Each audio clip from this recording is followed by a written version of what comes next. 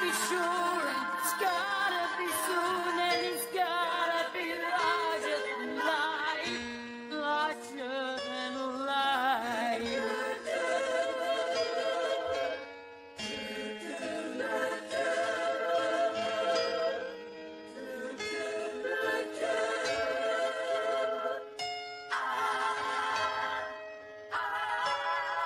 I need a hero. I'm holding on for a hero till the end of the night. He's gotta be strong and he's gotta be fast and he's gotta be fresh from the fight. I need a hero. I'm holding on for a hero till the end of the night.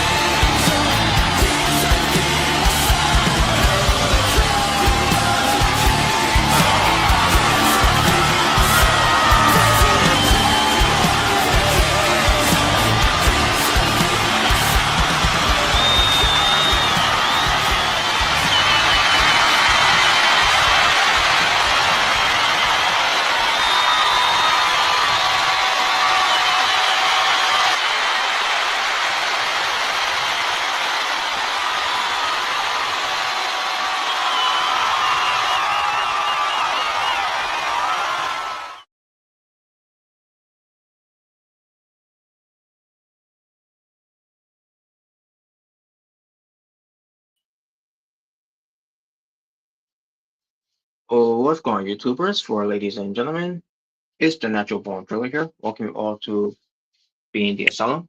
This will be episode 307. So,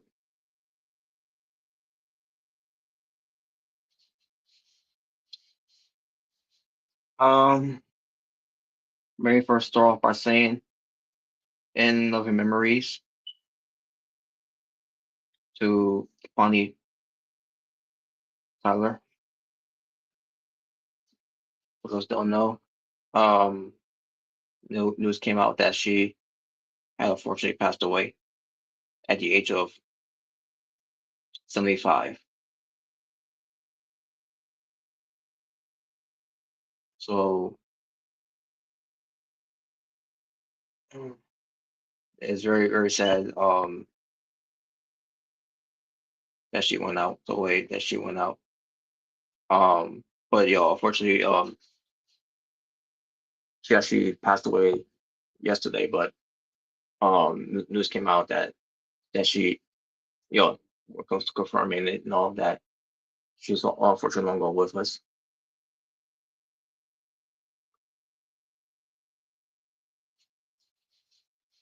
When it comes to Bonnie Tyler, she was obviously best known for her great single hits like "Total Eclipse of the Heart," "Holding On," "Holding Out for a Hero." I'm just saying, but yeah, "Holding Out for a Hero" is a heartache.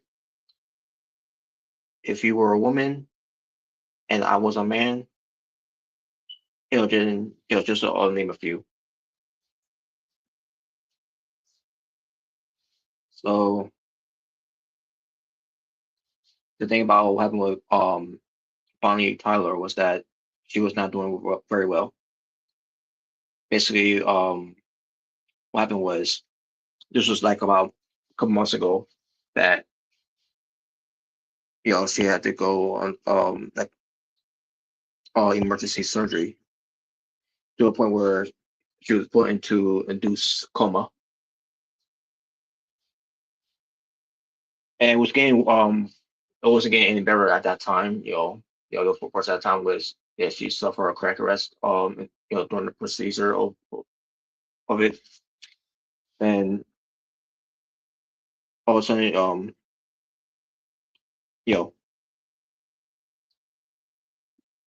was still feeling very ill at the time and was still stable.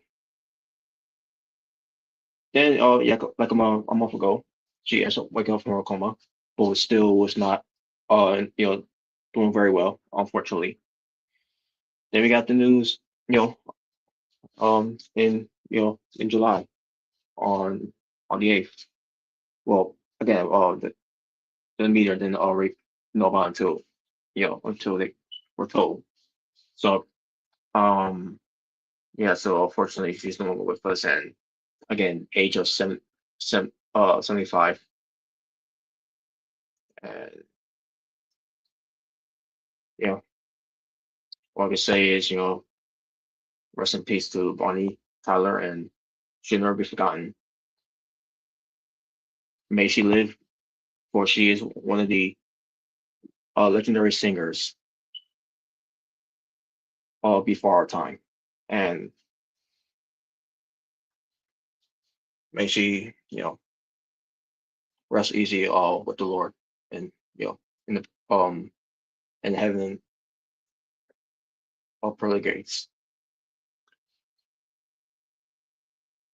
So that being said, I'm going to bring in the panel to see if they have any words about Bonnie Tyler, if if if they know of her songs and if they know of her, of watching her over the years. While I mute myself for a bit. So here, this episode of BTA. Here's the Omega Red and the True Jaybird.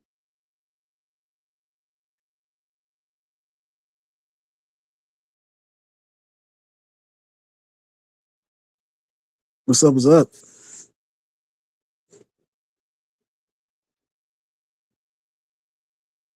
Yeah, I unfortunately heard about the passing of Bonnie Tyler as well. Um, I didn't know. I didn't hear how she passed away, but I heard what you said now. So really unfortunate. Um, I didn't really listen to a lot of her music, but obviously I know the one song. "Holding Out for a Hero." I mean, that's a classic song. You know, I got introduced to that song from Shrek 2. You know, from Shrek 2 and from a regular show in that one episode with the Excellent Challenge. Um, so yeah, man. All I gotta say is rest in peace to her. Condolences to her and her family, and I hope she's in a better place. I hope she's in a better place, man.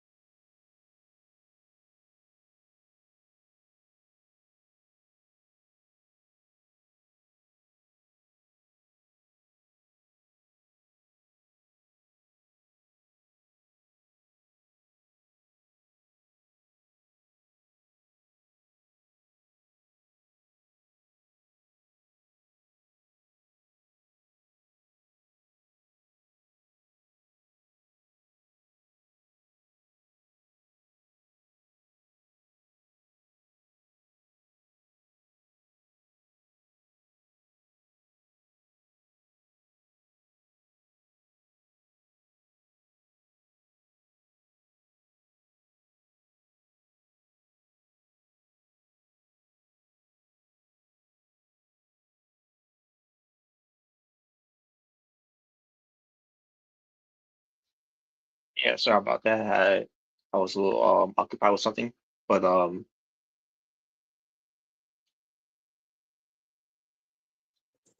Yeah, I went to the bathroom. I pretty much said what I said. Give him condolences to Brian Tyler's family and friends. yeah, yeah. Mm. So yeah, like you said before, we came to the one song that she's known for, "Holding On to a Hero." Came you know obviously before that was what came to Shrek 2, and like what you said with the regular show. I can't remember what episode was, but I'm pretty sure you could tell me, Jared, what episode that was Yeah, again. it was an excellent challenge. It was when like Rigby was trying to trying to get a trucker hat. Um, and they had to eat like a big big thing of eggs and other stuff. And Mordecai was basically training, to like actually eat it, and that was the song they were playing, "Holding Out for a Hero." Yeah, yeah. But if I know of this movie, which I'll be honest with you, I never watched the movie Footloose, but that's basically where the song came from as well. What came to the soundtrack. It came from there as well. Hold On to a Hero by again Bonnie Tyler. Um, I'll be trying to check out that movie too. Though where I have had a chance to where I get a chance to as well. Basically one of those movies. Those were one of those movies in during those times where I'll try to find time to watch. But never got a chance to watch them. Just play other movies as well when it comes to it. That I want to watch, but I never got a chance to fully sit down and watch it. And there's some of them that's on Netflix and other platforms you can watch as well. You know, for the ones that I'm subscribed to. And ones basically you gotta pay for, but that's which when it comes to renting in a way, so just to see it. I could name a few of it, but I'm not going to do it from here. But either way, that's basically one of the movies that I always wonder. I'm curious. What was the big deal about Footloose? Um, but eventually I will check out that movie whenever I can. Hopefully by by this year somehow. But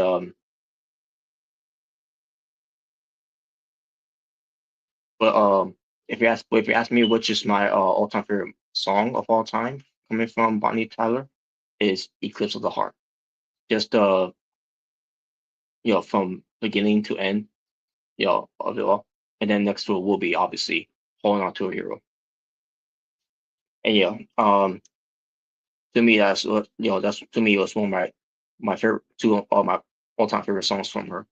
And there's other songs I listen to as well of hers, but I rarely it's one of those rare times where where I listen to them. So but that's this is the gist of it and all. And but again, hope I hope that she's in a better place now, after everything that she has been through all for the past few months. And to our fans and families and friends, colleagues, that loved her and all. Our condolences goes out to them, and again to one of the great legendary singers who has ever lived, before our time. May Bonnie Tyler rest in peace. And I don't know if Omega is there, if he has anything, have anything he wants to say about Bonnie Tyler, if he's no of her songs, whoever. Um, whatever we can, Omega. If you are there, you can say your piece too. Before we start moving on to we're getting ready to pause a few things.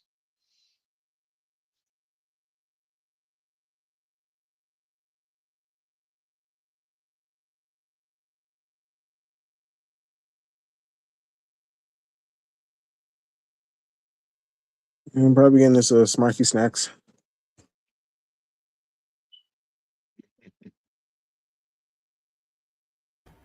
Sorry about that. That was some phone call. Okay.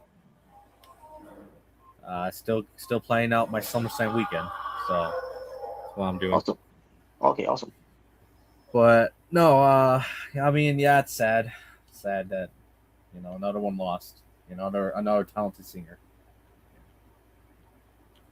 Yeah, it's very very sad. I mean, I Need a Hero. I mean, definitely one of her best. In the song, the first song before I Need a Hero. I don't remember what it's called, but I know I love that song a lot too. Is it Totally Eclipse of the Heart? Yes, that one. There you go. Okay. That's the song that really pushed her to superstardom there. Turn around. Falling in love. Yeah. That song was great. Yes, it is. And that's the song I remember that really, that's really was her breakout song, back in the day. Yes, it was. Yes. And then I Need a Hero, obviously was, icing on top of the cake for her career after that. So, but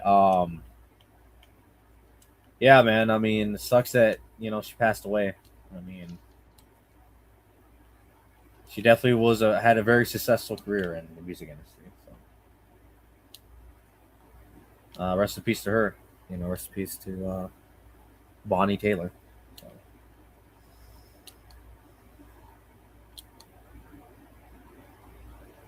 All right.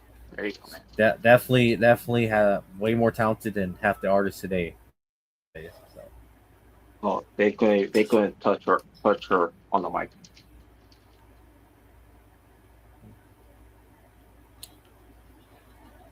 Well, not even oh, come on, not even Drake. Wow.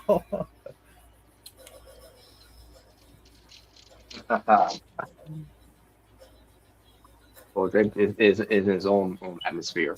Yeah. But Oh yeah, what's it, Bonnie Tyler again? Rest in peace to you, man. Yeah, And rest in peace, man. to you with the total eclipse of the heart in the pearly gates of heaven. Yep.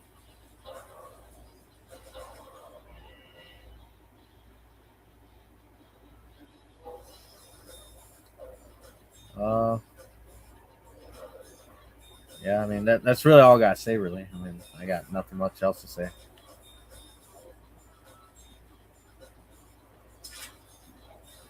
And by the way, I didn't watch this at all. So I saw the link on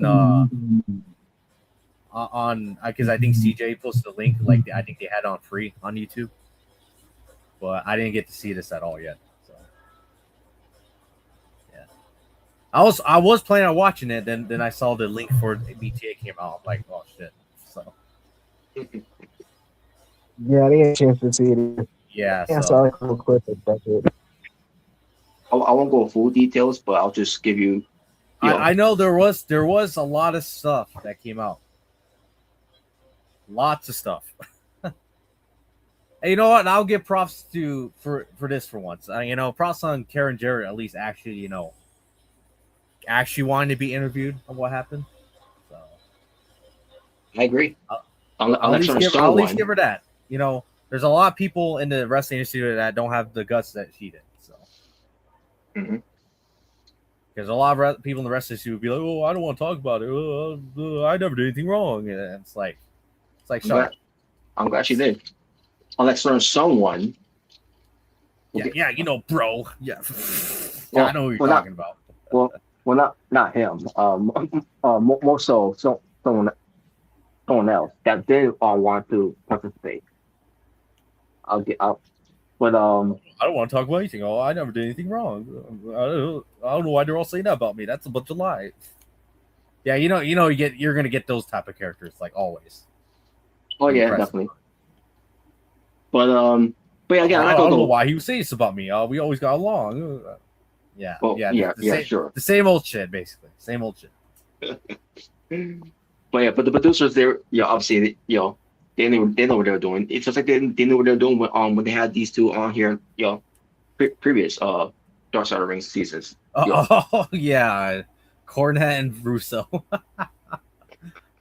By the way, I did see a clip because I think I shared a clip. Yeah. And I completely forgot about this whole thing. The whole thing about the midget spanking his monkey in the trash can.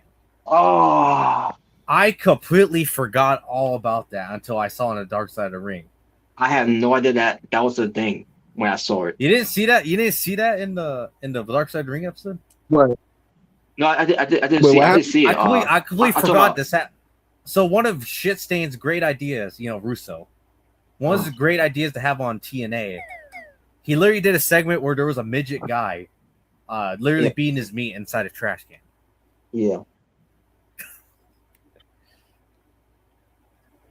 Exactly. You're like, I don't even know if I want to comment on that.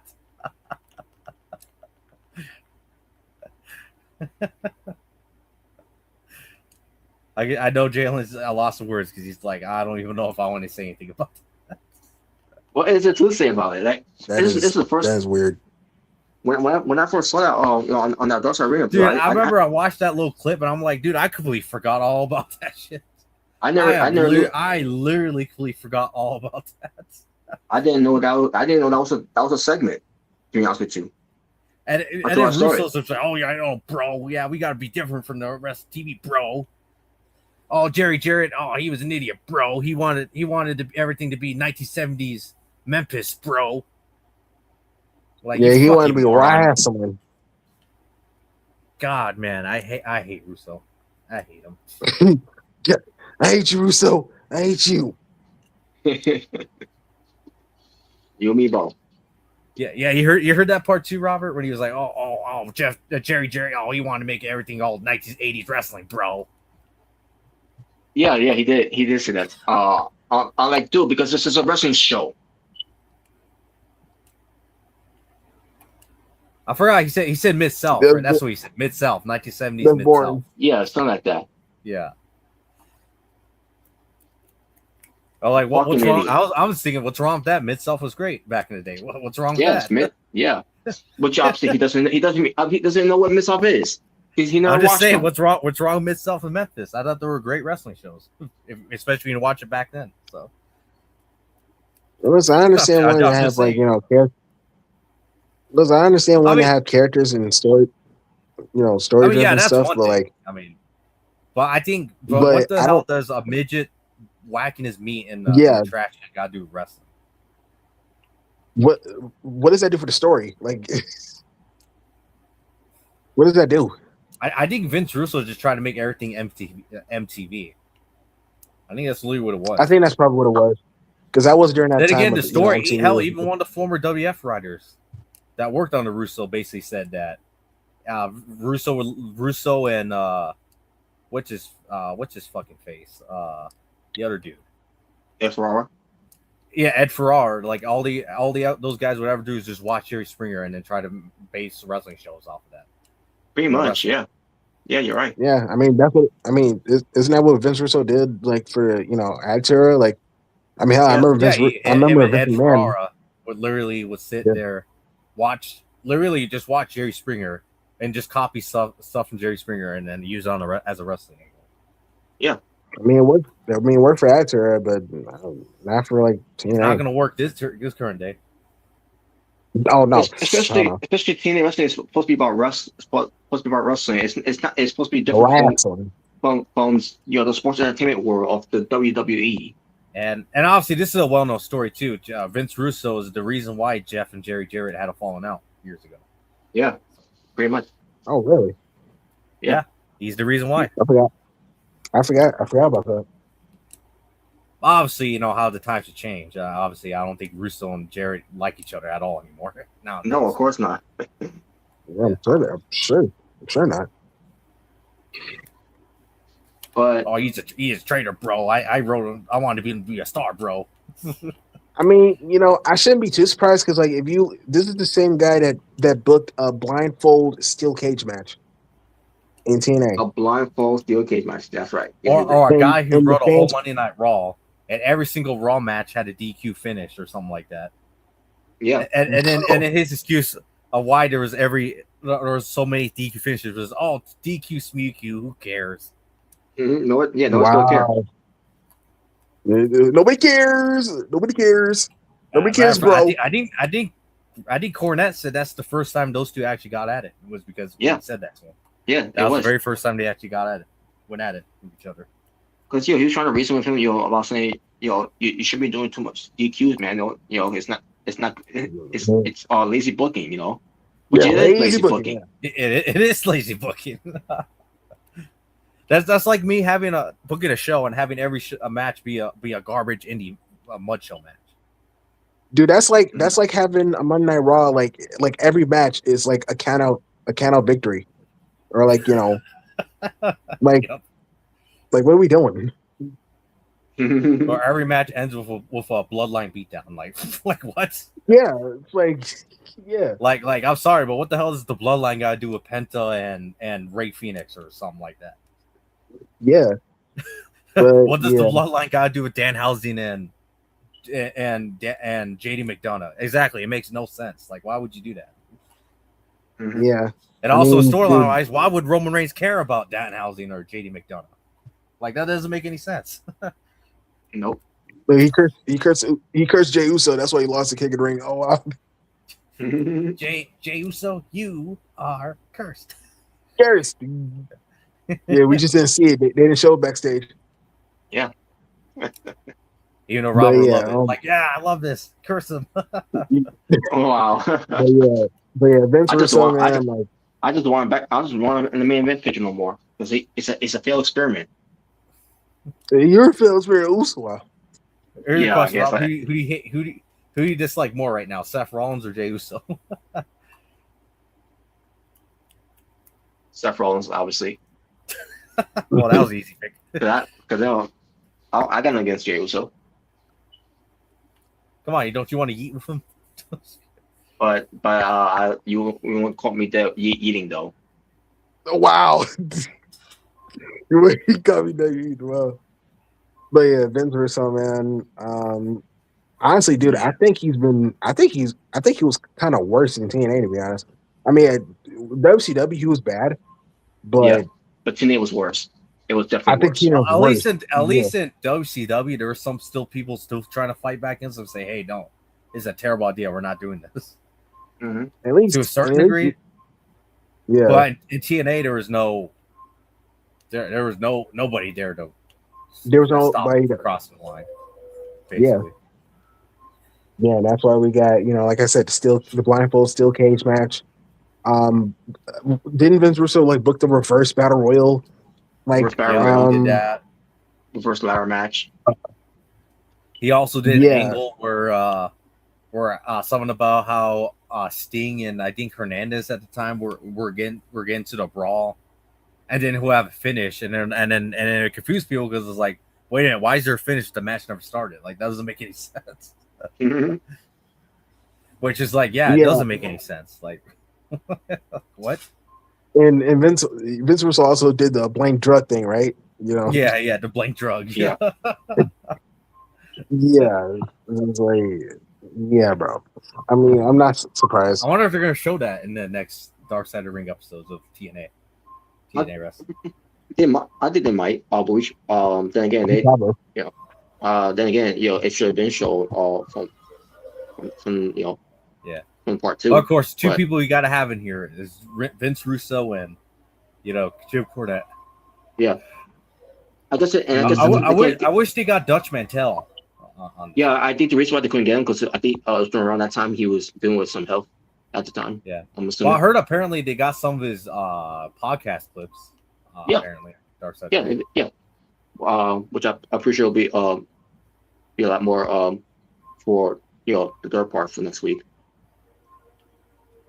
But I'm assuming the third part is going to be talking more about 2010s, TNA. Yes. When Hogan, Bischoff.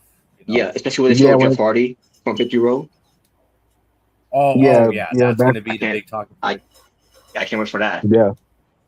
I feel like what I saw was like, okay, for episode 1 feels like it's going to be mostly about Jeff Jarrett and the whole drama surrounding him in TNA. Mm-hmm. Which it kind of was in a way. But also about Russo's horrible booking decisions as well. So, I mean, Hogan. I mean, when Hogan and Eric Bischoff came, like, when that thing happened, they pretty much turned TNA into WCW 2.0. That's basically what they did. And hell, even when they had like Monday Night Impact to go against Raw, you can tell they were trying to make TNA the new WCW basically, and it just didn't work. Now we go. Yeah, because like you're basically taking away the identity of TNA. So I mean, it's one thing to get rid of the 6-sided ring, but like having Hogan and Bischoff and the band, the band. Yeah, I'm assuming that's what episode 3 is going to be more about. That whole thing. Yeah, it's going to be more about that. You're bringing the old guards, from the Golden Age into. I'm definitely gonna take that out. Yeah, that's gonna be something. Because that's an era we definitely all lived through to a certain degree. Yeah, I witnessed it, so yeah, I understand. So yeah, I'm not gonna lie, I was watching more Raw than Impact, to be honest. Yeah, me during too. that time. I did. Yeah. But when we came to the talking heads in the show, obviously Jeff Jarrett and then Karen. My world. Yeah, also James Mitchell. Obviously, we were talking about Jim Cornette and Vince Russo and Eric Bischoff. Tony Khan. That's going to be for next week, by the way. Yeah, I don't know about this one. I don't know. I really don't know why he's being interviewed. Yeah, I was going to say, why is he a talking head? He wasn't even involved in TNA. Tony Khan. No, Tony Khan. Yeah. Or is it going to be Tony Khan go like, yeah, look at these fools. I'm glad AEW doesn't do that. That's probably what it's going to be. Oh, wow. Because you don't have Vince Russo. Yeah. Look at this fool, but the person you're calling a fool works for your company now. Okay. I don't think he's going to say fool. I don't think he's going to call Jeff Jarrett a fool, but That's probably why he's involved because since Jeff Jarrett's part of AEW, so that's probably why. But the other talking heads was Awesome Kong, Scott D'Amore, the Hardys. Awesome Kong. Who? Yeah, Awesome Kong. No. Who did you say after that? Scott D'Amore and the Hardys. Oh, both the Hardy Boys. Okay. Yeah, both of them. Okay, Scott D'Amore. Especially Jeff Hardy, on here because we're gonna hear from him about that incident from next week.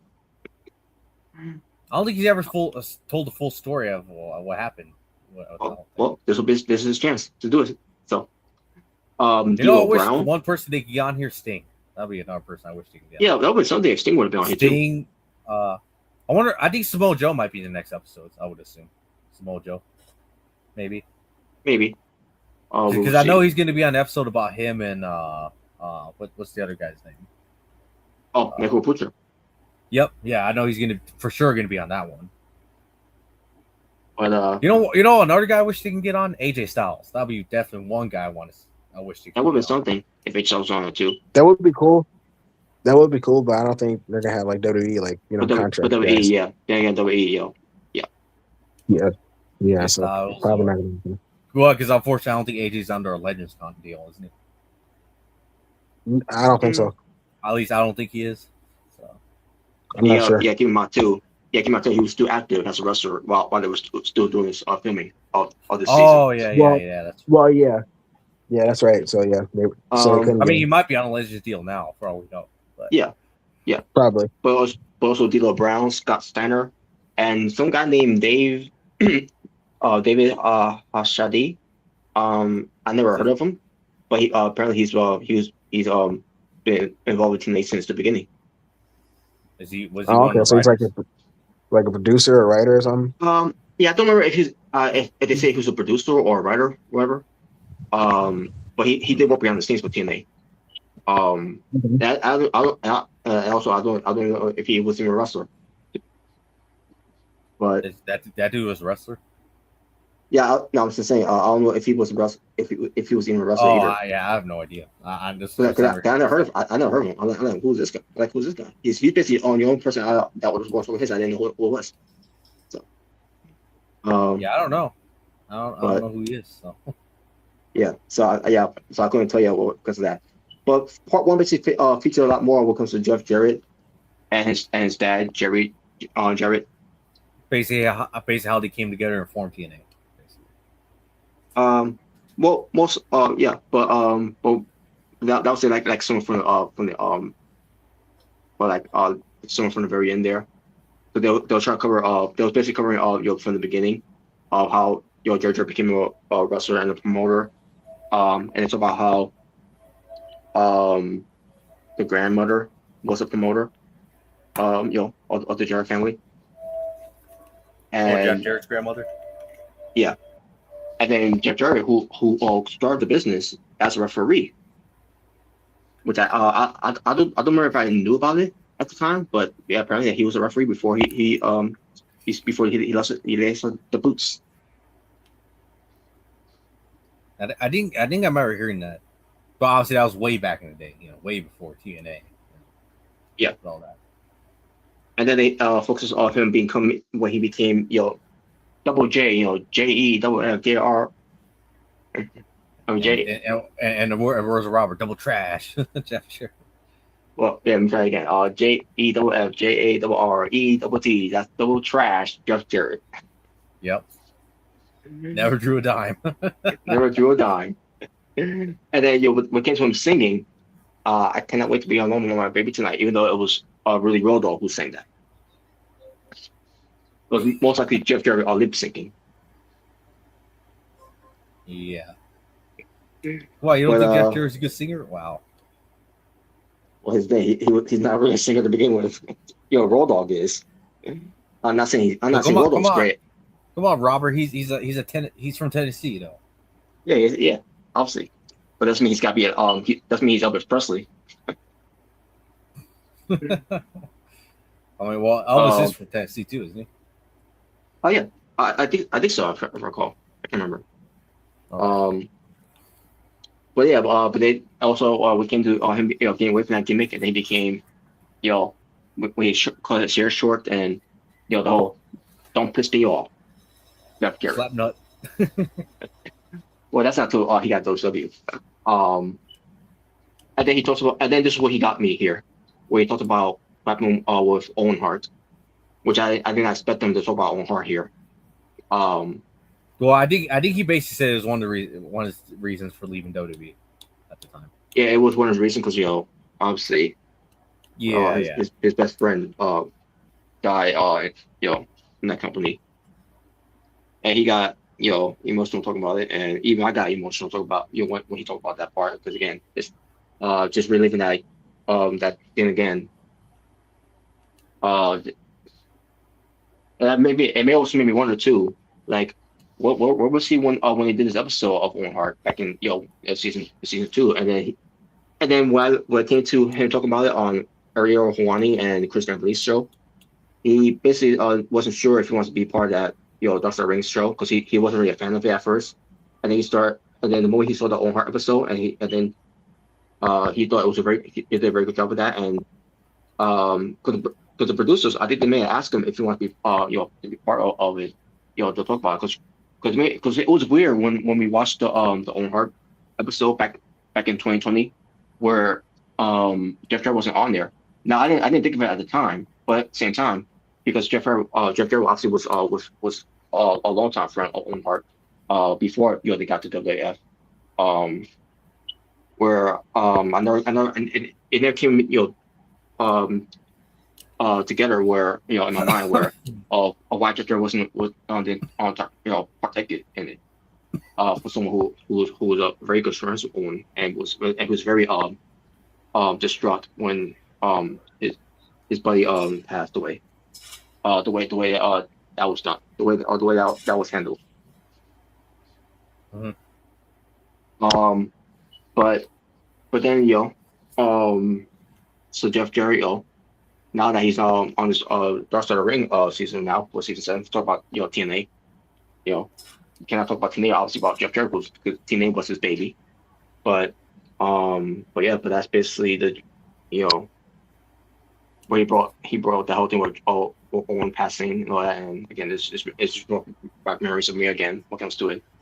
And then we get to a part where he talks about that was one of the reasons why he wanted to leave, but at the same time he also because he wasn't getting paid to a high level like he should be. But then again, it's Jeff Jarrett. Sorry to Mr. Bo, you never was star. But then Jeff Jarrett, obviously he was not on the level of Stone Cold or The Rock or Mankind or Undertaker. So the fact that he thought he was going to be on that level, he got me out of his mind. To be honest, he was only in the level of X-Pac. So no, he wasn't. No. Oh man. Like Robert said, never drew a dime. Never drew a dime. But then it came to that match with him and China, which he's always been good for China. But the thing is with that whole thing is that his contract company relapsed, and that's when that Jarrett should his due diligence to for something like that should never happen, while he was Intercontinental champion at the time.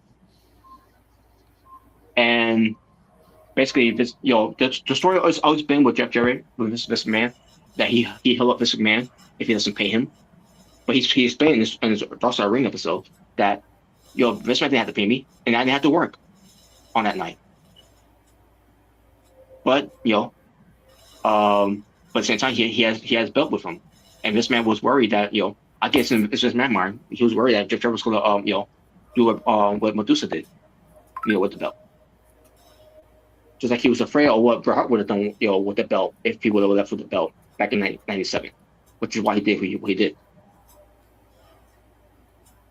Yeah, Vince has always been paranoid like that. So.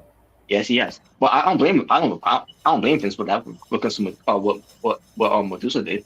I can't. I also can't blame Medusa of that too, because it was Eric Bischoff who her into it. What comes to it. Yeah, Otherwise, it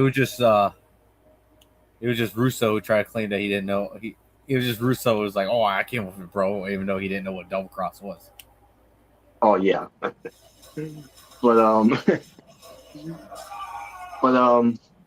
but at the end, this man did pay him. And Jarrett wanted us. If he really wanted tell him for more money, he would have done it. When it comes to it, because he talked about it. He's like, but he wasn't gonna be that guy to do that. So the amount that they gave him was enough for him, and then he did the job for his good friend China, and then the next night, which it was after the pay-per-view was over, next night, what comes to another wrestling promotion, WCW and actual Jeff Jarrett makes his return to WCW, and goes out to buck back over with the guitar, and I'm pretty sure on that moment where Mike Graham may have said, "Never drew a dime." I wish he played that clip. I wish too, man. But never drew a dime. But yeah, it was. I'll say what you want with Mike Graham, but I mean, I'm not gonna lie, he was really funny when he said that. yes, he was. I did draw and slap it. Don't piss me off. Well, speaking of which, from Don't Piss Me Off to Slapnuts, because that's what Jeff Jarrett did whole Slapnuts stuff in WCW. He became the World Champion because of Vince Russo. Uh-huh. But one again, of the worst decisions ever. Yeah, but which he wasn't a bad world champion, but at the same time, he was not on that level of being world champion in WCW. He never drew a dime, because again, Mike Graham never drew a dime. I mean, which is true. He never drew a dime. So, and then when WCW folded, obviously with this man buying the competition after that, he figured out Jeff Jarrett. What comes to him, WJ Jeff Jarrett, and then he spelled out GONE, God. Basically, in other words, you're fine. Well, at that time, I think he did have Jeff Jarrett's contract technically. So yeah, he did. Yeah, but and basically he announced on air he fired him. So yeah, on air he fired him. Oh man. Obviously Vince did not for a long time did not like Jeff Jarrett at all. Mm-hmm. Pretty clear he did. So. Because the one thing that he never drew was 4 letters, 1 word, dime. Wow, so you're saying Jey Uso draws more than Jeff Jarrett? Wow. Well, actually, he actually does in a way. Yeah. I got one Obafemi at this point. He barely just started. He draws more than Jeff Jarrett. Pretty much, yeah. Oh man, but yeah, and then we get to the part where they we have Jerry Jarrett and Jeff Jarrett together. To start, decided to do the promotion of TNA wrestling. Which, by the way, at that, they were thinking about the name, or what name it should be. And obviously, we all know where the name came from Vince Russo. And he didn't shy away from it when it comes to it. Basically, TNA, in his words, tits and asses. Tits and ass. Oh, Jesus. All right, that's what people like. That's what people want to see. Well, obviously, they weren't going to call tits and ass wrestling. We're going to call it, obviously, total obviously not. No. Yeah. And that's when we saw the silliness of that Vince Russo did. Like I mentioned before, when it comes to the midget in the trash cans, spanking the monkey. Yeah. No comment. Yeah, no comment. Yeah, that's still wild to me. And it was around that time, that's when Jerry and Jeff, had a falling out because of Vince Russo in a way. Hey, bro, it wasn't my fault, bro. Yeah, because obviously Jarrett did not like Russo at all. So. I don't blame him. Jerry Jarrett. I don't blame him. I don't blame him. I mean, considering, Especially with Russo was like, oh yeah, bro, I want a real wrestling, bro. And all Jarrett wanted was 1970s Mid-South, bro. this ain't the 70s, bro. This ain't wrestling, bro. Sports entertainment, bro. What the fuck you just say? What's Sports entertainment extreme, bro. Wow. And then we get to a part where where we get to the end of part one where Jeff Jarrett mentioned of his wife, Jill. Jill. I think his first wife. His first wife. I'm assuming it was her first name was Jill. Yeah, I think so. And she unfortunately died. So yeah, because first her breast cancer at first, somewhere from the late 90s, and then it was put in remission, whatever. Then obviously it came back and it was worse than and it getting worse. And Jeff Jarrett who with 3 daughters, alongside with Jill there, unfortunately passed. And you got Vince Russo talking about his wife. That's one thing I cannot go back to Vince Russo of when it comes to it. Because it was really an emotional subject to touch on. And then Scott Steiner, when he was talking about Jill, who also knew Jeff Jarrett's wife, he basically left the seat of middle of the interview because he didn't want us to see him cry. Wow. And Scott Steiner, he's a badass and all that. So that's gonna be that means they definitely were. Yeah, that means they had to have been pretty good friends outside the ring too. So yeah. So wow, even Russo got emotional a little bit when he met. Yeah. Wow. Pretty much everyone that talked about talking about that whole issue. I mean, she must have been a really good person then. Unfortunately, that passed away. Yeah. And then that's when we start going into part 2 because they left a cliffhanger of what's going to happen when it comes to with TNA, because TNA was going to be done because they couldn't fund TNA anymore, whatever, something like that. We know who the main subject of part 2 is going to be.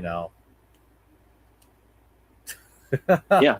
Which I wonder who that is, guys. I wonder who's going to be the main subject. Yeah. Which was they told us on there it was the Carter family. Oh boy. So here comes the real. All right, guys. To be honest with you, the whole Jeff Jarrett, Karen Jarrett thing, I don't think that. I mean, even though it was messed up, I don't think it was going to be like company ending drama. For other than maybe him losing Kurt Angle, one of his top stars at the time. But the Carter family are here, and this is going to be This is going to be eggshells, basically. Welcome to the Carter family trilogy. It was the saga. Yeah, basically the dad. I guess he was worth billions, whatever, or millions, whatever. I can't remember, but the point is they had money. They had money, to keep TNA wrestling alive. Yeah, because I think they owned some other company, like another successful company or something like that. Yeah, there was no successful company that had. I can't remember what it was, but yeah, that's basically why the Carter family end up coming into the fold here of TNA wrestling. And so it's about that whole thing with TNA, with this Carter has to be involved. That's basically all the gist of it. We'll help you out with TNA, but we want this Carter to be involved. Yeah, and you messed up there, pal. And that right there, the rest is history with Dixie Carter, with her ego. That's why I really wish AJ was on. Because, oh boy, talk about her really bad ego when it came to AJ wanting to leave TNA. That whole thing. Yeah, she was the reason why that H-Styles left TNA in the first place. And then the way she basically punished him on his way out too. Yeah. Yep. Yeah. Mm-hmm.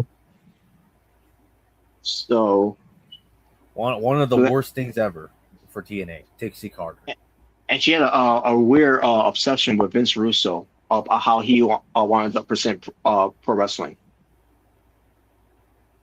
Well, I mean, a lot. There's rumors at the time that those two might have been in a more intimate relationship than Which I find You mean funny when it comes AJ? to what what comes to that, respect, especially with all the things, ends up not being true later on. When it comes to someone else, we'll get to that later. But what you were saying, Jibber? You mean AJ and Dixie? Yeah, I heard rumors. Oh God! Well, I'm glad they didn't talk about You that. remember? Wait. You remember As a matter of that? fact, I did that's for next episode. That probably will be next episode. Probably because I remember that. AJ Styles and Dixie Carter. Yes, I think so. That's gonna be the next one. Even though it turns out not to be true at all. Yeah. For one, AJ's a Christian man, and he has a wife. Yeah, with children. Exactly. So, Russo, on the other hand, I don't know. There's a lot more history of him possibly not being very faithful to his wife. So, yeah, so someone who's a born again Christian. Not only that, but also Russo's and McMahon's weird obsession they had with Sable wearing cotton panties. Yeah. Yeah. So, both Vinces, by the way, not just Russo or McMahon. Both of them. So. Yeah. But they talk about how the knockouts it's gonna be a lot different from the women's that were being used in WWE when it comes to being bra panties and blah blah blah. When it comes to which I will say that is one highlight. So I mean, I can't really say that. Yeah. Oh my God, the evil. I mean, no. Yeah. It's one of the good things he did. So I can't really say anything bad about that. Which that was all Dutch Mantel. Dutch Mantel should get full credit of it, but they never give him the credit of it. Yes. At that time. Exactly. Dutch Mantel. But yeah, because of knockouts though, they, even though they could kick ass, but they were also presented at the same time eye candy. Mm-hmm. Which then you just be Lee when it comes to these women as well. That's the best of both worlds. The knockouts. Yeah. Unless otherwise you get someone like an Eva Marie type of wrestler where she's eye candy, but she can't wrestle for shit. Really beautiful, obviously. Beautiful as hot as hell, but couldn't wrestle. Yeah. So, who's a great example of that in modern day setting? Mm-hmm. I maybe like Ash Elegance, really beautiful, and all that, but couldn't wrestle worth shit in the ring. No. And then you have also Kong, who talks about her relationship with Dixie Carter. It started off, at first, a good relationship until it wasn't. Yeah, that went sideways real quick too. And it's not just Austin Kong, by the way. There's other women that also dealt with Dixie Carter as well. Where at first they were friendly, and then all of a sudden it went south. I think a lot of it was Dixie Carter was apparently jealous of him. Wherever it is, wherever it could be. Because obviously they're all were young women, at the time. Well, Dixie Carter was what, in her 40s? I think when she first got started. She looked bad though. No, she didn't look bad, but I mean, yeah. But I don't know why she would feel that way too. By the way, but that's not here or there, I guess. Yeah, I guess not. But yeah, but also Kong feels she should have been paid a lot more, which she's got a point there because Austin Kong, she was a different. Gail Kim, I mean, look at their feud. Yeah, especially that feud that put them on the map too. For the knockouts. Yeah, I agree, but she felt like she wasn't worth that much because that's when they also brought in Kurt Angle, which Kurt Angle obviously he was worth that much. Yeah, and he was a real big boost for TNA wrestling. For someone who came from WWE. Let's not forget Olympic gold medalist. Who could already give you a definition of what total non-stop action is really all about, with him being the wrestling machine. And then also he was a real legit badass too. So. Hell yeah. And that feud with him and Samoa Joe was great. Oh hell yeah. Fantastic. Yeah. Oh yeah. I mean, there were just so many talent in TNA at the time. Yep. And they even talk about the exhibition as well. What comes to how that's the exhibition was all about. AJ Styles, Christopher Daniels. Yep, Samoa Joe. I wish it would lay in a little more of it. What comes to Amazing the Red. exhibition. And yes, they show Amazing Red, but then Ray talks about him. Yeah, obviously they're going to talk more about AJ because AJ was obviously basically, if you want to see who the real top guy of TNA in the history of TNA, it's AJ Styles, hands down. Oh yeah. He was the face of TNA. I don't think any other TNA wrestler, even in this current day, will ever come close to AJ at all. When it comes to no, not at all. But at least I was happy they did at least show a clip of Amazing Red on the show. Especially that he's going to be going into the TNA Hall of Fame this year. So. Which, proud. I'm proud of that. Yeah. But. So now let's get to the juicy part. Besides your Eric Bischoff, not Eric Bischoff. Eric Bischoff was on here too. But he will say for later. He will say for last though. But what came to before we get to the real juicy part. Besides the whole thing with Jim Cornette and Vince Russo going at it, shit. Not in person, but but when it comes to going one clip to Russo and one clip to Cornette did actually confirm one of the stuff that people kind of figured. Yeah, he did. Oh yeah. Which I'm like, oh okay, so he's officially confirmed now.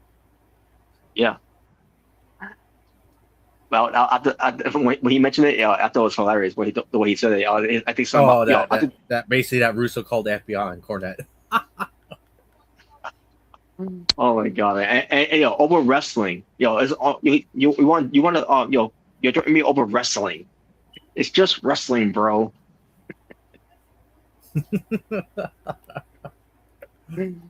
Oh man! Trust me, they know what they're doing. The producers know what they're doing when it comes. Yeah, obviously, they know what they're doing. To be honest, I think Cornette and Russo could literally be its whole episode by itself. To be honest.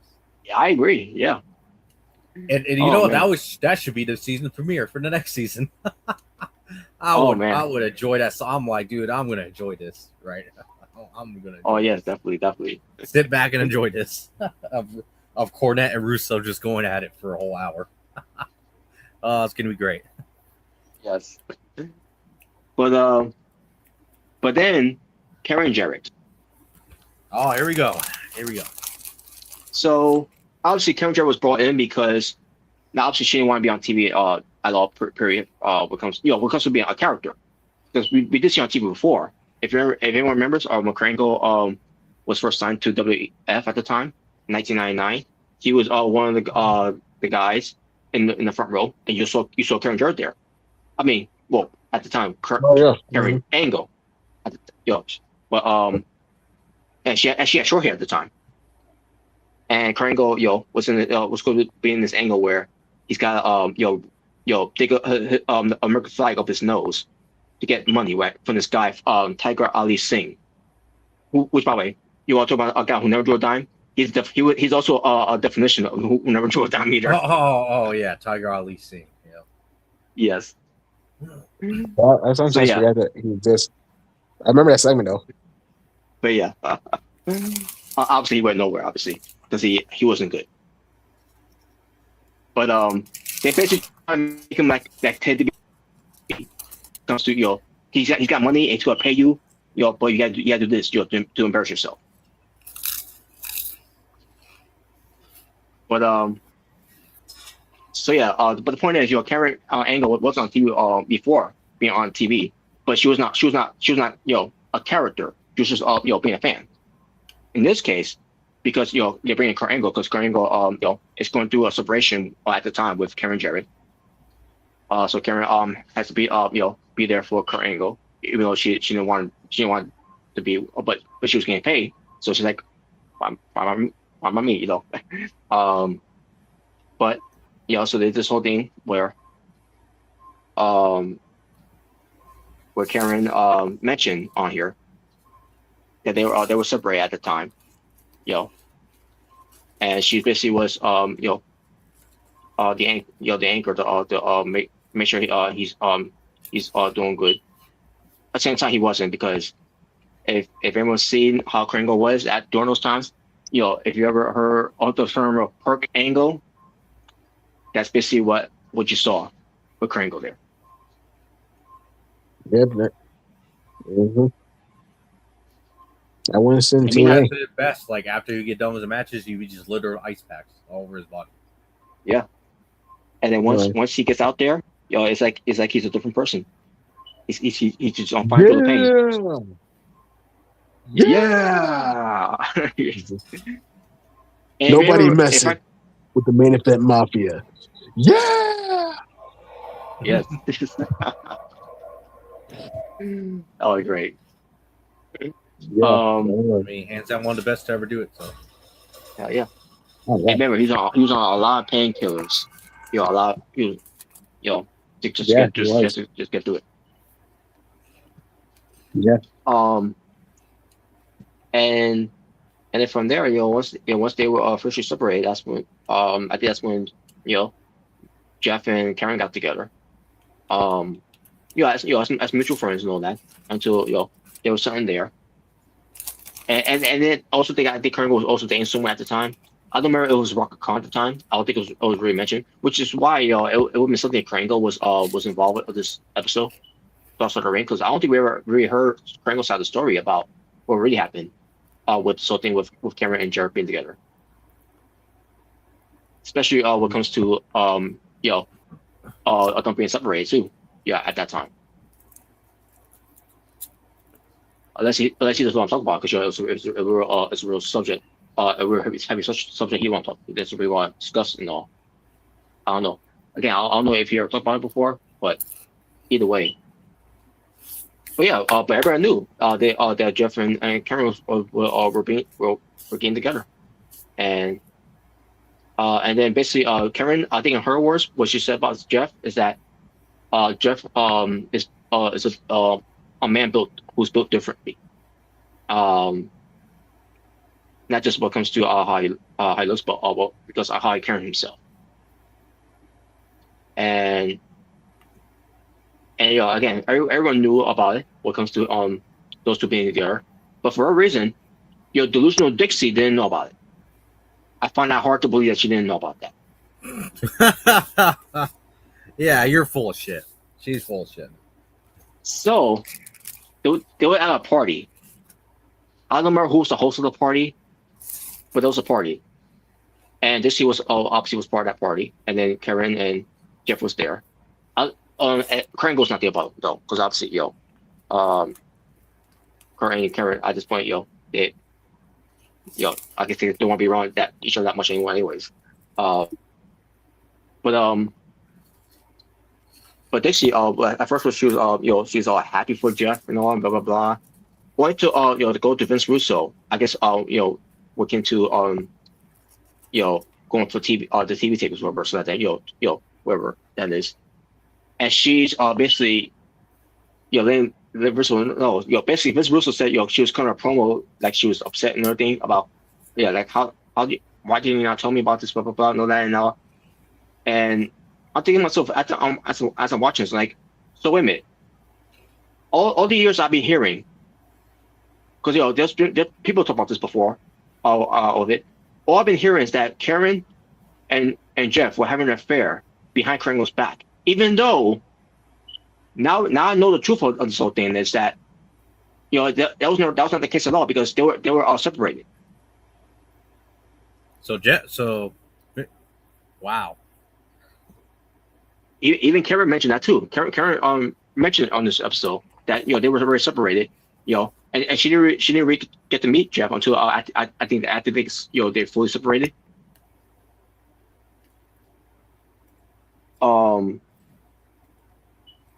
So I don't know why this notion came at that time where there was an affair and Kringle was blinded by this in all, and then Dixie Carter didn't know about it. which is bullshit. which is bullshit. So basically, Dixie Carter, because she was having an ego, by the way, which any mentions do, by the way. Scott D'Amore said on here that he went basically called Jeff Jarrett his boss, because because Jeff Jarrett is the boss, because this is his baby. Doesn't matter if this card has been knighted as the TNA president. Huh. And this card was also upset of it. She confronts Scott D'Amore about it, privately, and says, you don't call him your boss, because I'm your boss. Basically belittling on Scott D'Amore about that. Like, I'm like, you don't know shit about wrestling. How the fuck are you even the boss in the first place? I mean, say what you want, but pretty sure them guys have forgotten more about wrestling than you could have ever learned in your life, Dixie. So. Exactly. And so then when Jeff Jarrett was brought into Dixie's office because of this whole thing, she felt betrayed, and blah blah blah and all that. And those stories I also heard too as well. Dixie Carter has one confirmed Jeff Jarrett about are you dating Karen? And Jeff's Bitsy denied it and all blah blah blah. And I'm thinking myself, was that even true? I don't know.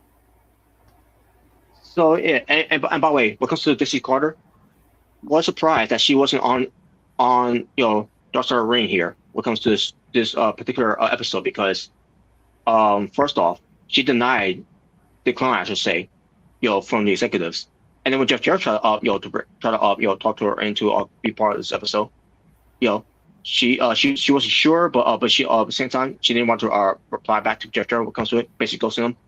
Basically, bottom line is they couldn't get her either way, and I wonder why they this card didn't want to be on these episodes of Dark Ring because it would have made her look really bad. Yeah, especially when it comes to the subject itself here. Dixie Carter did all this just to kick Jeff Jarrett out. She was looking for a reason to get Jeff Jarrett out of the way so that she could run the company. Yeah. And basically, after watching all this, like, I'll see myself. So all these shows I've been listening to a bunch of lies from someone. I don't know who put those lights out there when it comes to it. I mean, besides Dixie, because there's also a clip of her being interviewed with someone. I can't remember who interviewed her. It was some must have been a very old shooting interview. Yeah, it was. And she's talking about all this, like she's the victim in all this, that she didn't know anything about it. Like first of all, like, so what if they're dating? Because they're because she Cameron and Kurt were separate at this point now. And also they're grown adults, so a grown man and a grown woman. So yeah, I'm pretty sure they can basically do whatever the hell they want at this point. So at this point, yeah. So this guy was finding an excuse, a reason to get Jeff Jarrett out, even though he didn't do anything wrong. I think she just wanted total control. That's one of my theories. She did. That's basically what she wanted. She wanted control, and that's exactly what happened. She was getting control of it by sending Jeff Jarrett home. Not fire him, but to send him home. But and he still get paid, but he'll be sent home until she starts to bring him back. Yeah, until his contract expired. Basically. So yeah, and then in the process of Jeff Jarrett being gone, Gus Mantell is being let go. I wonder how that happened. And then Vince Russo, they show a clip of him at that time where he's ecstatic that someone like Gus Mantell has been released, because Gus Mantell is one of those guys to questioning Vince Russo's booking, which because Vince Russo's booking is fucking trash. Exactly. And then Jeff Cornette ends up being the next guy. At this time too, didn't Cornette also get brought back in? If I'm not mistaken, I think Cornette got brought back in, didn't he? Which I think they mentioned, didn't it? Yeah, and also Jim Cornette did mention that. Yeah, obviously Jim Cornette also brought in as well. But he has to be let go, because we already know sources of that one. Vince Russo basically was the reason for this Carter to get rid of him, because basically Cornette had enough of Russo at the time too. Yeah, and that basically he had enough of them, basically. Yeah, enough of Russo shit and enough of Dixie shit. Yeah. Which I don't blame him. I don't blame anyone who had enough of either one of those two shit at that point. Exactly. So, if I come to a closing end here, where they're gonna give us a cliffhanger of what's gonna be in the next episode, which Dixie Carter, she called Jeff Jarrett because her plan for TNA to go to the next level is to bring in Hulk Hogan. Oh boy. And this is where our Bishop ends to come into play in all this. Yep. Yeah, there we go. We get to hear more lies from Bischoff. Aren't you happy? Oh yeah. And obviously, Vince Russo, we'll talk about how, when it comes to Hulk Hogan, and they brought the whole thing back at Bachelor Beach from 2000. Which was also a Dark Side of the Ring episode for those who. Which it was. And obviously, they talk about also Eric Bischoff and Vince Russo didn't like each other, which obviously we all knew that as well. That's like I said, that was way before even TNA was ever a thing. Yep. And I guess Vince Russo should have known at the time, with that whole thing with Bischoff and Hogan's, especially Hogan, Hogan who's a master of politics and all. It was one matter of time before Vince Russo ends up being gone, which he ends up being gone, but I'm pretty sure that'll be covered in part 3 for next week. Yeah. But that basically what they left us off here. They left us off with Hulk Hogan and Eric Bischoff coming in, and then they brought in people of theirs to come in, and they also showed something about Jeff Hardy from Victory Road, which again, that's all cliffhangers they're going to show to us next week, and that's the one thing we're going to see what they did, what we're expect to see, or maybe we're not expect to see, for the next episode for Dark Side of the Ring for this particular subject. Yeah. But the moral of the story here, folks, Dixie Carter, fuck her. Vince Russo, fuck him. I was about to say, do you really want to fuck Dixie Carter at this point?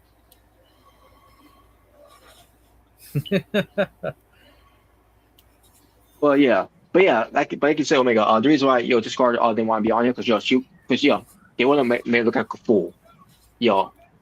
And she would have looked really bad. Yeah, she would definitely look really bad on there. More so than how Tommy Dreamer made himself look bad from that Dark Side Ring episode. The Oh yeah, that would be worse. Oh man. And I should mention too about when it comes to Tommy Dreamer, that with the whole thing, not just because he defended Ric Flair and then saying to that fighting who took offense to what Ric Flair was doing, and then saying that's how she felt. Maybe she should she shouldn't wait for a payout to really put this heinous person in jail, and then saying something about trying to say that Flair is is like some type of sexual predator or all that, but he's not. It's all just a joke in the gag, and saying something about it's very inappropriate, and then I'll never forget this where he said my hairstyle is inappropriate, because I have 2 ponytails. No, God. That's. But yeah, either way, but that was Dark Side of the Ring. When it comes to Jeff Jarrett and Jeff Jarrett's TNA, which again, that was history part of it, which is why they did 2 episodes for this week, and next week will be the final one until we get to more Dark Side of the Ring episodes. So the cliffhanger to see where they go next from there, which we already know how it is, but at the same time it's going to revisit it to see how that ended up happening, and especially hear the side of the story, because especially with Jeff Hardy, because with Jeff Hardy we're going to hear his side of the story about what went down, because I don't think we ever heard his side of the story, which I'm pretty sure he didn't really want to talk about during those times because he's trying to get away from that subject. But when it comes to this episode itself, we're hear from the man himself. I just wish Sting was on it too. Maybe he will be. We'll see. I don't know.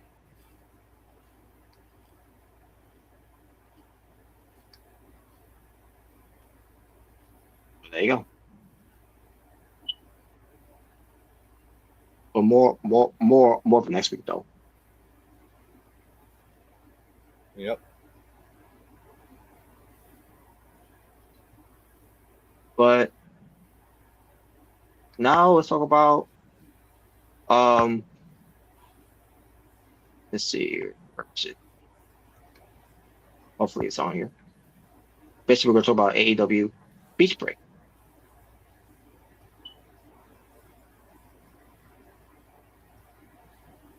All right. With me, Omega Red did watch the show, and we thought the show was great. Not the poor Tony Khan, it was great or whatever, but we thought it was I'll probably watched it. It was a very good show. Not everything was great, obviously, but we're diving right into it momentarily. It was AEW Dynamite that presented Beach Break, which they finally give us some type of theme of the meaning of Beach Break when it comes to having the lifeguard seat, we had sand, we had buckets with sands, whatever, and beach balls and other type of stuff you want to use to go to a beach.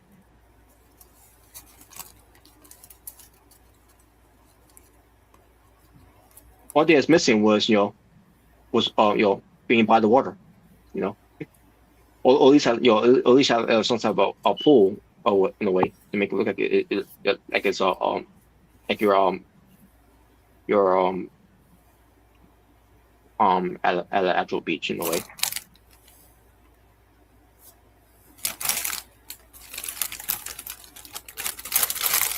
It was on July 8th, 2026, from last night, from Clearwater, Florida, at the Baycare Sound at Coachman Park. Which, by the way, it was almost similar to Daly's place look. Yeah. If you see how that venue look, yeah, it was almost like similar to how Daly's place look. Which, by the way, Daly's place is right now under construction type of deal, whatever. So it's closed for the foreseeable future. So I know you miss it. I actually do, because obviously, there's always a good place in our hearts when it comes to Daly's place, especially during the time when they were, on lockdown. Was on lockdown. Yeah. So. Nah. I hope it gets demolished. Wow. Wow. Well, so much for the Jacksonville home then. For the Jaguars. Oh man. Oh jeez. Oh, that's okay. WWE will probably will own it and actually have a Hall of Fame building. Wow. That way they could tell Martha Hart so much for you saying at the time that we don't even have a Hall of Fame. A hallway of fame, I should say. Wow. Anyway,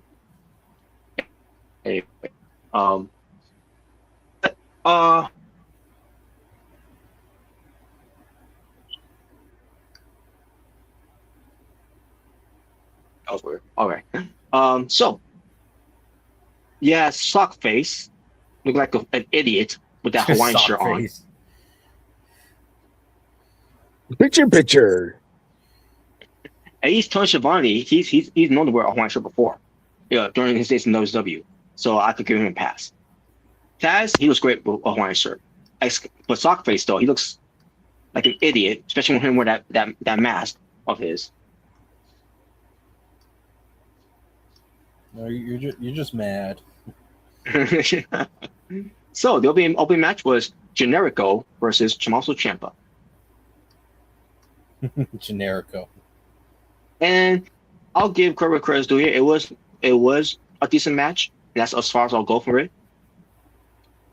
Generico at one point again busted open, to a point where he was bleeding massively, but then all of a sudden the blood went away after that, and then he went to blood away after that. You can still see the that deep cut that he had though, at that steel step spot that Ciampa did to him. But then a bucket with sand was in the play, and Ciampa was trying to use the bucket, but obviously Aubrey Edwards got got in the way of that, and you also had sand in the ring, which that was where the finish of the match was going to happen, because once Aubrey Edwards took the bucket away from him because he's trying to use the bucket again to hit him with, because again this is a match where you cannot use weapons. So Ciampa, he picks up a sand and throws it in Jericho's eye, and hits him with a fairy tale ending, I think it was, and got the win. After the match, though, he attacks him with a steel chair, and then Ciampa wants to get a drill from out of a tool bag. So I'm like, yeah, kill him. And then Bob obviously security's got in the way, and they're like, kill anyone that gets in the way. Kill anyone that gets in the way. So Psycho Killer was trying to to commit a murder on live TV. And I was like, yes. But it didn't happen though. So obviously Tommaso Ciampa won, which means there's gonna be another match of these two, leading up to redemption, where Generico goes against redemption. Generico. So yeah, there you go.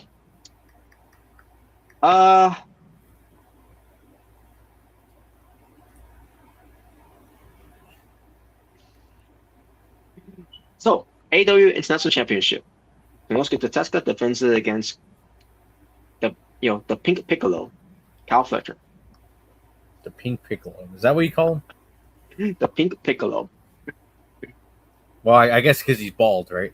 Like 100% bald, no hair at the moment. Well, not just that, because of the pose he always does. It's like he's trying to do some type of super blast when he does his pose every time. So I just want to special beam cannon. There you go. Yeah, exactly. Which I did say that. I said that on the stream last night. Oh, I didn't even hear it. Oh man, yeah, you gotta look back at it when we get from that match. But yeah, I did say that. I said special beam cannon. Unless I don't know if you stepped away, whatever. But I did say that. But the match, it was a good match out of these two, which is no surprise. And in the end, it was Kyle Fletcher getting the win over on Konosuke Tatesuka, and the reason why. Yeah. Wow. I remember that. I remember that too. Yeah. But, fuck taking shit. Wow. Well, you have to see him now, because he's going to Japan, because he's going to be part of the Junior Comics again. Yeah, he's going to make the tournament very boring. So. Oh, come on. I mean, I was happy when Kyle Fletcher won. So. Yeah, the first IWGP champion ever, never drew a dime. No, that's evil. Never drew a dime. That's evil. Even Cody Rhodes sold more t-shirts than this guy. So fuck Konosuke Tatesuka. Boring, trash, no charisma, no mic skills, garbage. Never drew a dime. Well, he's definitely. Do you expect him to be great on the mic? Damn, even his native language, he sucks on the mic. Well, I'm so sorry. Well, I guess he's no Okada. I guess No, he's not. But nevertheless, so after the whole thing, with Kyle Fletcher winning, Mick Foley comes out and he interviews Kyle Fletcher. Yep. And basically, it was a whatever interview in a way. But then Don Callis got involved, and Mick Foley basically points out his custom shoe that he's more like crops that he's wearing. And basically points out the meaning of one side, and then when it comes to the other side, he's going to basically stick one up his ass. Oh man. So then the Jet comes out, which is Kevin Knight, To and fly. Yep. yeah, basically telling Kyle Fletcher, you finally brought gold back to the Don So Callis family. they're basically teasing. They're going to basically tease a feud between these two as well. So down the line, I don't get it. just like they did with Konosuke and Okada, but this time Fletcher and Kevin Knight. Yeah, but Kevin's Which goal is obviously, again. which obviously it might lead to Kyle Fletcher leaving eventually down the line when we get there. So. Oh yeah, okay. At least yeah, I think so. I think that makes sense. To have I think so. Be the bay face in that feud. Yeah, I think so. Yeah, you're right. You're probably right. So they're literally just rehashing the same storyline, basically. Yeah. What difference is two guys that speak perfect English. There you go. Yep, and the guy who's actually talented and not a boring motherfucker like Oh come like on. Oblada or take a shit. So Wow. I guess it must be the stench from that Yukosaka Suki. I guess. Oh man. But Kevin Knight's goal is to get again to be Kevin Two Belts. Okay. Kevin two belts. So then now and then you come on, you guys. You think his dad Ellie Knight's proud of him? yeah.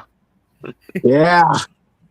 Can you imagine that Kevin Knight joined WWE and Ellie Knight just cuts a promo? Here's my son, Kevin Knight. Yeah.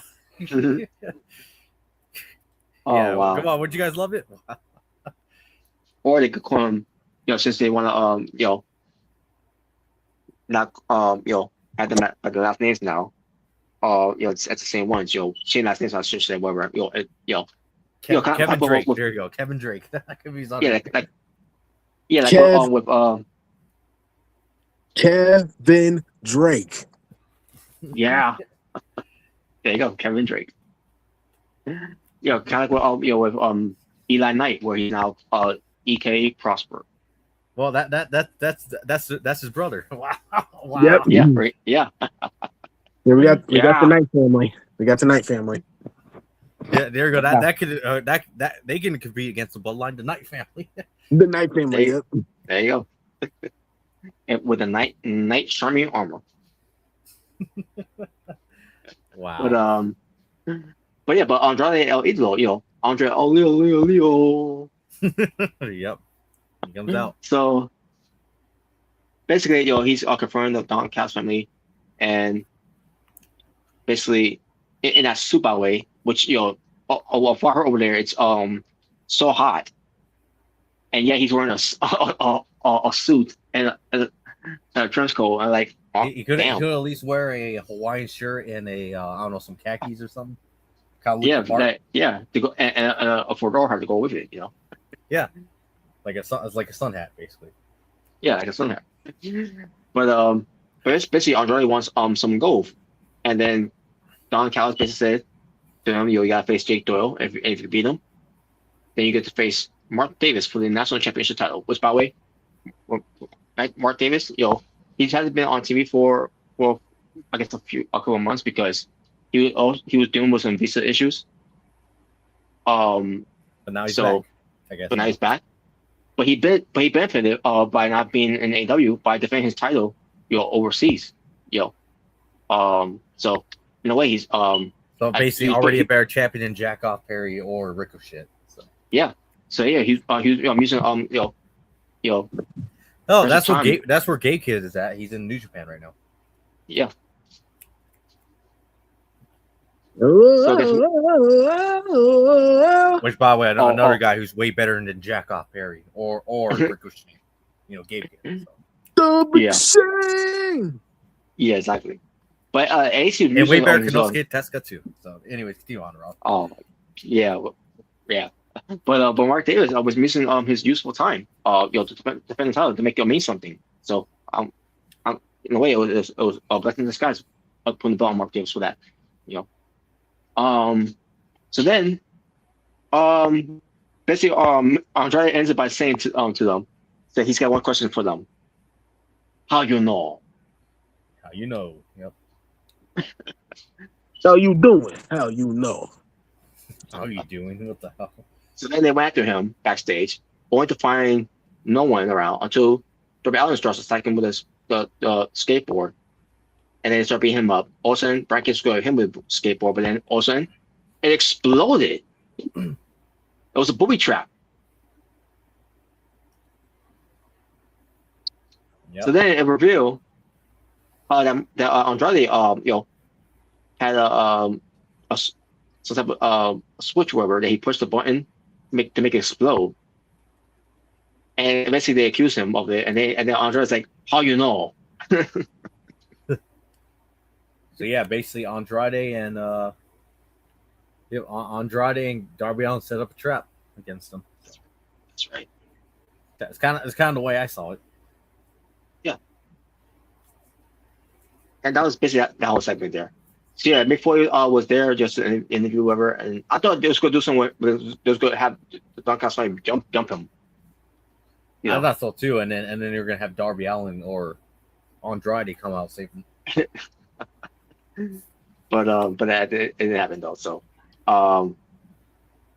why you want to see Mick Foley get attacked? Wow. I'm just saying, that's what it was going to happen because I really didn't want to see it because that's going to mean one thing if they do that. That means we're probably seeing him wrestle, which is not a good idea. I'm going to say we don't need to see him wrestle. No.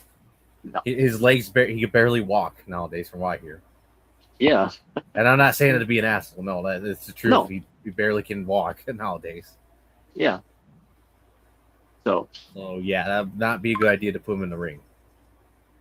Mm-hmm. At least I don't think it's a good idea. I don't think it's great. Mm-hmm. And Will Ospreay defeated the Workhorsemen, J.D. Drake and Anthony Henry. Not much to say about the match. I'm going to say, who cares? Well, yeah. So, well, I really thought they're. I was gonna say, man, I really thought they were gonna lose. Like, come on. Yeah, I really thought they were gonna lose too. How you know? Yeah, how do you know? But I knew they was gonna do a standby match. I didn't think it was gonna be this match though. And sure enough, we got a standby match, and yeah. Yeah, it wasn't nothing special. No, it wasn't. All right. Then we get to the women's Casino Gauntlet match, where the winner will face Tekla, guys. Tekla, the AEW Women's World Champion at AEW. And boy, she was a joy to listen to on commentary. Yes. But, yeah. So to get the shot, what's really interesting was when she said she wished Mrricanjay could be a blow up doll. Yes. I was just like, okay. And she also said too, by the way. She also said, when she says that, about Mrricanjay, wrestling her, it's like wrestling a blow doll, and then she's like, but I love to motorball her, her tits whatever. So I don't remember if she said tits whatever, but she basically wants to motorball it. So she's thinking about some lesbian thoughts about Mrricanjay, isn't it? I guess she had a little too much to drink. Oh, that night. She was a joy to listen to either way. So I mean, either way, she was a joy to listen to. Oh man, way better than Dog Phallus or Sockface. So. Yeah, I agree. I was like, hey, Sockface, take over your mic and give the rest. Take a rest and let Tekla work the rest of the match. Exactly. Yeah. Oh my god, man. But it's Casino Gauntlet match. I'll get to what she said later on as well. But that was one of them. When it comes to me and Shirakawa. But you have Athena with her god awful music now. They death her. Who? What happened? Athena. I never really listened to any of her theme songs. It's terrible. It's not good. I don't remember all the ones, so I wouldn't know. It was called Was it start with I'm the fallen goddess? It's just like generic trap music or something. No.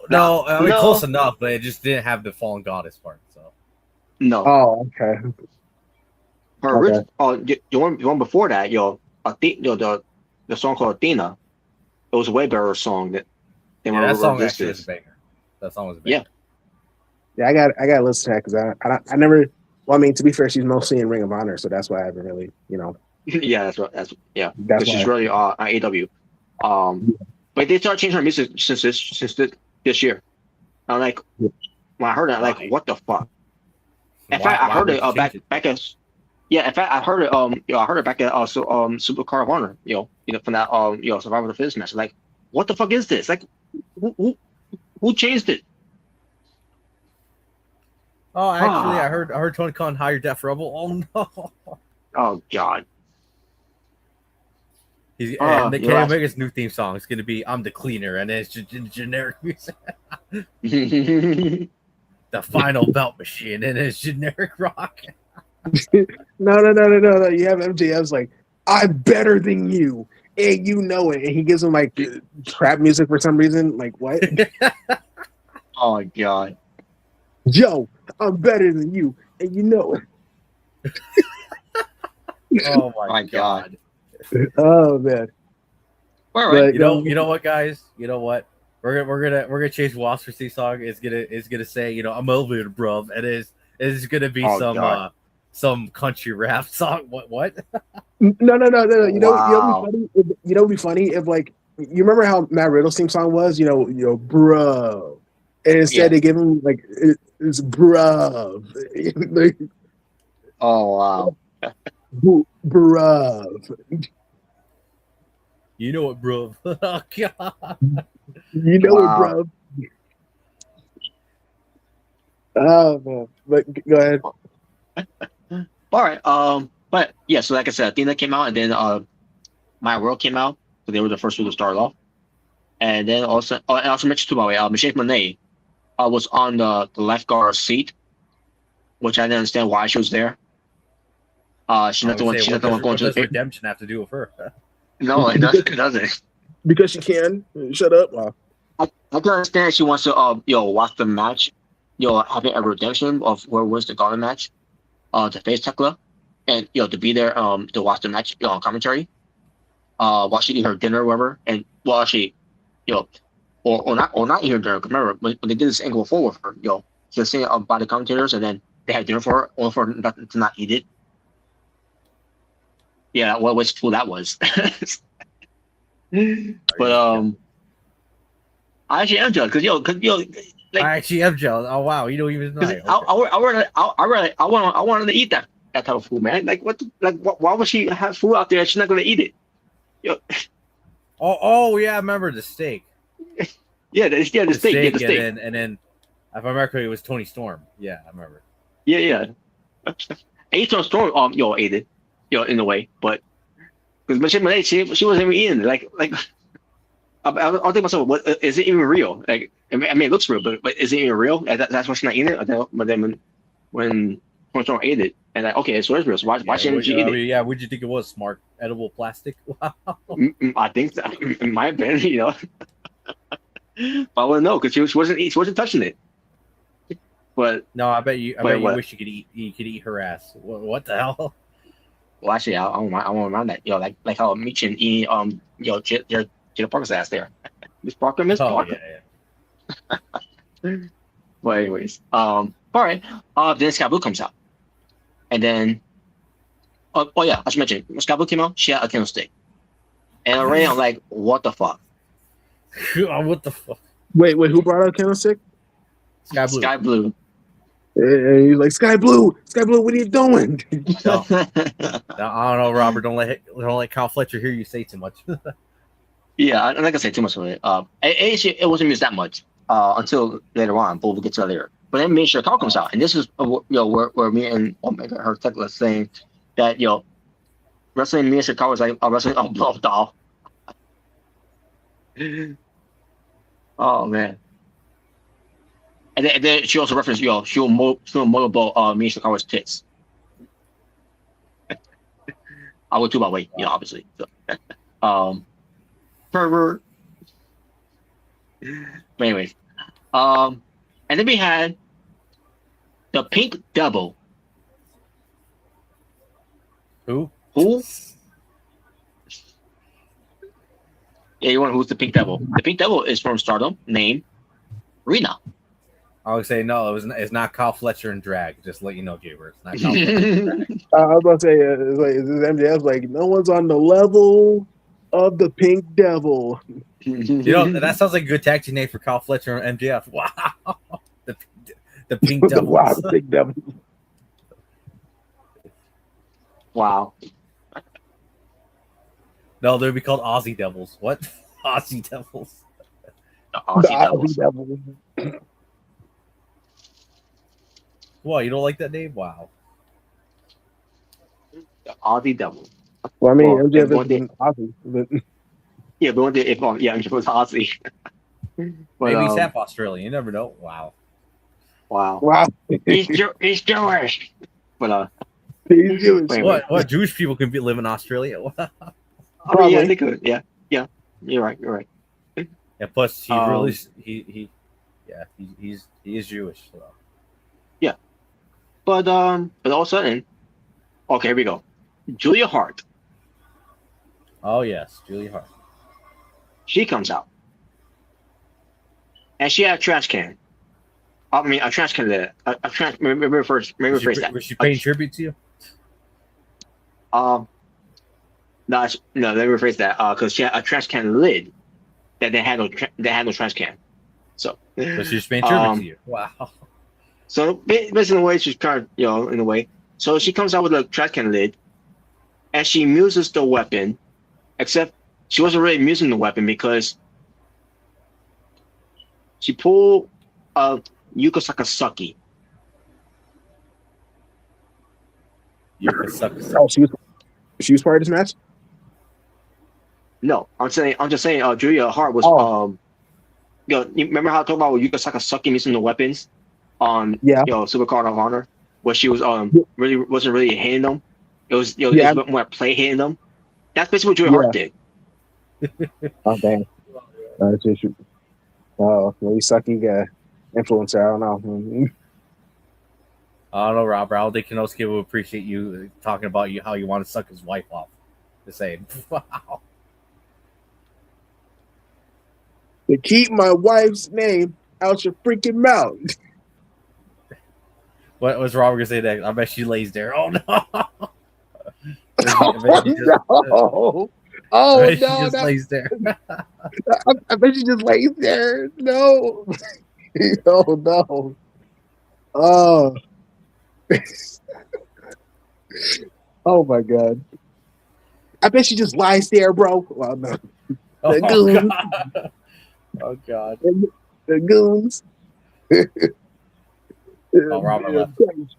Maybe Kenosuke got him now. Yeah, he's like, what you say? What you say, bitch? Oh no. No, boy. Oh. He did his angry face where it looks like he's about to take a shit on this floor. Oh boy. Oh boy. It's great. Yeah. All right. I guess we'll wait for Robert because I'm assuming his internet went out. So I'm assuming. Yeah, probably. Let's see. Juggalo Gamers in here. No views. Yep, no views. Yeah. Nobody watches. Nobody cares. Well. How the fuck are you guys doing videos if you're homeless? I don't know. I don't know. Yeah, I don't know. Apparently we're homeless. We don't have jobs. We don't have money. We don't have girlfriends. We don't got hair. Yeah. Apparently we're all this. You guys are losers. Well. Yeah, Jay Bird, you got no job. You got no hair. You got no girlfriend. Wow. You got no car. You got no house. You got no nothing apparently. Well, I mean, I don't have a car, but besides that, you got no money. Wow. Yeah, you guys are losers. Well, learn to grow up. Learn to grow up. Wow. That's a new one. Grow up. I think that's what Robert's gonna say about Yuka Sakazaki now. Grow up. What? Girl up. I think it's great. Okay. Okay, I'm back now. Did Genosuke get you, Robert, after going on that Yukasaki tirade? I don't know if you did or not, but back to what I was saying. So yeah, this whole thing was going on, and like, what the hell's going on in this match? With the whole thing with the Sisters of Sin are checking the securities. That was just random as hell. I'm like, what is this? Yeah, and then we saw one with security who was a female who apparently was wearing a Jade Cargill wig. I thought it was Jade Cargill. I'm like, is that Jade Cargill's sister? Oh my god! I like, and that's when they went off. Went to commercial break. I'm like, what the hell was that? Me and Omega was like, what the hell would you just watch? Yeah, I saw that chick. I was like, is that Jade Cargill's sister? Like, what the hell? Oh my god! But what's up, to Jogo Gamer? Yeah, I know we got no viewers. Yeah. And yeah, Robert, you got no hair, you got no job, you got no money, you got no car, you got no nothing apparently. Well, that's true. I don't have a car, so. But apparently I'm homeless. I live in a dumpster. By the way, did you ever see that AI photo for the group chat? Oh yeah, I did.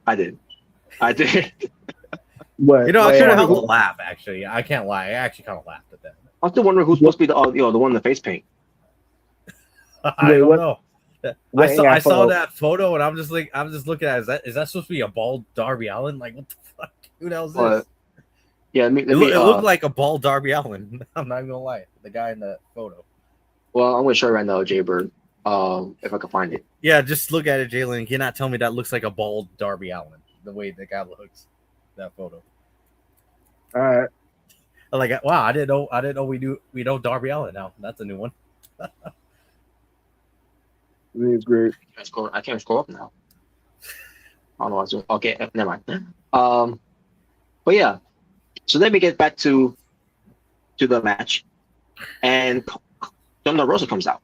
Thunder Rosa. Thunder Rosa. Yeah.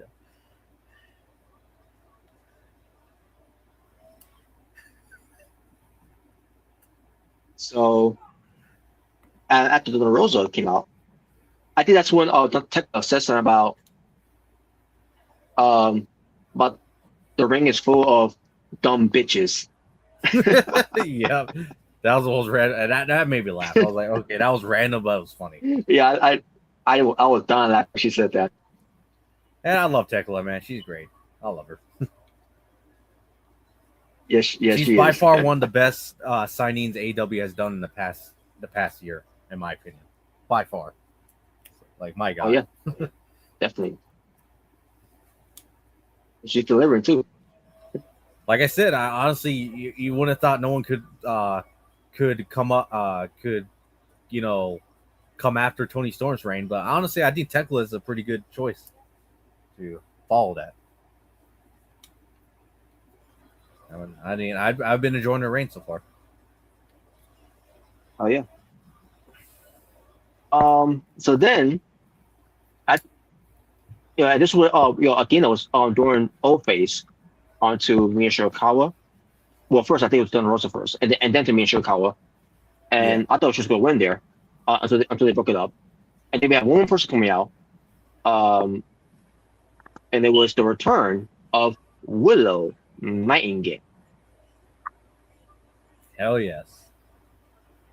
Yes, and this is what Tekla was saying on commentary. Tekla said, because of Nightingale, was she even injured to begin with, something like that? I can't remember how she said it, but and I thought to myself, oh boy. And the commentary didn't really say anything about it. yeah, guys, she faked it. Yeah, yep, she got exposed. She faked it. I mean, if she did have an injury, it wasn't a serious injury that they thought it would be. Like Mr. Kennedy. Remember his injury from what year that was? 2007. Yeah, 2007. Yeah. And so maybe not that serious at all. He didn't need surgery. Remember, 6 couple of months ago was like a mistake of whatever injury that she was going through. So, but she's back now. Now, which I'm glad. Well, whatever. At the end of the day, Will Nightingale was missed either way, and she's back. And she was kicking ass. And then in the end, Dina, I think she's the one who lost the match to Will Nightingale. I think it was, unless it was someone else. I can't remember. But the point is, Will Nightingale got the win. I think Oh yeah, actually I no. I remember think it now. was I think it was Julia Hart that lost to Yes, Will I Nightingale. remember now. It was Drew Hart. She gave Drew Hart the bomb and got the win. And you know what? Serves Drew Hart right. Based on how she's missing that serves her weapon. right. What the hell? Yeah, just based on her missing that weapon. Like you could suck a sucky. Don't let Lee Johnson hear you say that about his wife. Oh my god! And I love Julia Hart, but that was ridiculous. Correction: the skull face paint guy is in the pictures from the Gathering 2010. Okay. Oh, okay. I don't know who that guy is. I never met him, so Mm-hmm. I don't know. Yeah, I don't know who he. I mean, I hope he's doing well, but yeah. Yeah. By the way, Jalen, did you see that photo? By the way.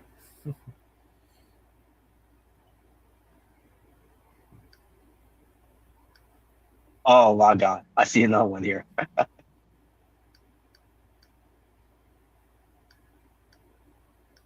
Okay. Well, I'll share the photo, Jalen.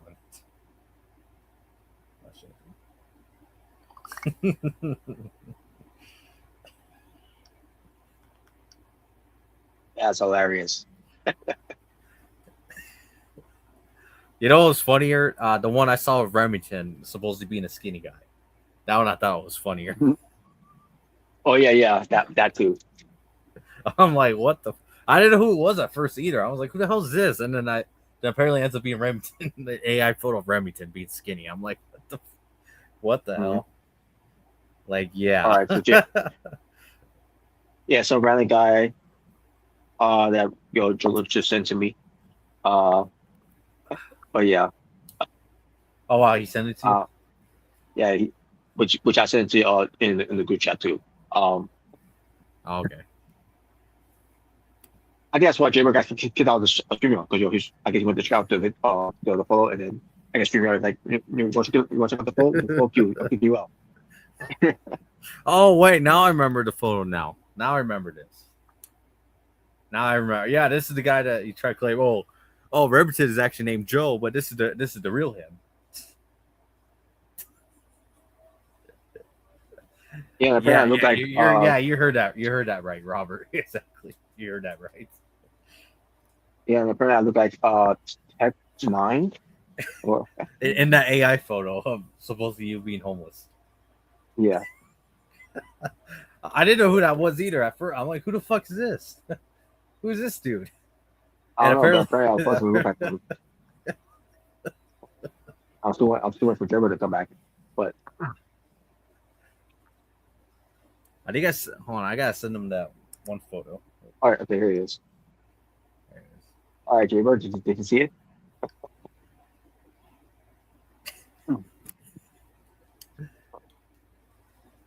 Are you there? Are you good, Jaber?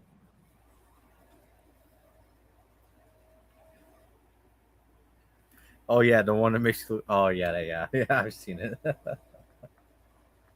Yeah, Rem, I didn't even know who that was at first. I'm like, who the hell is this dude? And then that's when he saw it was you, but obviously an AI photo of you. And I'm sitting there, I'm just like, really? Fucking really? Mm-hmm.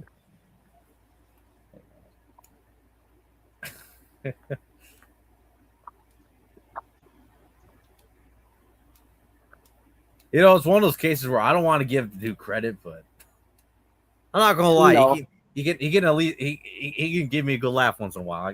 I'll at least give him that. So even if it's unintentional, but at least he can give me a good laugh. You know what I mean? So. Yeah. Oh yeah, I think Jaber's having a problem. Yeah, he's probably having. I don't know what his session is with trying to use Roman Reigns' name. It's weird. Oh yeah, that's another one too. Believe that. Oh, and apparently Christian's real name is actually CM Punk's real name now. Did you hear about that? Oh, really? Okay. Yeah, apparently Christian's real name is Phil Brooks. I'm like, what?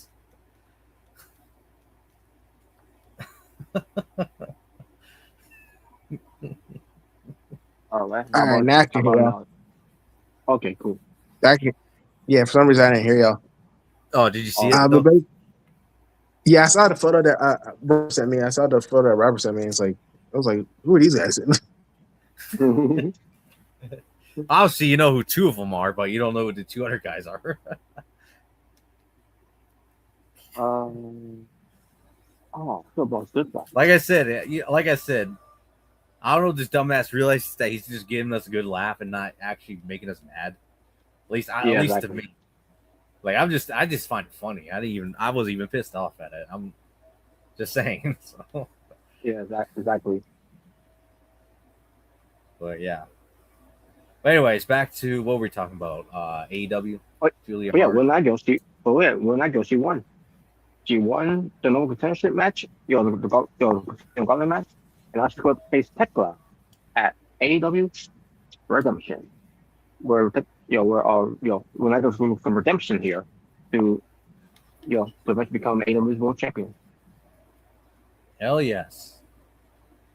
So all of a sudden, Tekla goes to attack Will Nightingale with a spear. But also Which as looked well. way better than Jey Uso's shitty ass spear. Yeah.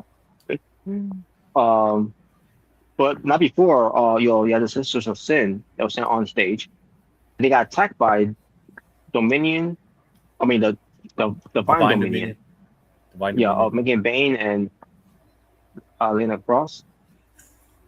And again, that's when Tekla did the spear to Lunayo, who's called guard there. What was going on, and then after Tekla did that, also Michelle Monet attacks Tekla. So basically that's why she was there, just to stand tall over everyone. Because don't work for me, sister. Why do you hate her Yeah, so make it much? make it look strong.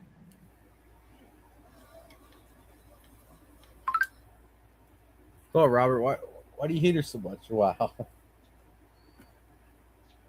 Yeah, I hate Mercedes Monet so much. I hate carrying the belt. For a second carrying the belt.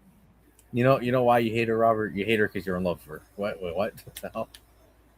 Oh yeah, I am in love with her. It should have been me. So, all of a sudden we get to breaking news for AEW, because the breaking news, Jay Bird, if you didn't know. Oh boy, here we go. More breaking news. Wait, what happened? We have breaking news here from AEW on the show here. Because if you didn't know, Joko Boring, Jack Perry has resigned with AEW. Oh, he was signed. Oh, I thought he was going to he talk about, resigned. Yeah, I thought he was talking about that his contract was expiring, because I did hear about that. Which it was until he resigned. Yeah, I kind of figured he resigned, because let's be real, if you would have left AEW, where can he go? Where is he going to go? TNA, WWE. Oh, forget about WWE. Forget about that. I'm gonna say, you think they about would even put up with his attitude? No, and mind you barely hear anything about backstage, like, problems in WWE nowadays. So, Yeah. with Jack Perry, I mean, there, that probably as long as it doesn't involve Jay Cargill, then he should be good. Well, yeah, besides her, but besides that, besides her, but even then, I think Jack Perry would be a lot worse. So yeah, it's best he don't go. Don't go there, especially with CM Punk there. Yeah. Mm-hmm. Maybe Drew McIntyre would be cool with him, but if you know, he could be in the locker room burying Punk. Yeah, pretty much. And Seth Rollins will be there too to join along with him. Yeah, yeah, pretty much. The We Hate Punk faction. There you go. We hate Punk. But the reason why he resigned is he wants to eventually become AEW World Champion. Yeah, never happening. Never happening. There you go. End of story. Man, Yeah, you have He's more not. of a chance of me becoming president than you have Jack Perry win the world title. Maybe maybe back like in the early days of AEW, you probably had a chance, maybe. Yeah. But nowadays, nah, not so much. No. Yeah, 'cause he did a great job of being TNT champion and national champion. Yeah, I forgot. I completely forgot he was national champion. To be honest, like, that's how forgettable he was as champion. Ah, Yeah, hell, you Thing got is, just the stick with national the championship really mean anything at the moment. So just stick with the Tarzan boy, bro.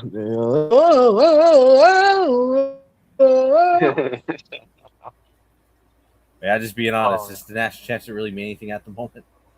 no.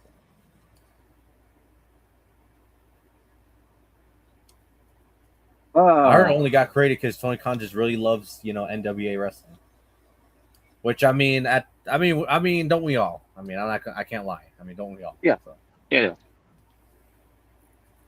but I Well, mean, yeah. yeah, it's just Oh yeah, that was the breaking news. That was so unnecessary. What's the time? And it really bored the shit out of me when they mentioned that. And I knew it was gonna be breaking news about him resigning. And I'm like, fuck you. Who cares? who Moving on. cares? I hate you, Jack. So- I hate you. So the main event for the AEW World Championship, where it's Kenny Omega's last chance, to see if he's going to become world champion. Because if he doesn't, then he will never get another shot at the world title ever again. Mm-hmm. Before we get to where the I heard match, that one before. I mean, yeah. Okay, same time with Cody Rhodes, same time with the Hangman and Page. Was Kenny Omega going to follow that same footstep? Of course not. Which we'll get to. But before the match, I remember the opening of the show was Kenny Omega with Michael Nakazawa. Hold on, sorry, I gotta say it right. Michael Naka the fuck with my fucking TV because he fucking sucks. Kazawa. Even in 2026, I still hate you. Take your baby oil and shove up your fucking ass. Yeah. And go back to fucking DT wrestling. And last week we saw Brandon Cutler, by the way. I don't know if you knew that. Oh yeah, last week with Joe. It was not that either way. Fuck him too, by the way. Yeah, exactly. He was a non-factor too last year. I mean last week. But again, he's always been a non-factor. So. And honestly, didn't they only hire him because he was the Young Bucks' friend from like elementary school? Apparently. Yeah. All friends wrestling. At the end of the day. Yeah. And guess what? He didn't cut out as a wrestler at all. No. And he never will. So. Because the dude was terrible. He was garbage. Terrible. Well, anyways. So, the match itself. Match itself was great. Yes. Like I said, these two have great chemistry with each other. Mm-hmm. And to be honest with you, I think they have better chemistry with each other than Hangman and MJF does, to be honest.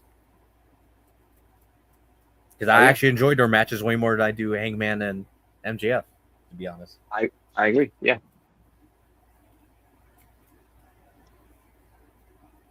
But yeah, they fought outside the ring multiple times, even to the crowd, even on by the beach area, on the stage there, the entrance way. And I remember the whole thing where they had the broadcast table very close to the to the ring. Yeah. Only for and we all figured why it was done that way, because I think it was table spot. Obviously it was good for that. And I think it was MJF who went to the table, or was it Cam? And no offense, but MJF is not athletic enough to jump very far to the table if it was on the outside. Yeah. So that's basically that's what was done that way, because because MJF was trying to tease to do a tombstone from there. From the apron to the broadcast table, and I don't care. If they had the broadcast table close to there, for MJF to do that, he was not going to make it. He was not going to make it. So I'm glad that was oh boy. I mean, it definitely was a holy shit moment because the announce table split in half and got destroyed. Oh yeah, it sure did. And that's when they went to commercial break. And that's what they didn't do. Because throughout the entire match, they didn't do go commercial break yet until they did that spot. And like, okay, that's what that spot was made just for them to go to on the final commercial. Like, okay, whatever. So. Yep. Yeah, but they went at each other at that whole thing, and then one from Will Ospreay comes in because MJ was trying to cheat. And I should mention too, by the way. Will Ospreay was being interviewed earlier on the night. Once for MJ to interrupt, and they had their back and forth. While Renee Paquette was there, all of a sudden, whatever Will Ospreay said to MJF, I guess it really got under his skin in a way, so much that he decided to spit in his face. Yeah, he did. And they started fighting.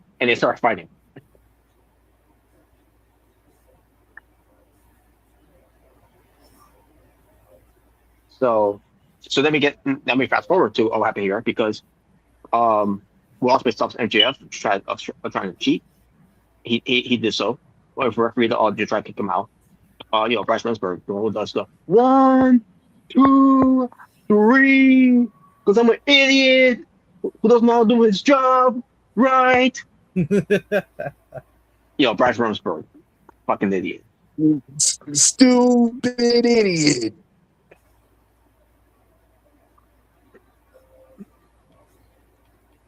Yeah. I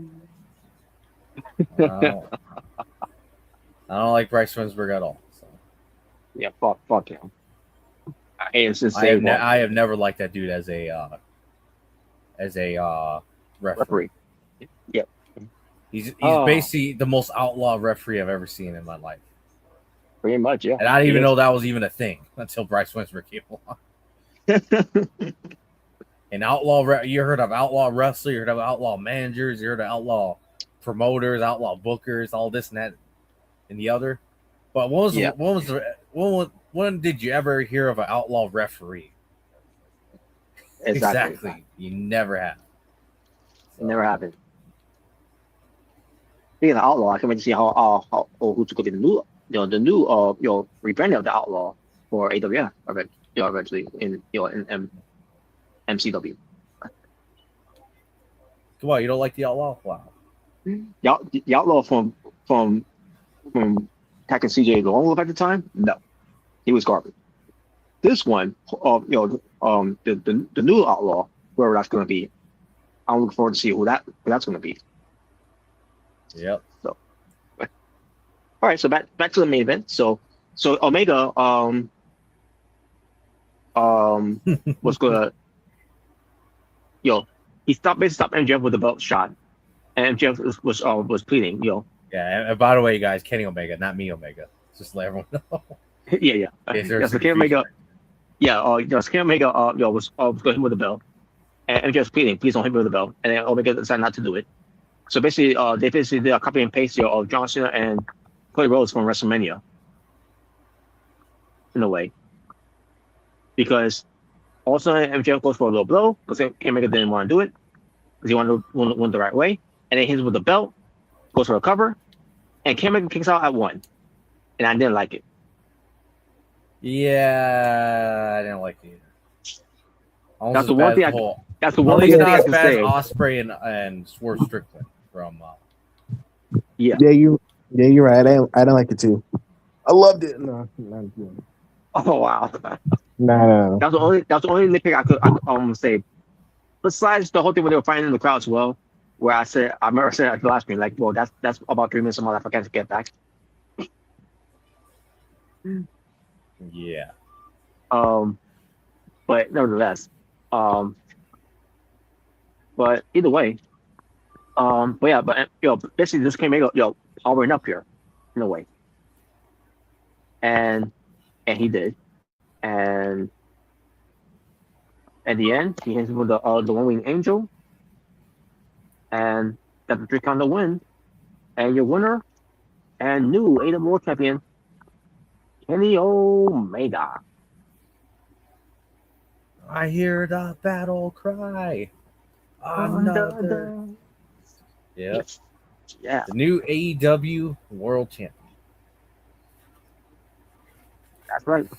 And he was celebrating all that, and then last one because they said they cut it.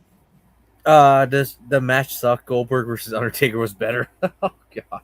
Wow. I'll wait. Oh God, not Forward. I'll wait. not Oldberg versus Elder Taker. No, not that match. Forward. Stop.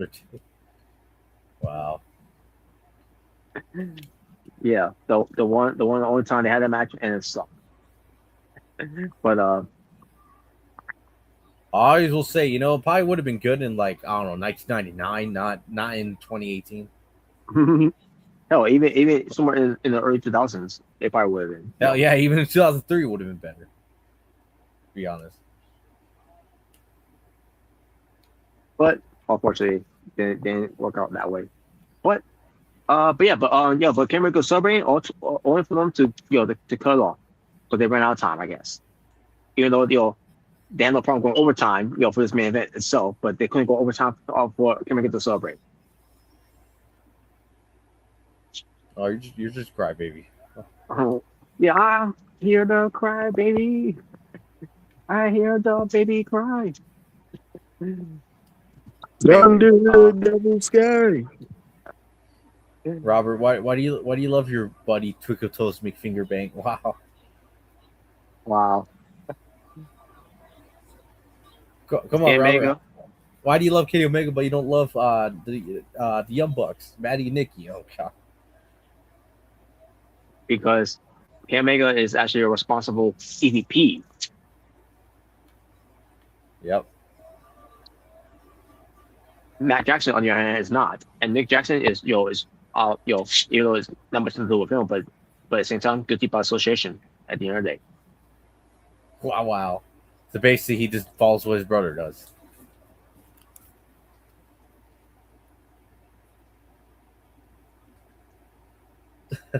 Wow. But either way, but Kenny Omega is the new AEW World Champion, and they're promoting it now. It, according to what they're trying to tell us here, it's going to be Kenny Omega and Will Ospreay are all in. Or at least that's what they want to believe. That's going to be the case. But we shall see. Yeah, you know what? We should have John Moxley win it against Kenny Omega at Redemption, and it's going to be John Moxley and Will Ospreay. Oh god. Oh my god. Yeah, I know you don't want that to happen at all. At least I don't. No.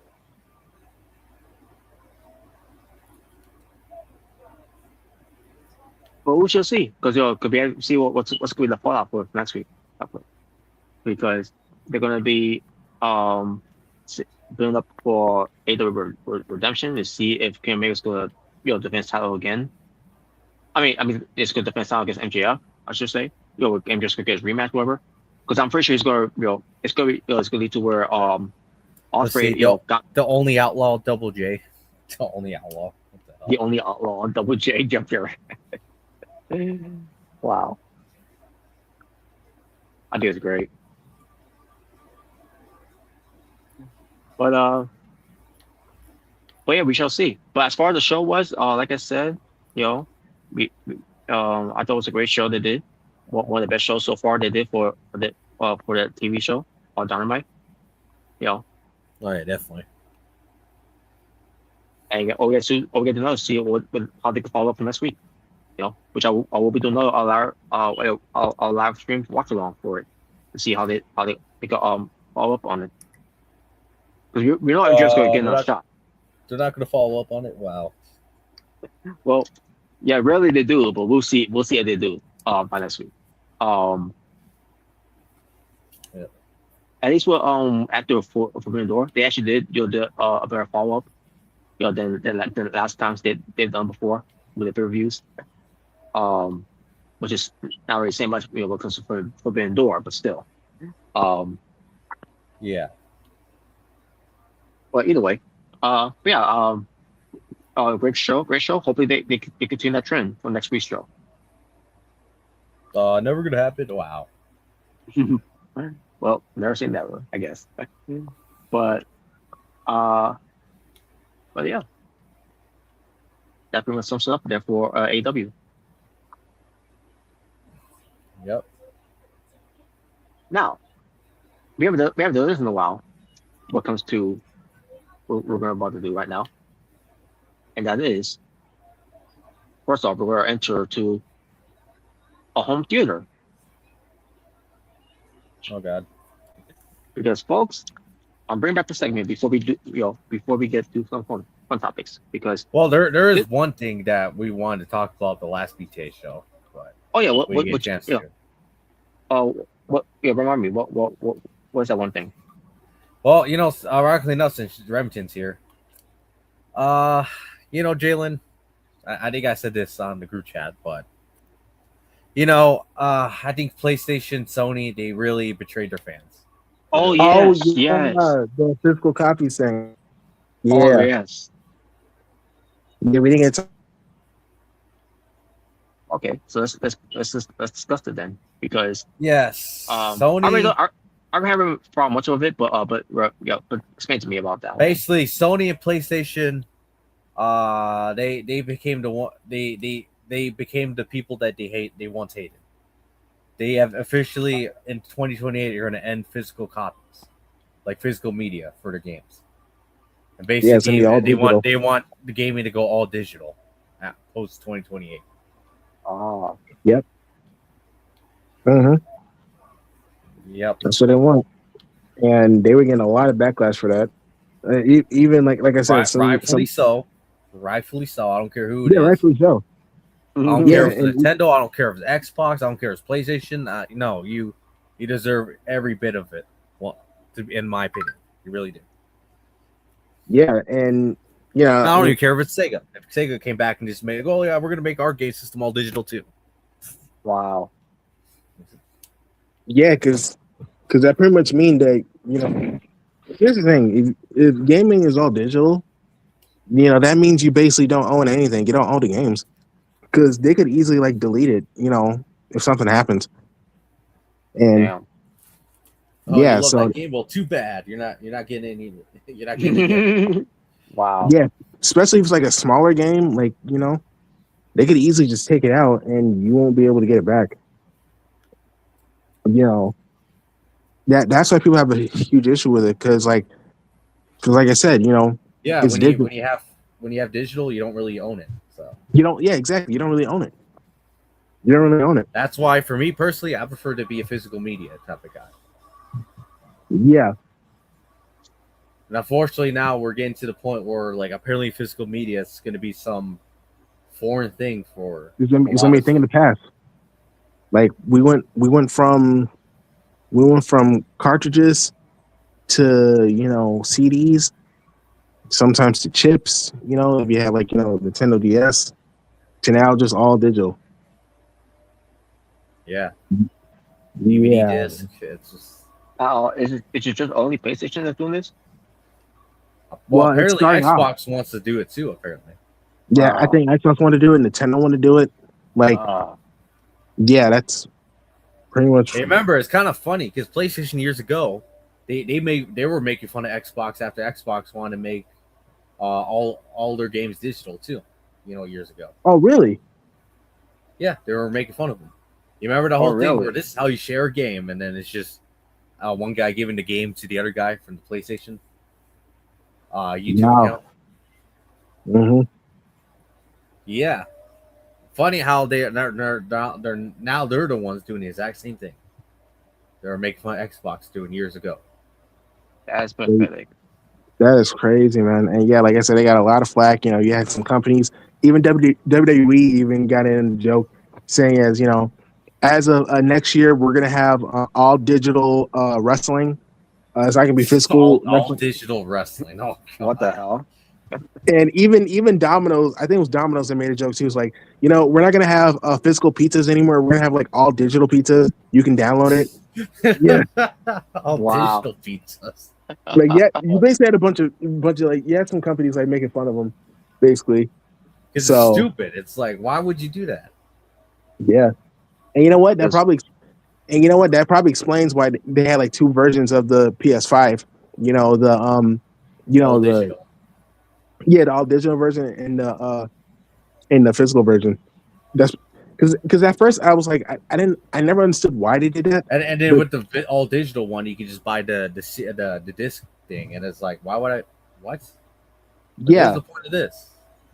yes, yeah. Because at first I didn't understand it, but now after hearing the news, like okay. And not only that, because also that you also remember, I don't know if you know this, Omega, but GTA 6 is not going to have a disc. It's not going to be. Yeah. Apparently, you can just pre-order a box with a code inside. So Yeah, basically, yeah. the whole teasing of GTA 6 coming, very soon. We're getting very close to it. All of a sudden, they're not doing business now. Now they're gonna do digital. Yeah, it's gonna be all digital. And if you get a physical box, you're just gonna get a code to basically just download it. Wow. That's it. You Wow. basically I'm glad your fans waited for GTA 6 to come out for that long for it to not to come out in the disc. there was people that was pissed off about this. Yeah.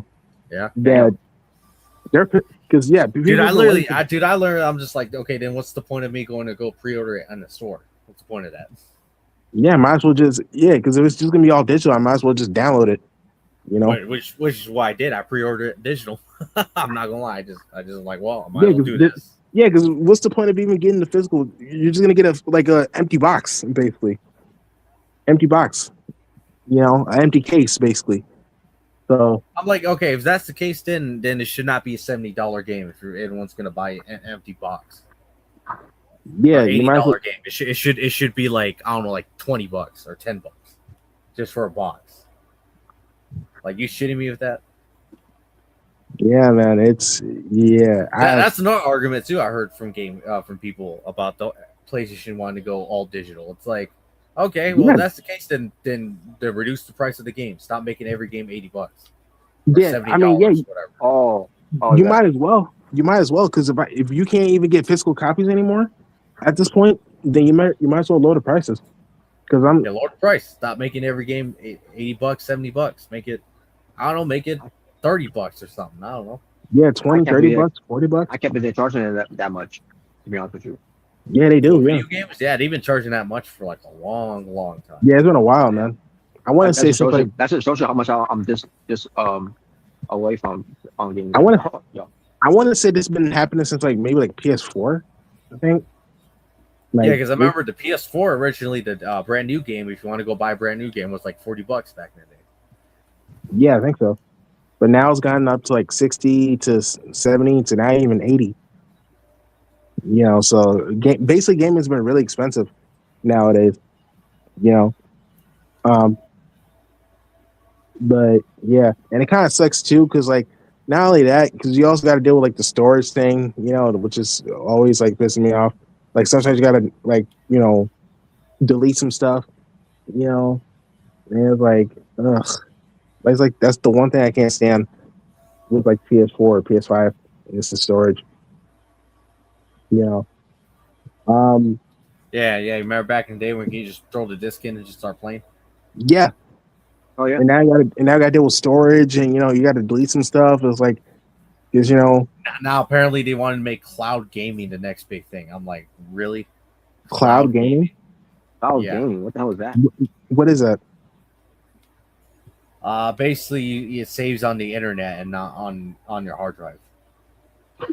Oh, what the fuck? Yeah, that's what cloud storage means. It saves on the internet and not on the hard drive, like a physical hard drive. Yeah. Yeah, I mean, if this happens, bro, I don't know if it'll be the death of gaming, but it'll definitely be the decline of it. People, you're gonna have some gamers probably not. Well, in that case, I might as well just stick to a PC. Get a PC. So that's probably the only thing. That's probably the only thing you can get. And because at least when you buy a game on Steam, when you actually, even though it's digitally, when you buy it, at least you actually own it. You I heard about that because with Steam, you actually own it. I don't play PC games, but I've heard of that. You when you do on Steam, you buy it, you own it and you actually own it for forever, basically. Yeah. As long as you have access to your account. Not, but yeah. Yeah. But honestly, the difference bro, between the Xbox store is that even if you buy it, you don't really own it. Because they can remove it. yeah, because like I said, they could easily take it away. You know, they could easily take it away, and then you don't have a chance to get it back. Yeah. But yeah, I remember like when I heard about this a few days ago, or last week, like when I heard about this, oh my god, bro.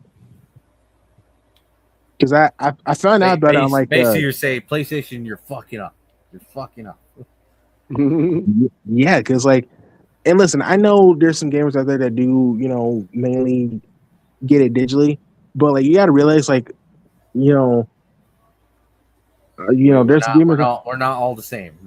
No, there's gamers that still get it physically. Now, me, I'm kind of like in between. Sometimes I'll get a game digitally, sometimes I'll get it physical.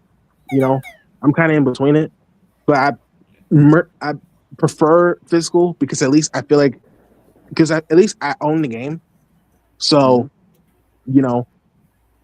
I own it, so I don't have to worry about like anything getting. I don't have to worry about the game getting taken out, and even if my data gets like taken out, I could just start a new one. Start a new like play data, whatever. So, but yeah, this is not been a good look for Sony, PlayStation. In fact, I think I believe like when a Spider-Man trailer came out, like a little teaser, like I think it was just like plagued with freaking like people just bashing the whole like physical thing. In fact, let me look at it because I think there was like a whole bunch of comments like this, and it was in Sony. Spider-Man gonna come out digital too, basically. Wow. This is from like the Sony like channel. Like, hold on, okay. Yeah, Sony is not in anyone's good graces right now. Really not. Mm-hmm. Well, I'm pretty sure it's got same thing with movies too when it comes to that. I think I don't know. I feel like we should still get physical movies, but then again, you never know because I mean, yeah, you don't know. Yeah, I remember Best Buy years ago got real big flack because when they said, "Oh, we're going to remove physical movies from stores." Yeah, that's not. Dude, they got real bad flack for that one.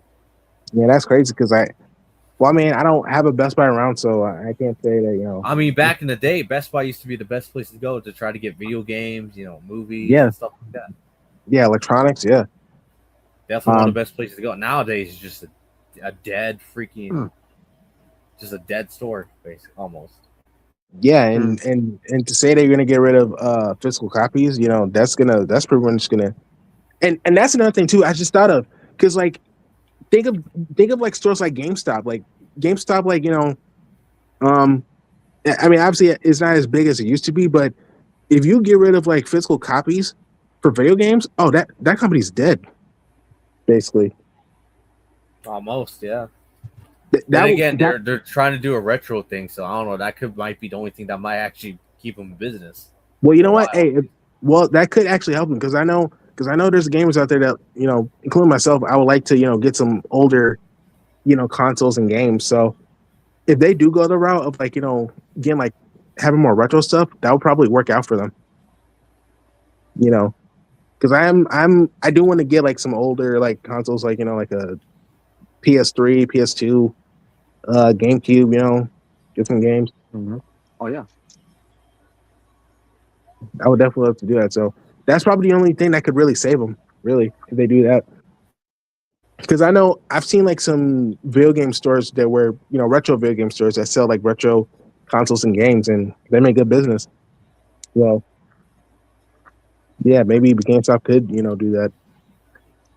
But yeah, yeah. See, I'm looking at this is from the Messy trailer that they did, for soccer. And I've Mhm. seen some comments saying, we want physical discs on PlayStation. Sony, we want physical disc. Sony, we want physical disc. Quit playing around. Like I've seen some comments saying that. So yeah, man, Mm. it is not going well. It's not going well for Sony, bro. Crybabies. Wow. Well, I can well I can kind of care less because I'm not I don't really play games that much that way anymore. So, Oh, maybe your but, brother might care. I mean, I well, hear in the background he's a pretty big gamer. So I think my brother. I don't know how my brother feel about it, but I think he will care a lot more than I do though. But either way, it sounds terrible, man. Especially if it could happen on the games, it could happen also to movies too. Later down the line. movies, music. I don't know if you get music CDs, but Yeah. I Oh yeah, get them too. CDs too. Yeah. That. Because it was all about downloading. Downloads. You know. Yeah. Well, then again, that's kind of already a down genre, anyways. So Yeah. Yeah. I mean, for a long time, ever since the internet really came around with downloading music off the internet. So, Hmm. but yeah, it's crazy, man. Really crazy how all this is going on nowadays.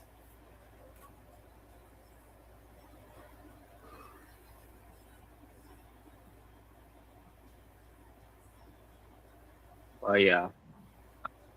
All right. At least we got that out Yeah, of the way. that's basically all I got to say. Really, I got nothing else to say other than I mean, it's just I'm not a fan of it. So to be honest with you, it's not a good thing. I don't think it's a good thing at all for physical media. Oh, even downstairs could tell you that. That's not well, in reverse. That's not a good thing. That's a bad thing. Yes, exactly. But Exactly. I'm just saying. I mean, it's not just video games that could be affected by this. I mean, movies that's true. too. Yeah, but You again, if like say you want to go to get a Blu-ray or something, right? I don't know what type of movies you like getting, but say you want to go get a Blu-ray movie or whatever, right? Mhm. I don't know, Michael or something. When that comes out on Blu-ray. Oh yeah, Exactly. I think you want to at least own that physical and not digitally. So yeah. So in case if it does happen, you gotta get your hands on it before it does go to digital. yeah. So that's why I can't wait for that for that to come out on DVD. Hopefully it does before digital gets his hands on it. My God, then I'll be really pissed. Yeah. The only way you can watch a movie at home only on digital. It's like what? Exactly. Only on digital. Look, it's not wrong with digital, but same time, like, come on, why can't we have the best of Not both? everything can be digital. So Not everything should be digital. And to be honest with you, I don't really like. To be honest with you, I don't like everything being digital, anyways. So Yeah, so especially if you want to experience and have something to hold on to, you know, yeah. I don't know, man, but that's I guess that's something you have to expect, going into the future in the future, like this. So next thing you know, our heads will be in a bowl, and that's how we live. That's how we're gonna be living. Yeah, kind of like with Futurama. Oh yeah. But I digress. But all right. So that being said, let's talk now. Move on to something that we're a little brief talk to talk about some movies that I watched because it's time for that natural born theater, folks. Mm. Okay. Ooh, excuse me. Sorry. So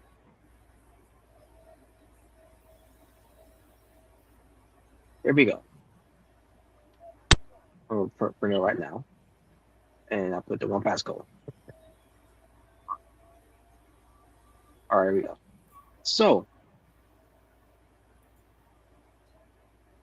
I watched the Lego Movie. That you guys suggested for me to watch. Oh, the Lego Movie. Oh, you watched Yeah. the Lego Movie? Yeah. I think it was about maybe Everything 2 months ago. is I watched it. awesome. All right. So I took some notes here, Oh boy. and believe me, isn't all it's gonna be. I mean, most of it will be positive, but all will be negative. All will be negative. Jesus Christ. Okay. So here we go. The movie opened up. Was something about. I can't remember how it started, or how it was said, but something about cover your ass. I mean, not the word ass, but but because it's the Lego Movie, it's got to be PG or rated G, whatever. Cover your butts. Come on, you don't like butt jokes? Wow. I'm like, what the fuck? What the fuck? And then I wrote something about morning to everything, which I don't remember what that was supposed to be at first. Moaning to everything. What? Morning to everything. I can't actually remember what that was, but all I know is I didn't like it. Whatever that morning to everything was. Morning to everything. I'm trying to remember what. Oh, yeah, I remember the part where you. Oh, I guess he's saying good morning to everything. Good morning to you. Good morning to this remote. Good morning to your helmet. Good morning to your okay. toothbrush. Now I remember. Okay, now I remember. Yeah, I remember now. Too. Okay, yeah. Good morning to the plant. I guess I'm assuming that's supposed to be the plant that Yam was saying for struggle music from the BE. You talking about Emmett? Like when he woke up? Oh, yeah. Yeah, he was like, "Good morning, apartment. Good morning." Yeah, I remember that. Good morning, son. Like, I hate this. I was right-handed this already. Wow, dang, really? I was right-handed. Yeah, you took that way too seriously. God damn. Oh yeah, I guess Triple H is not a fan of that then. Because wait, what does Triple H got to do with this movie? What the hell is this going? Wow. Remember, stop being a critic. Shut the fuck up, be a fan. It's like because you're watching a wrestling, it's like watching a movie. You can't be criticizing shit. Fuck you. Jeez, gotta have you. How somehow you brought in Triple H about the Lego Movie. Yeah, I don't know how that happened, but you still had to find a way to bring up Triple H during the Lego Movie. Oh yeah, the third part. Good. Remember Triple H said, with I can't remember who he was interviewing with. Stephen Webber. Yeah. You take these too seriously. Anyways, but then we get to don't get soap up your. He said, "Don't get soap." He said, "Don't get soap in your eyes." Like, cause he was taking a shower, and like some soap went in his eyes. Like, ah! Yeah, but based on how it was said here, but it was going to be saying, he's basically don't get soap up your ass. Let me guess, Robert, you hated that too. You hated that basically, too? Basically trying to say ass without saying the word ass with two s's, and it add more a lot of accents, a lot of s in there, and like I hate this too. I hate this movie. Oh my god, it is already just the beginning. Robert already hates it. He's like, I hate this movie. And then okay, here we go. We get to him leaving the house, right? Yeah, Robert's. By the way, everyone, this is just literally just the beginning of the movie, and he already hates it. Yeah. Robert is Lord President. That President business. That's it. Yeah, it's funny. So then we get to him leaving, right? Except he was leaving without any clothes on. I'm like, how do you leave without any clothes on? Robert, are you just watching this movie, trying to watch this movie logically without thinking, okay, it's just a movie, kids movie, we're just gonna watch it the way it is, Yeah, this like is in a Robert child's when mind. he was watching. It's like, who leaves without clothes on? What is wrong with you? You're a moron. Wow. Come on, Robert. You never left your house without your clothes. Oh God. No. Maybe as a kid, but Maybe as a kid, what the hell does that mean? maybe as a kid I did. I don't know. But who does that? Well, Go on, Robert.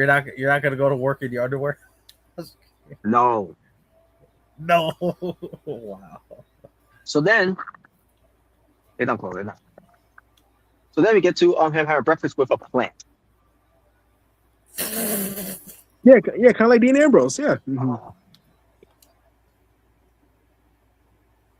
So then, and then Hey, he watched a Clancy, TV you show. watch TV? Me too. And then he watched a TV show that's called "Where's My Pants." Yeah, honey, where's my pants? Yeah, I remember that. That's what I do remember. I'm like, what the fuck is this? Dude, you're taking this movie way too seriously. Dude, You're Robert taking is president of business, bro. He's president of business.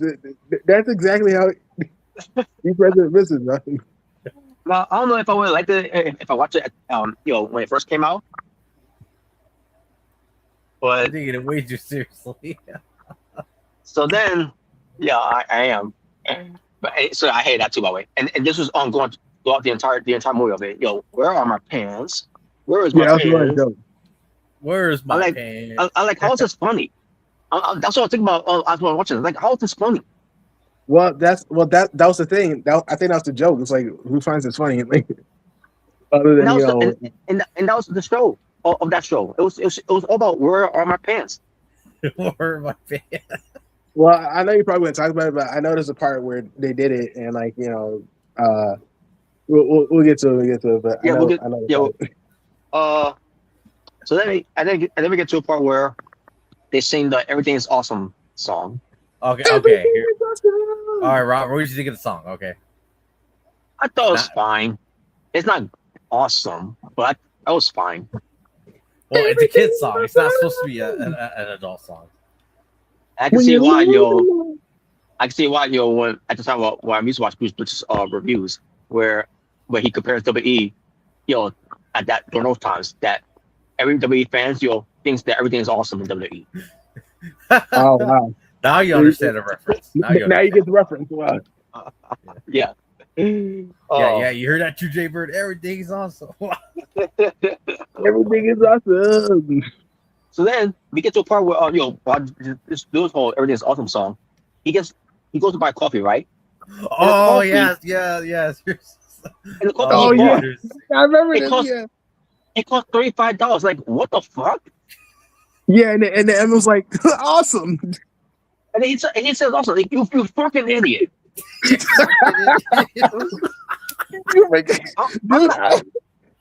I would like to see your reaction to this movie, bro. I really want, dude. We should have did a live reaction to this. You should do a live reaction to this. Oh my god, it would have been so funny. You know like, what? Robert Yeah, was I like- agree. We should We have should have done a live reaction. Oh man, Robert we was should have like, done a missed "You opportunity. idiot." God damn it. You idiot! Who buys that much for coffee? Moron!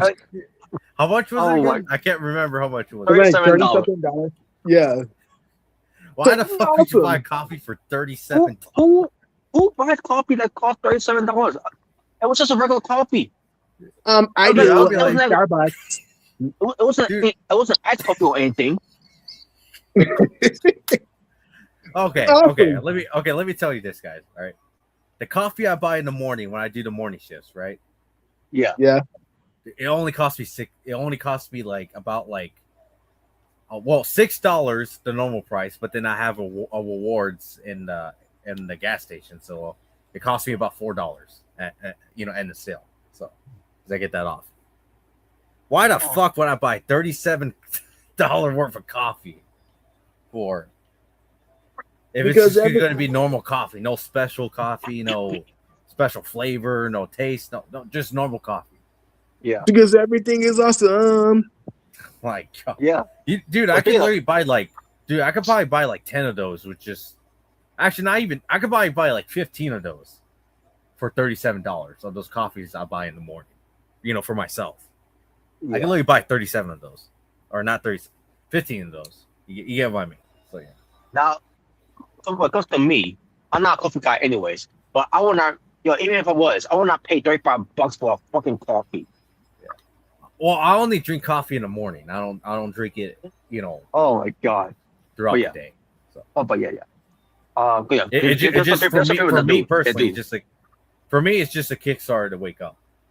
Yeah. I mean, there's some people that do green coffee on a daily basis. Where they're just like, okay, I'm not drinking it because I love it. I'm just drinking it just so it can wake me up in the morning, basically. Yeah. I'm one of those guys. I know. Yeah. So because of that, everything is awesome because of that. Oh, and man, then we should have done live reaction to this. Yeah, I agree. I agree. Great, it would be great too because it was a perfect time during that time. You could have done it. Because I wasn't working that daily, so damn. Yeah. If I could have from a reaction at that time. Oh, I wish I did because holy crap, man. Oh man. You lose your mind here, and we're not even watching the movie. You're just talking about, dude. We're not even. Dude, I only think we're not even like 10 minutes into the movie. You're already losing your mind. You already hate it. Get out of here. We're not even 10 minutes into the movie. You're already losing your mind. So I could tell you hate this Emmett guy and like. Yeah, I'll say this guy, but he did win me over a little bit later on. Oh, okay, all right. Let's continue on though. Anyway, let's not harp on the coffee too much for right now. Yeah, exactly.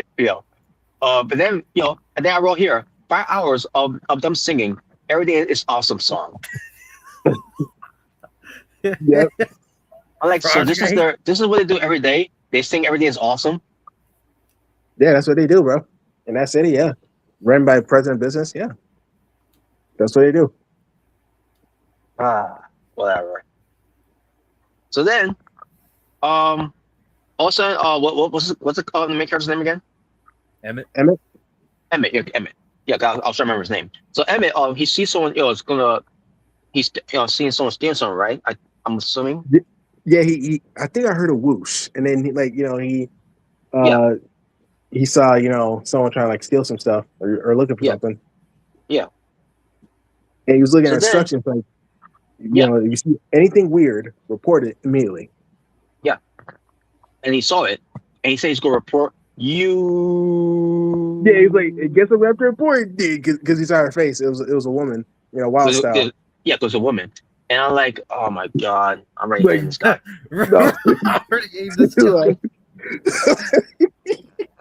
Dude, Robert hates him. Robert's like he's the Robert's like not even John Cena's this cringy. Wow. It's like, well, I gotta report this. No. Like that's what he was doing. Yeah.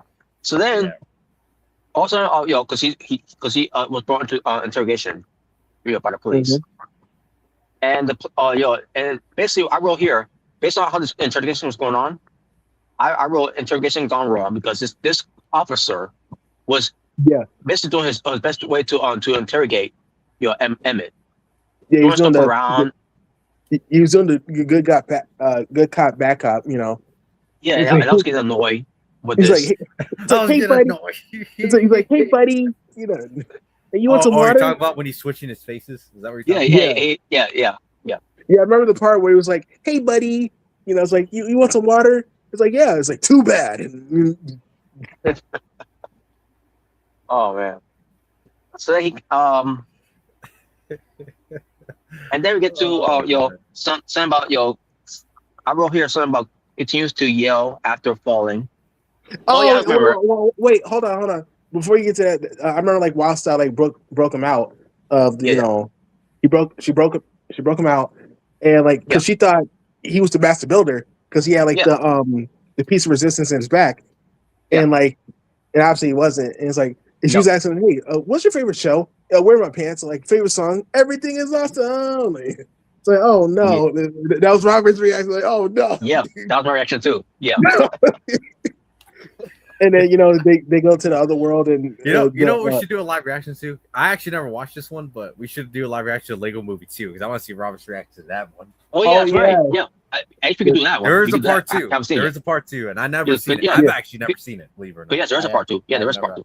Yeah, I've seen So, like yeah, I've only some seen parts part of it. one because I remember part one being like the biggest thing around this time when it came Yeah, it out. was Yeah. really big. Yeah, but yeah, I remember like the cop was getting mad. He was kept kicking the chair. But then that's when he went to the Old West, and they Yeah. fell.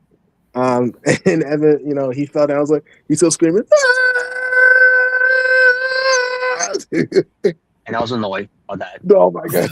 So Robert, you hate him. You're like, I hate you. I hate you. Yeah, I hate it. I want to curb stop you. I want to give you a punk kick. Oh.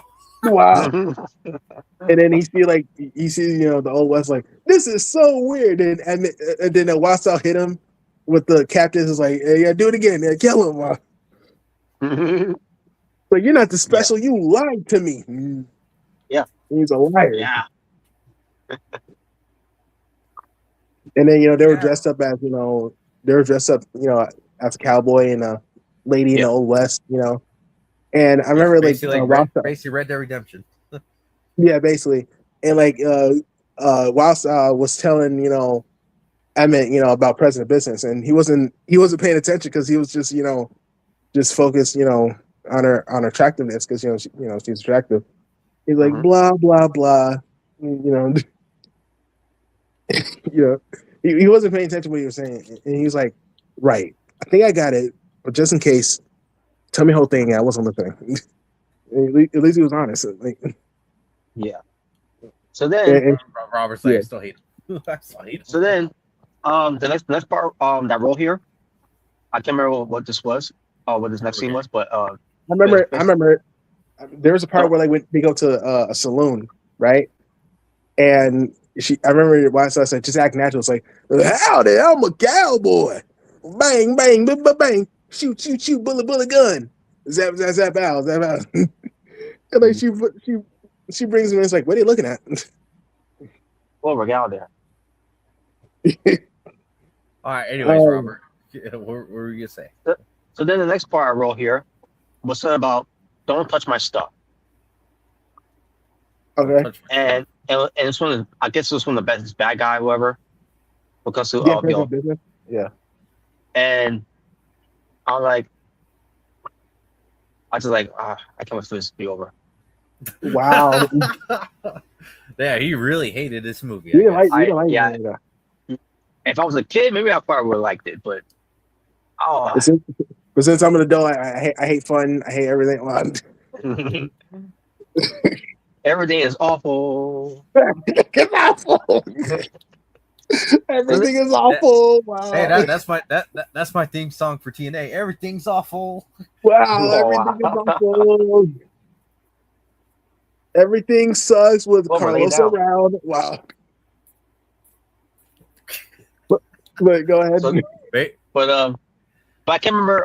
It was before, or after this happened. The whole don't touch my stuff thing. But this is where Batman showed up. Yeah, Batman's in this. And Batman was my only saving grace in this whole thing. Yeah, he was the best part of the movie. Yeah. Oh, he was great in this movie. He was great. You should watch the Lego Batman movie. Which I did actually, by the way. Oh, you did. Oh, okay. We'll get to that. We'll save that for later. Yeah. But I saw it one time though. I thought it was good. So. Okay. But and then we get to a part where there's something where a one knock is the secret knock. Oh. Oh yeah, I remember this. No, I do remember this. And I'm like, that's the secret knock. One knock. Yep, that's a knock, bro. That's a secret knock. You gotta know it. And I'm like, moving on. Moving on. He is hating on this movie so bad. He's like, I just want to throw my TV so much. So then we get to Unkitty. Oh, Unikitty. Oh, yeah. Boy, here we go. Oh, okay, Unikitty. Okay. Unikitty, yeah. All right, guys, here we go. Here we go. Unikitty. I can't really hate on Unikitty, to be honest with you. So. Oh really? Oh really? Okay, I thought it was gonna be something like, I hate this person. I thought he was gonna rate for a minute. It's like, oh my god. Yeah, but I think I wrote it down because I think the name is what I thought was stupid. Unikitty. Like, I mean, okay. Robert, she's a unicorn plus a kitty, so she's Unikitty. Get it? Yeah. Yeah, I get it. Well, Yeah. then, it's not like with the death of the unicorn that General Ortega was in, where God bless you. it's the fucking unicorn. Oh yeah. Oh yeah, I know what you're talking about. Oh yeah, Which, by the way, that was the best line in that movie, though, from General Ortega. F the unicorn. But Wow. so let me get to what's his name? Emmett. Emmett. He does a speech, but the thing is, he can't do a speech though, because it was not, he was not saying anything important in the speech. And it reminds me of Seth Rollins. What?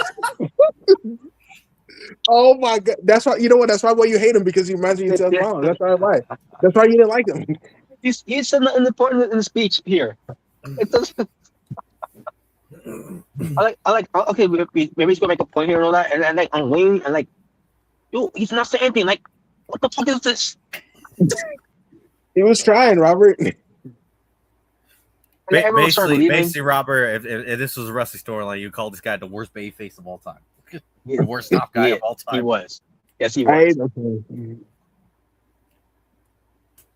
Wow. So let me get to a part where they destroy Batman's Batmobile, and then because you had the police forces, whatever, or bad guys, whatever, trying to go after them. Mm-hmm.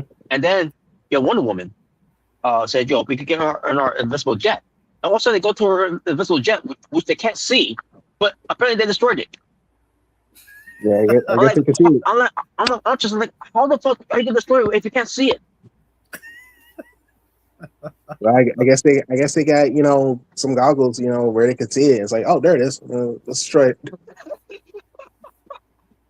Now you know how John Cena feels. I'm surprised he didn't mention any of the quote unquote master builders. I'm surprised he didn't mention any of them. Oh yeah. That's right. Oh yeah, the master builder. I really had much to say about it. Other than their, I mean, other than just media characters, obviously. So. Yeah, they were just media characters. Yeah. Like Gandalf, Dumbledore, Superman, Wonder Woman. Jack was there. The Green Ninja, I believe, from Lego Ninjago. Ninja, go. Yeah. The Green Ninja. The 1980 Spaceman. Oh yeah, dude, my favorite part is when they had Shaq there. He's like, "Are you ready for this?" And I think he built something, and then and they launched something. It's like, "Oh no, they were ready for that." They were laughing. All right, so let me get to where Emmett Bill said that he's always wanted to build, an idea he always thought of, called a double-decker couch. Oh yeah, I remember this. Double-decker couch. Yep. Yeah, he was explaining. Yeah. And I'm watching this. I'm like, a double-decker couch. Yeah, so everyone can be. Come on, Robert. You don't want a double-decker couch in your house? Yeah, so everyone can watch TV together and be buddies. That's what he said. Everything is awesome.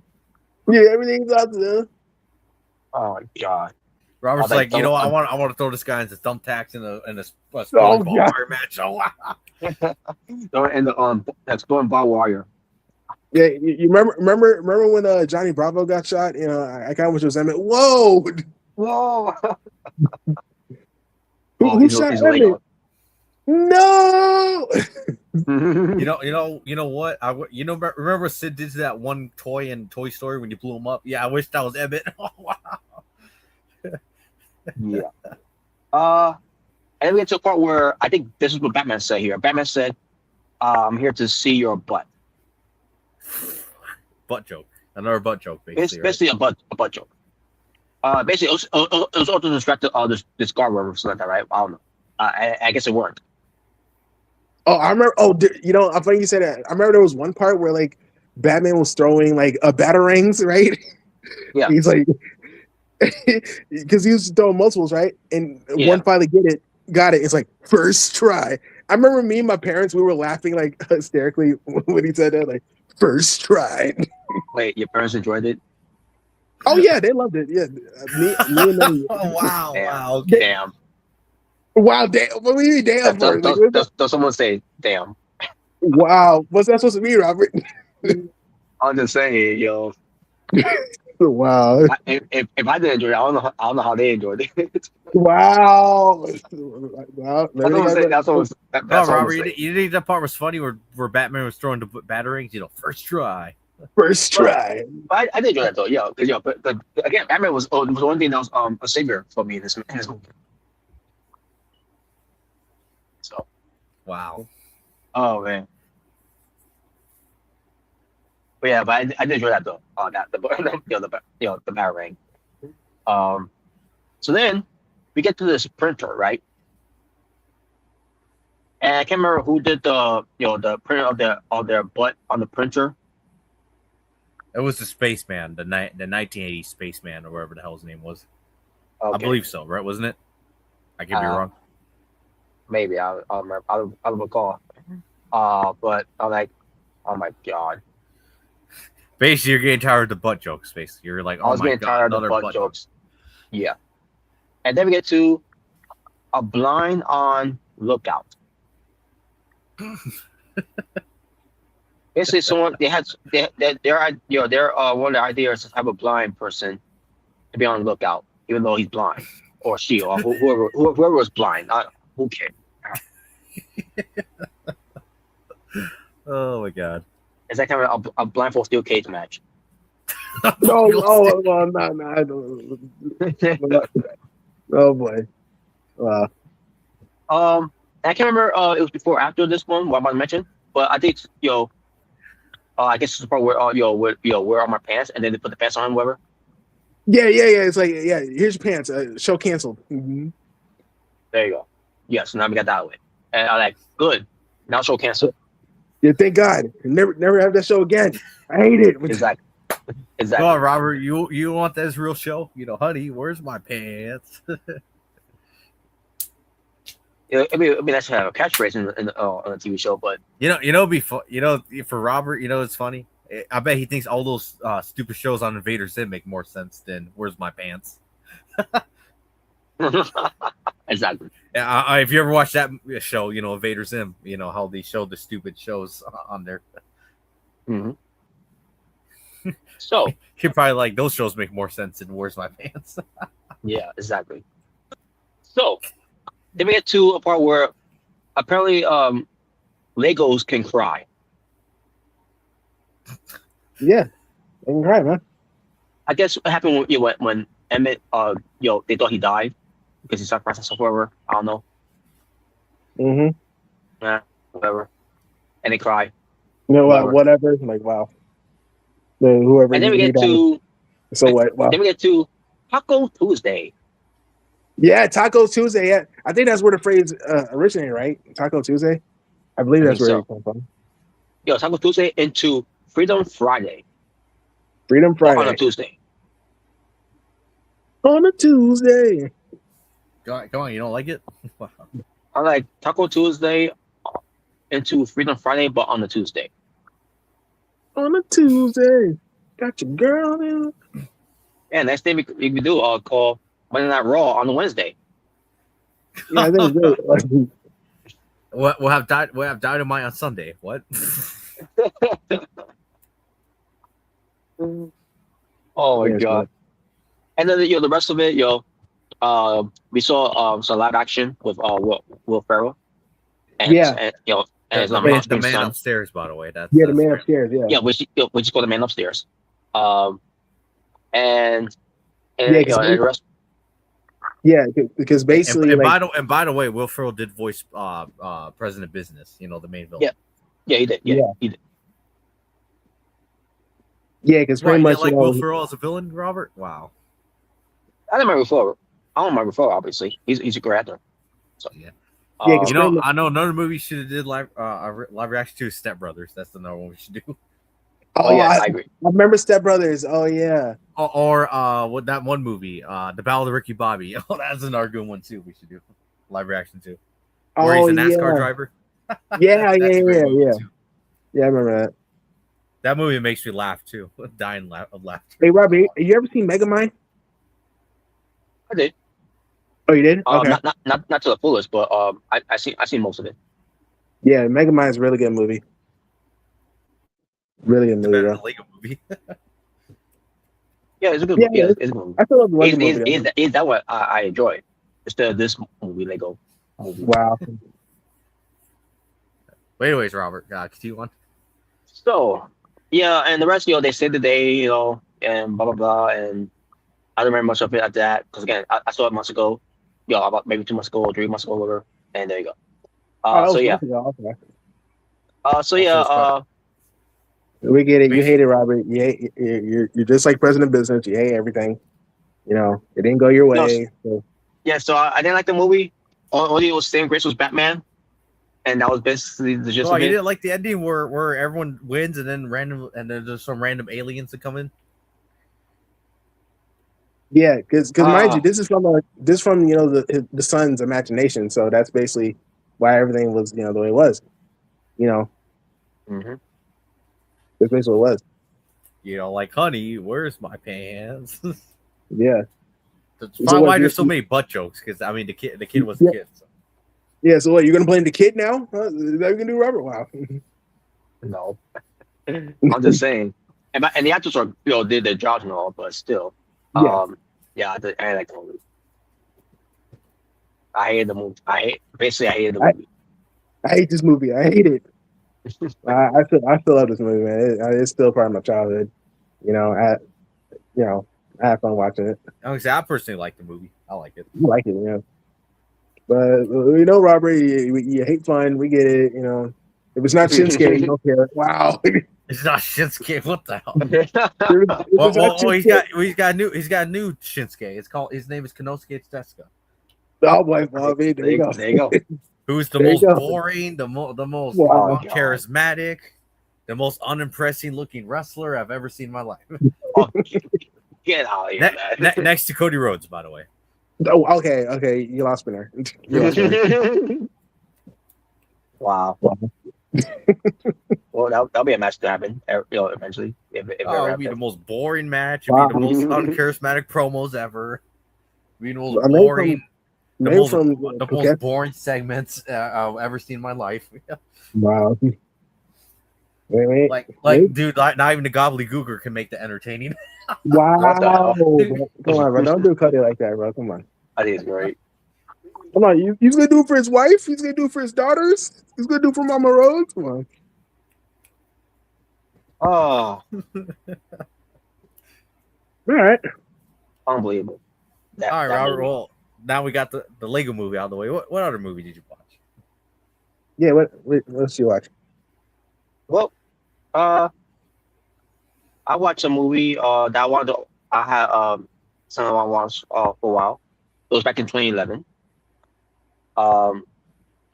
It's called Colombiana. Bottom who? Colombiana. I think that's what it's called. Basically, basically it's with Colombiana. with Zoe Santana. Oh, okay. So basically, I don't remember who else was in the movie. Because there was also some familiar faces too, though. But so I watched the movie. That was back. A movie that came out since 2011, and I was always wanted to see this movie. Whenever because I never had time to see it at the time. So I finally got to see it, and I was like, "Wow, this is a pretty good movie." It's basically have a lot of action. Yeah, and she's basically a train killer, and for good, obviously, when it comes to it. Okay. So, again, I must say, because Zoe Santana, I mean, she's always been great, so she's always great either way. So, and hey, by the way, wrestling news. Did you also know that with her being Dominican, did you know that she won an Academy Award as a Dominican actress? Oh God. Anyways, I thought it was a good, very good movie. I thought it was gonna lead, at the end it was gonna lead to some like maybe like a schedule like a sequel. But no, that's basically it. All what comes to that. Okay. Oh yeah. Another movie that I watched as well was was based on a true story called The Wrong Man from 2010. Basically, where he was charged of or accused, I should say, of raping a woman, which it was never true, but he ends up going to prison either way. Oh yeah. And yeah, but I seen the I watched the movie itself. But like, all right, it was pretty good. The actors, they play their roles and the jobs and all. It was well done. And again, based on true events of it. And he's a free man now after he was proven of his innocence after all these years of being locked up in prison. I think it may have been covered on broadcast news at the time as well when it happened. Oh wow. But yeah. So then, I'm gonna talk about three series of these movies. The first one got away, 50 Shades of Grey. I rewatched the movie, and Oh my! I still remember how it was back in 2015. Dude, I remember how big that movie was. Like, well, I mean, when you got Dakota Johnson's sexy ass in there, so. well, yeah. Oh yeah. Yeah. Yeah, just like how I remember it was a pretty good movie. Mhm. So then we get to 50 Shades Darker from 2017. I forgot And it was people. so when we get to that part of that movie, I'm like, okay, now they're going darker. Because it's called 50 Shades Darker. And wow, the things I saw on there, like, oh my god, it really did get darker. And I enjoyed it. I thought it was pretty good too. Like, oh wow, Yeah. all the way on the follow from the I bet you wish you can take her in the bedroom too. Wow. Oh yeah. So then we follow up with 50 Shades Freed from 2018, which is the the third movie and the final. And this even got even more darker. I'm like, holy shit. And like, damn, it just kept getting better and better all when it comes to it. And yeah, I thought they did a job well done with this movie. Obviously based on a novel, to know, but yeah, I enjoyed this one too. So, and the reason why I watched it all together at the same for the last 3 days is because it was not gonna be on Netflix anymore. So that's why I was like, okay, maybe I try to watch this right now, and I find it. I got it out of the way, and I did. So, all right. And one more we want to talk about, just to get this out of the way, because I know you want to hear my opinions about The Weeknd of his acting. So I was about to say, save your tears another day. Yeah. Now, first, let me talk about on the first the series first of The Idol. Oh yeah, that show was terrible. It was garbage. So after me watching the series, it's only Wait, what show? The Idol. the Idol that The Weeknd was in Oh. with Lily Rose. That. So let me first say this: the show itself, to me, it was fine for what it was. Well, I mean, I guess our standard television are really different. And then as far as The Weeknd's acting, the one thing that I need to take away of his acting is the part where he cannot say "shut the fuck up" in a way that he should be saying. That's the one thing I took away from it. Well, the whole it's like, is that how he basically shut the fuck up? What the fuck? I gotta look that up, bro. Because did he really say it in a weird way? I gotta say that. Yeah, he says it in a he weird really way. Did say, he actually said it that way. That's actually how he said it. Yo, shut the fuck up. Shut the fuck up.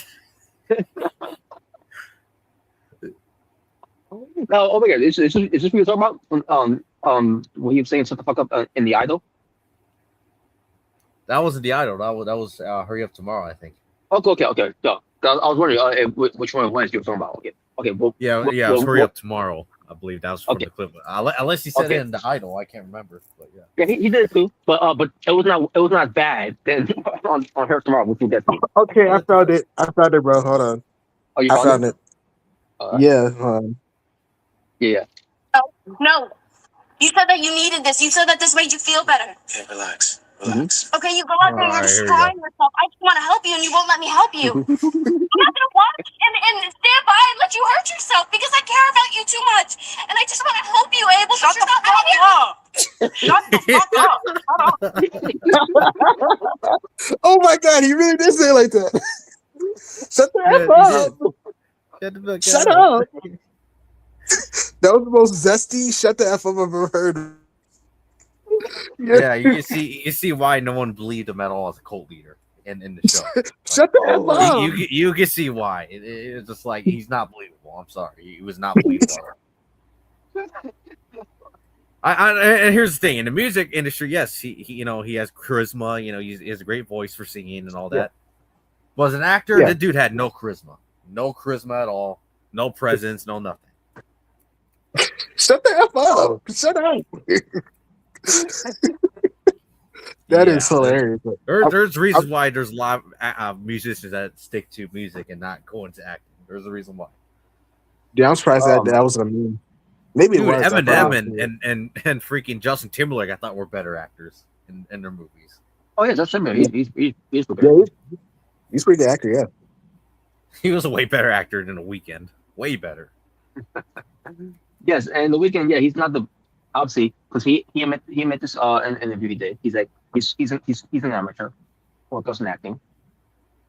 So at least you could give him praise that. Well, yeah, at least he admitted that. Yeah. Yeah. Unless you want to be like a Jared Leno who thinks he's great. Because of the Joker performance. Who, Jared Leto? Yeah, Jared Leno. Yeah. Yeah. But yeah. So yeah. So as far as the Idol was, I thought it was alright. The show. It didn't really offend me or anything in a way.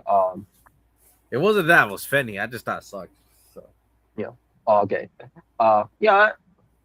And be honest, I was just bored watching. I'm like, this is the most boring thing I've seen in a long time. I thought the first episode was kind of boring, but then it picked up, and then later on the shows, episodes I should say, it picked up a little bit. But at the same time, like, it wasn't the best show, but I thought it was decent. Like, it was harmless. Like, whatever, it happened. It's like another one. So, at least it ended with a happy ending. Where they did. It was like, okay, this is a failure. We're not doing another season. Yeah. So yeah, basically, that's basically all the gist of it. Yeah, they're another season. So that's basically. I think it was just one thing they was going to do. That was it. So, but hey, all I can say is, listen to the music. They got the soundtrack. So. Oh yeah, the soundtrack is great. The show itself sucked. There you go. All right. So now with that all the way, with on the weekend doing that. Before I get to her tomorrow, there is one movie I want to talk about that he was in as well. That involves Adam Sandler called The Uncut Gems. Is that a comedy movie? It wasn't really about comedy. It was more of a drama. Drama type of movie, yeah, in a way.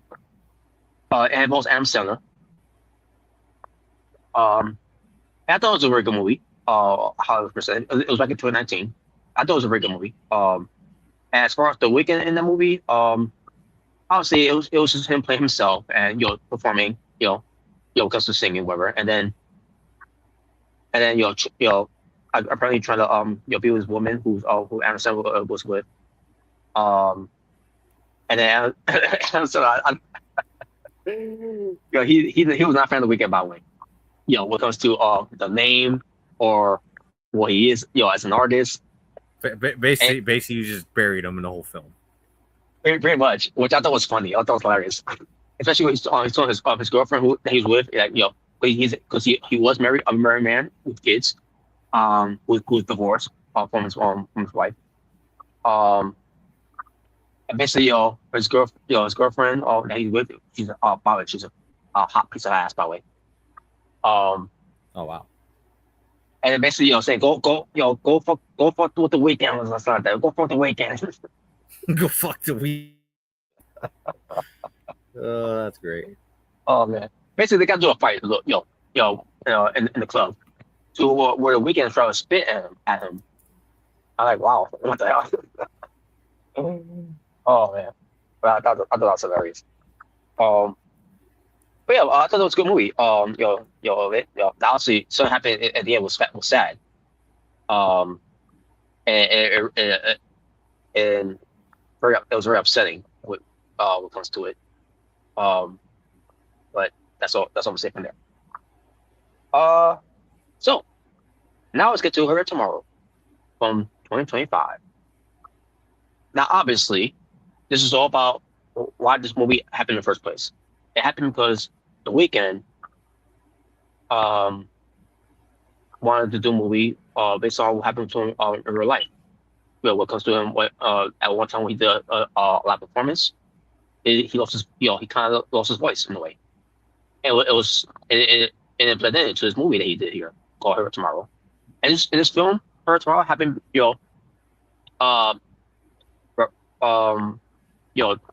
during filming time, and then once that was done, and then he did the album called Her Tomorrow.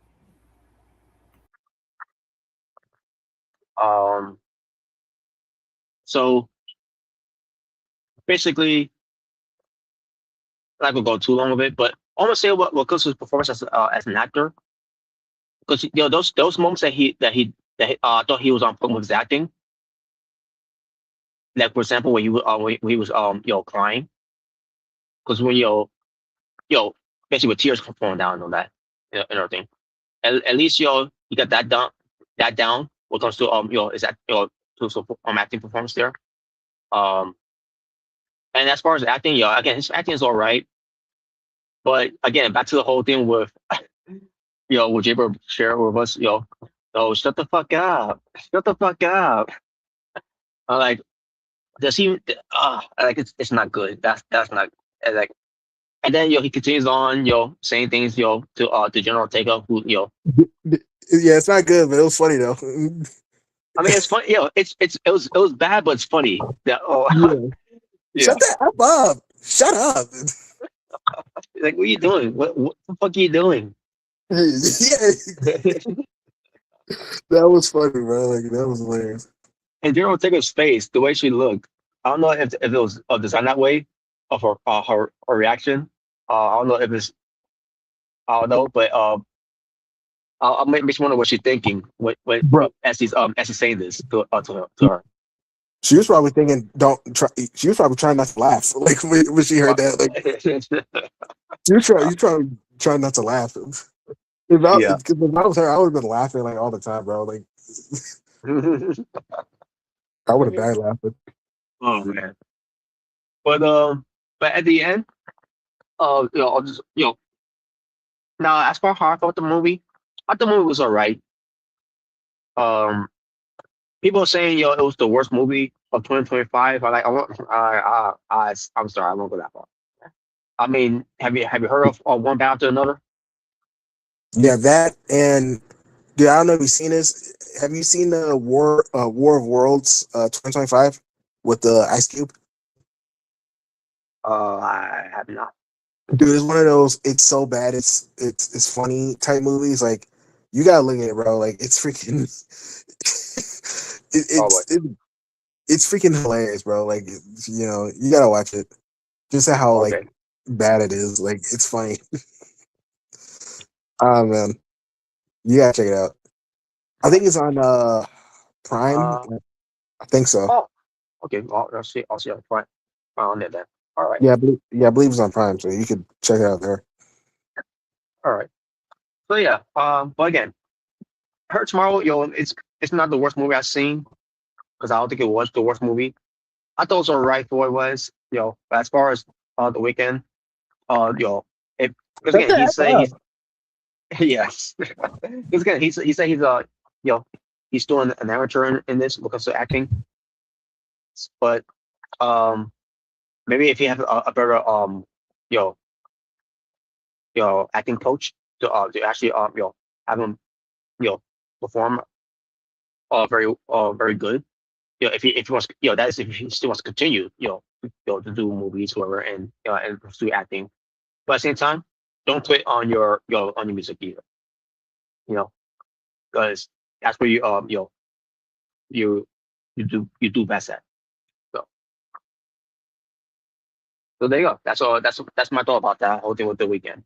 Um. So what comes to the movie for tomorrow? And again, I was going to say also, when it comes to in this movie, where I said he lost his voice, in an actual live performance he did. He reenacted it in this movie here, where he lost his voice again. This time, where General Ortega wasn't in attendance there. And speaking of which, General Ortega's character, she was there, but at the same time, she was not really there. If that makes any sense, because basically she is the weekend. She was the female weekend. Oh, Yeah, so even though we had securities stopping her from going backstage, even though she still got through. Um, and she's driving vehicles, stealing gas, and um, and then her manager, I mean the weekend's manager that was with him. They had a brawl, in the hotel that the weekend was staying at, and yeah, that was entertaining there, and something that I was not expecting it to as well. But um, but nonetheless, and yeah, that's basically it from there. And also I enjoy General Ortega for dancing to the biggest songs, like Blinding Lights, Gasoline. You know, she look like a Crates fan. When it comes to tying up the weekend in his bed. That was entertaining. And by the way, when it comes to this movie itself, General Ortega carried the movie because obviously General Ortega in this generation right now is the best. So there you go. And that's basically it. What comes to talking about her tomorrow. Uh, do I recommend watching the movie? No, because again, if you're not a fan of the movie, or if you're not a fan of the weekend's acting, then I don't recommend you seeing it. Then, but if you want to see it, just because General Ortega's in it, I recommend it. hey, if you don't like the weekend's acting, shut the f up. Shut the fuck up. Oh man, What are you doing? But there you go, and that's it for the National More Theater thing. Yeah. All right. All right. So now we're gonna have some fun. About time, Mom. Yeah, about done, Smorg. What are you doing? Shut the fuck up already. You shut the f up. What are you doing? Do the fun topic. Oh my god. All right. Let's get to it. I'm gonna set right now. We got the Facebook up there and all and everything. And all right, let's see. Share a screen. Let's see if it does well. Okay, I think it's good. I think it's doing good. All right, here we go. Let's have some fun.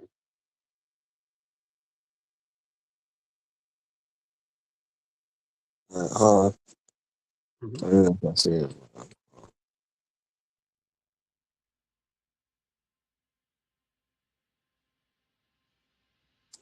Oh man.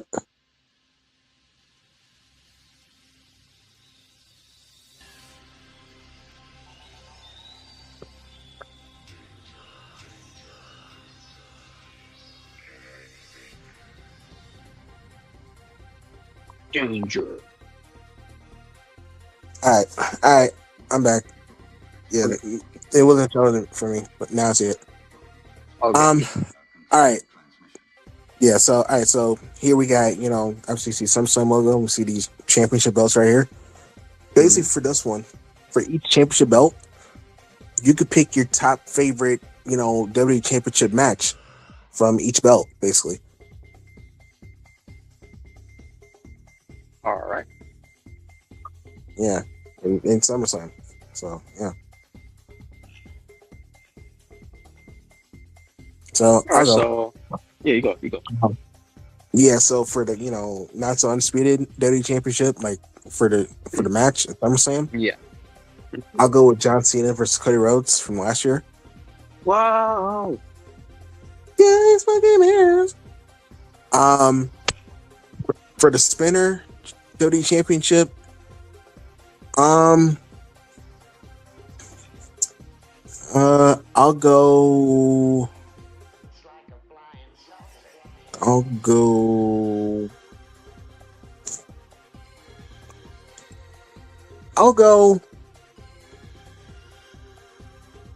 CM Punk versus John Cena.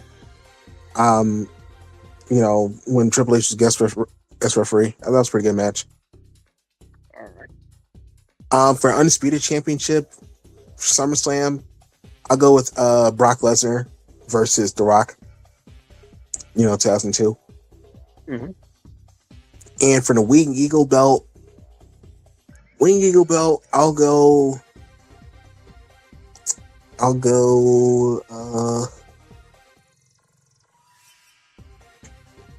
Ultimate Warrior versus Macho Man 92. All right. So yeah. All right. For me, when it comes to the not so undisputed piece of crap muscle championship belt, I'll go with John Cena and Cody Rhodes also from last year. All right. For the spinner belt, I will also go with John Cena versus CM Punk. Because I really don't remember anything else that was memorable or that that version of the championship at SummerSlam. That was anything great. Well, I remember Edge and Cena had a match in 2006, I believe. Yeah. Yeah. And I remember the next year, Punk and Cena and Big Show had a match. 2012. Mm-hmm. But yeah. Oh yeah. And then the WWE Championship. Obviously, Brock Lesnar versus The Rock. Mm-hmm. And the Winged Eagle WWF Championship, I should say. I'll go with Bret Hart versus Owen Hart in that steel cage match. Oh, okay. Okay. Right. Omega, are you there, Omega?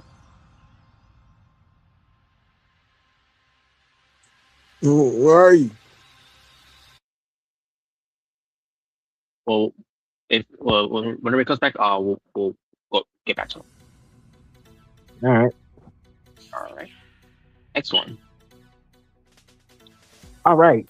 So on the left, we got what's the best, post Endgame MCU movie, and on the right, we got which team had the most impact, had the most importance in the comic book industry, basically. So you can pick one of each. All right. As far as the best post Endgame, I'll have to go with Spider-Man: No Way Home. All right. And my other will be Fantastic Four First Steps, especially when it comes to your starting over again with another Fantastic Four movie that I thought I did justice. Yeah, it was really good. And as far as the most important impact when it comes to comic book industry, for me, I'll go with X-Men. I really don't, I didn't really, was into comics that much, but I'll go X-Men though. All right. For me, I'll go with for best post Endgame MC movie, I'll go with Spider-Man No Way Home as well. And for most important team, superhero team, I think I might actually go with the Avengers in this one. All right. Yeah. That'll be my all about the Avengers. All right. All right. All right. Let's continue on. Until it comes back, we'll go back. We'll get back to these topics. All right. So here we got these controllers. The buttons. Right here. It doesn't have to be in this picture specifically, but basically, Okay. you can pick 3 controllers that you think have like the best button designs, basically. Sweet. All right. Now, I'll go with the original, Nintendo controller, followed by, how many again? 3. Yeah, 3. All right. Followed by the Super Nintendo, and then the N64 controller. My honorable will be the GameCube and the PlayStation original controller. Okay. All right. For me, I'll go with the PlayStation. I'll go PlayStation 2 controller. I'll go with the GameCube controller. And I'll go with the Sega Genesis controller. Yeah.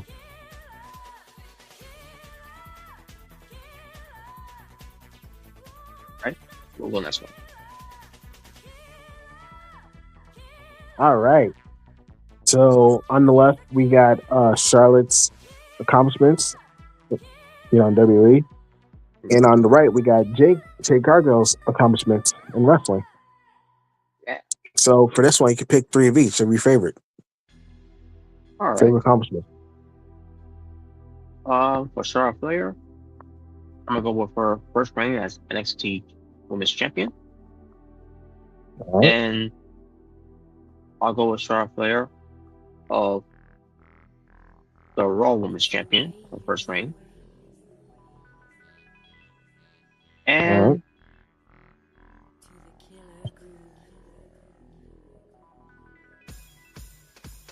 let's see.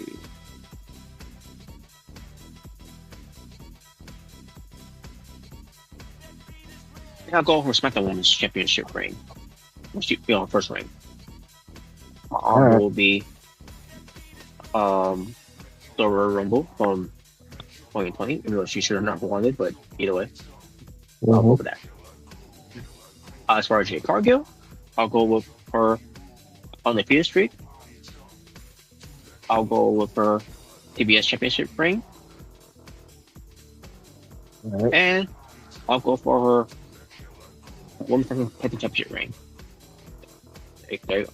And my honorable will be her WWE Women's Championship reign, even though she very defended it. Not her photo. Yeah. Same as yours for Jade. For Charlotte, I'll also go with her as NXT Women's Champion, her first reign. I'll go with her as Divas Champion. And I'll go with her as Women's Tag Team Champion with Alexa. You know what? That would also be my honorable as well. With Charlotte. Oh.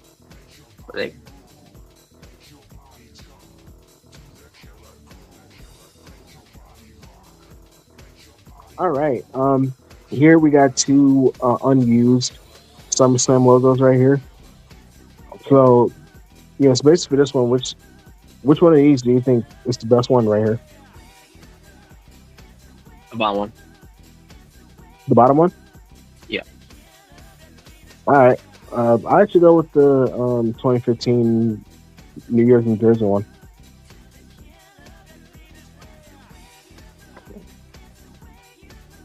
All right.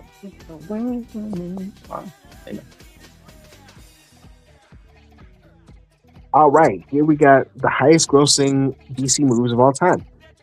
So basically for this one, you pick your top 4 favorites in this picture right here. Sweet. All right. I'll go with The Dark Knight. I'll go with Joker. And I'll go with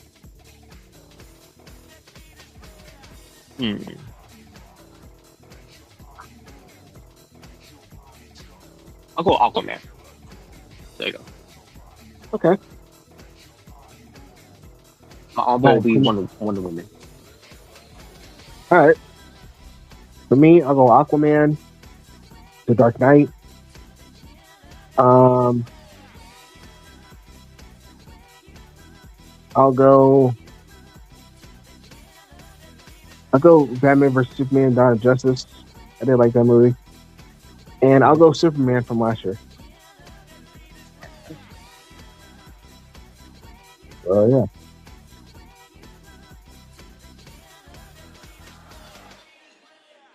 All right, here we got some, custom World Championship designs right here. For this one, you can basically pick which 2 is your favorite right here, your 2 favorite, custom World title designs. Okay. Check this out. So I'll go with the bottom one. And I'll go with them from the middle, the first one. All right. For me, I'll go with the top one, the top red one. And the middle, I'll go with the second one.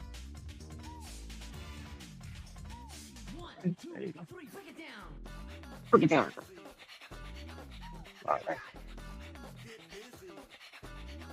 All right. Oh, I know this is about. So, yeah. So here we got, legends from the golden era.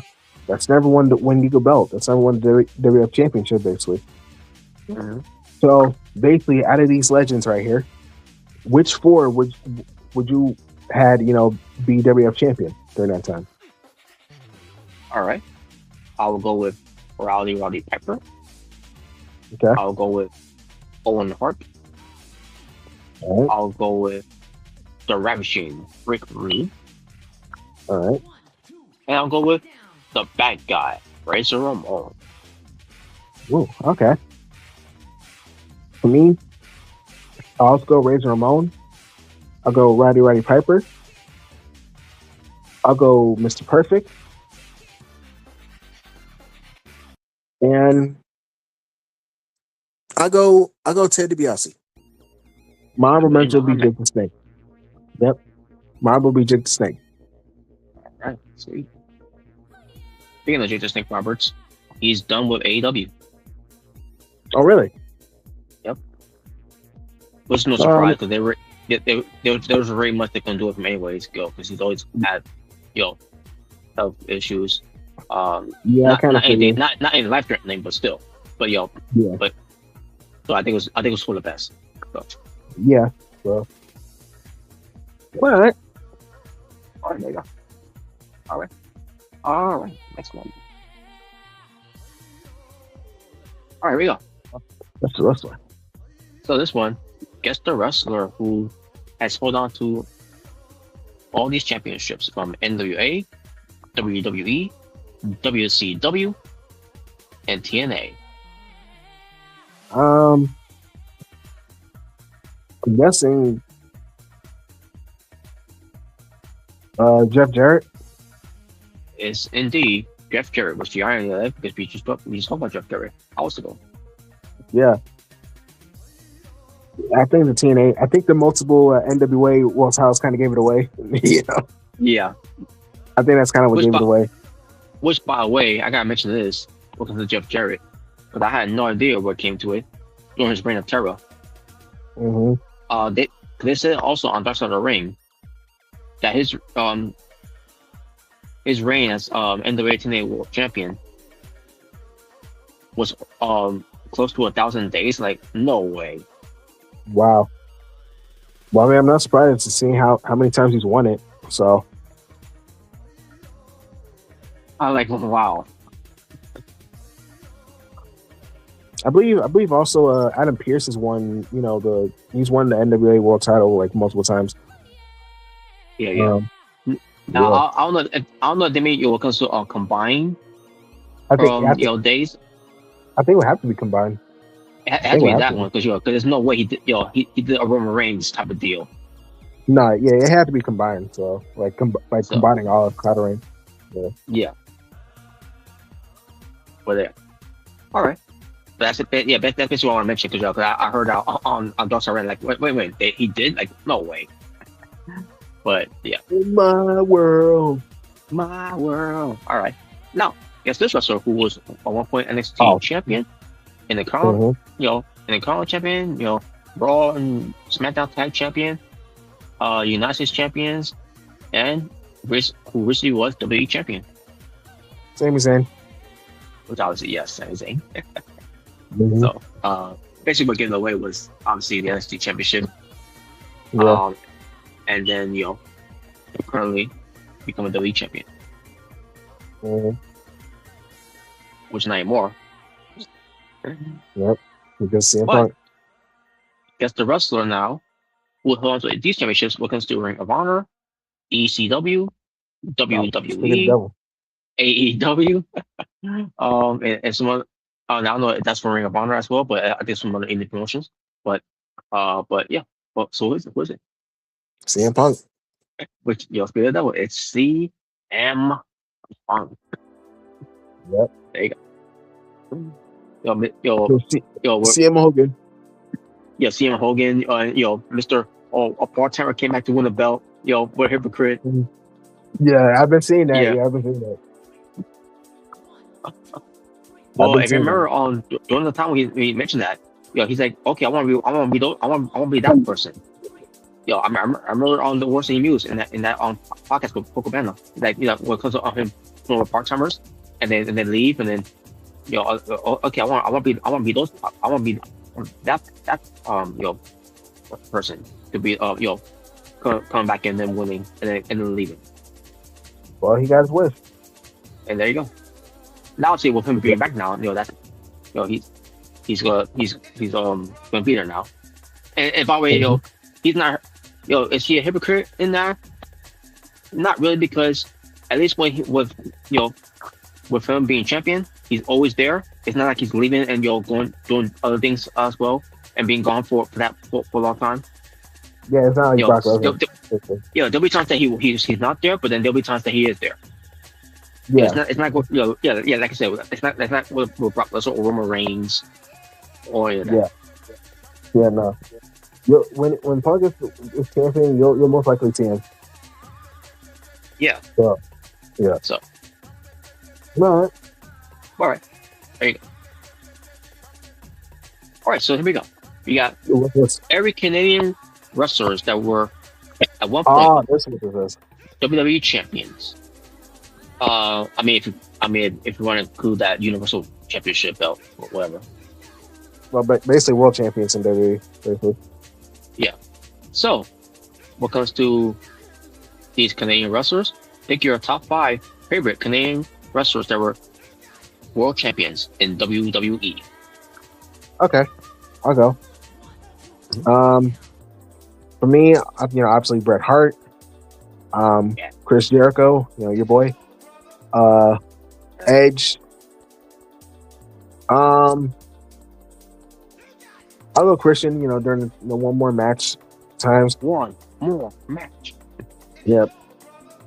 And last, but certainly not least, don't hinder the gender. Gender ball. No, it's joking. No. Well, I got such a review with him later. Well, anyway. Oh, really? Yeah. I guess I'll go Kevin Owens as Universal Champion. All right. So, yeah. All right. Basically, same as yours as well.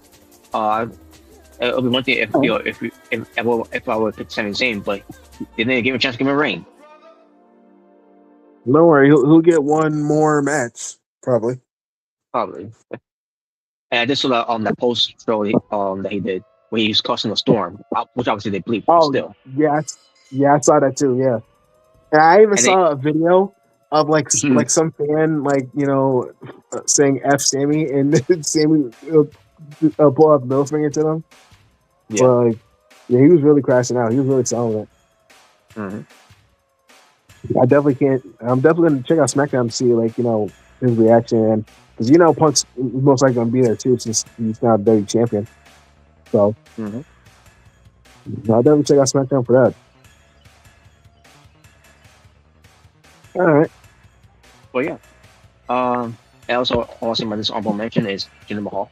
Just saying. Yeah, obviously. So, Nick Nemeth, who is your current?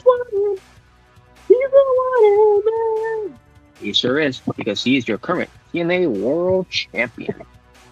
Yep, I believe he's the two-time TNA World Champion now, right? Yep, 2 times. Mm-hmm. So.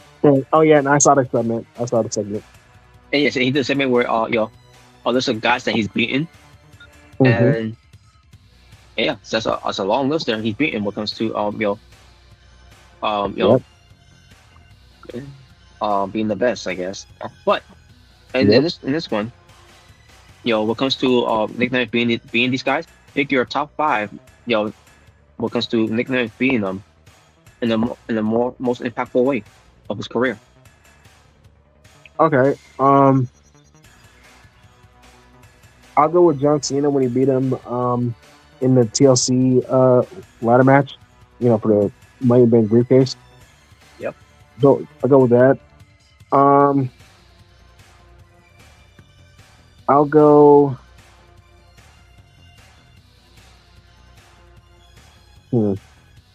I'll go Rey Mysterio because I remember them having some matches. Especially for the Intercontinental Championship. During like 2009, I believe. So I'll go with that. I'll go with The Miz, your boy. I still remember when he put his career on the line, title versus career and Backlash. Yeah. No, it was No Mercy. No Mercy. No Mercy. No Mercy. That's 3. I guess it was Zack Ryder. When they were in WWE.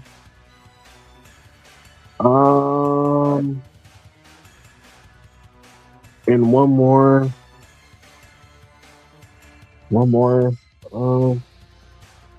me think of a good one.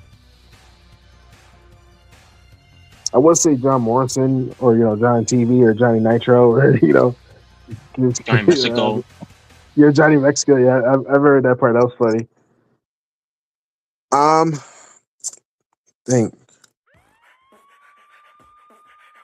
Can't think of a good one.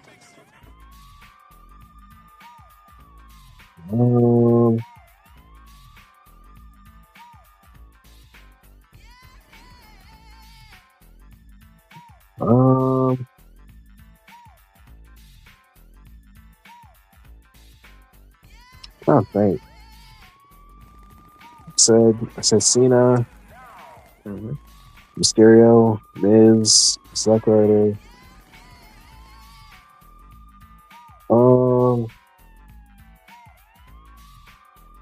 Who did Nick Nemeth beat for his first world title in TNA? Who did he beat first?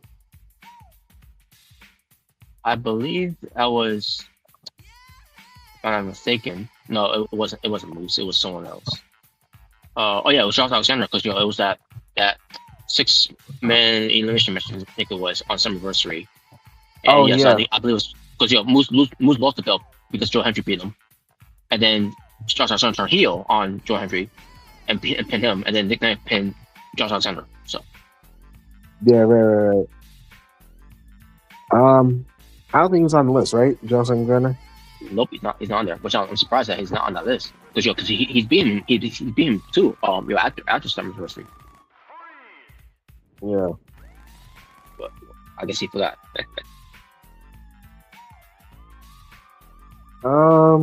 If I pick one more.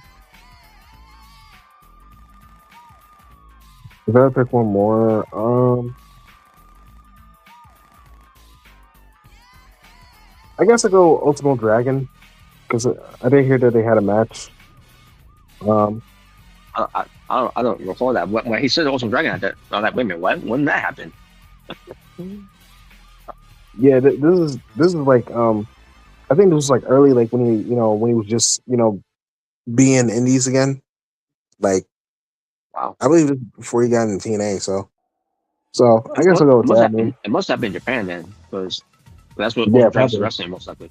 So, Yeah, probably. So I'll just go with him. all right. Yeah, I was surprised he actually mentioned Evan Bourne. That was actually Yeah.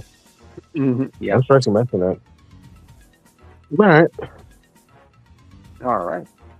Okay, for me, I'll go with John Cena, especially where I was actually there at the show, when he beat him.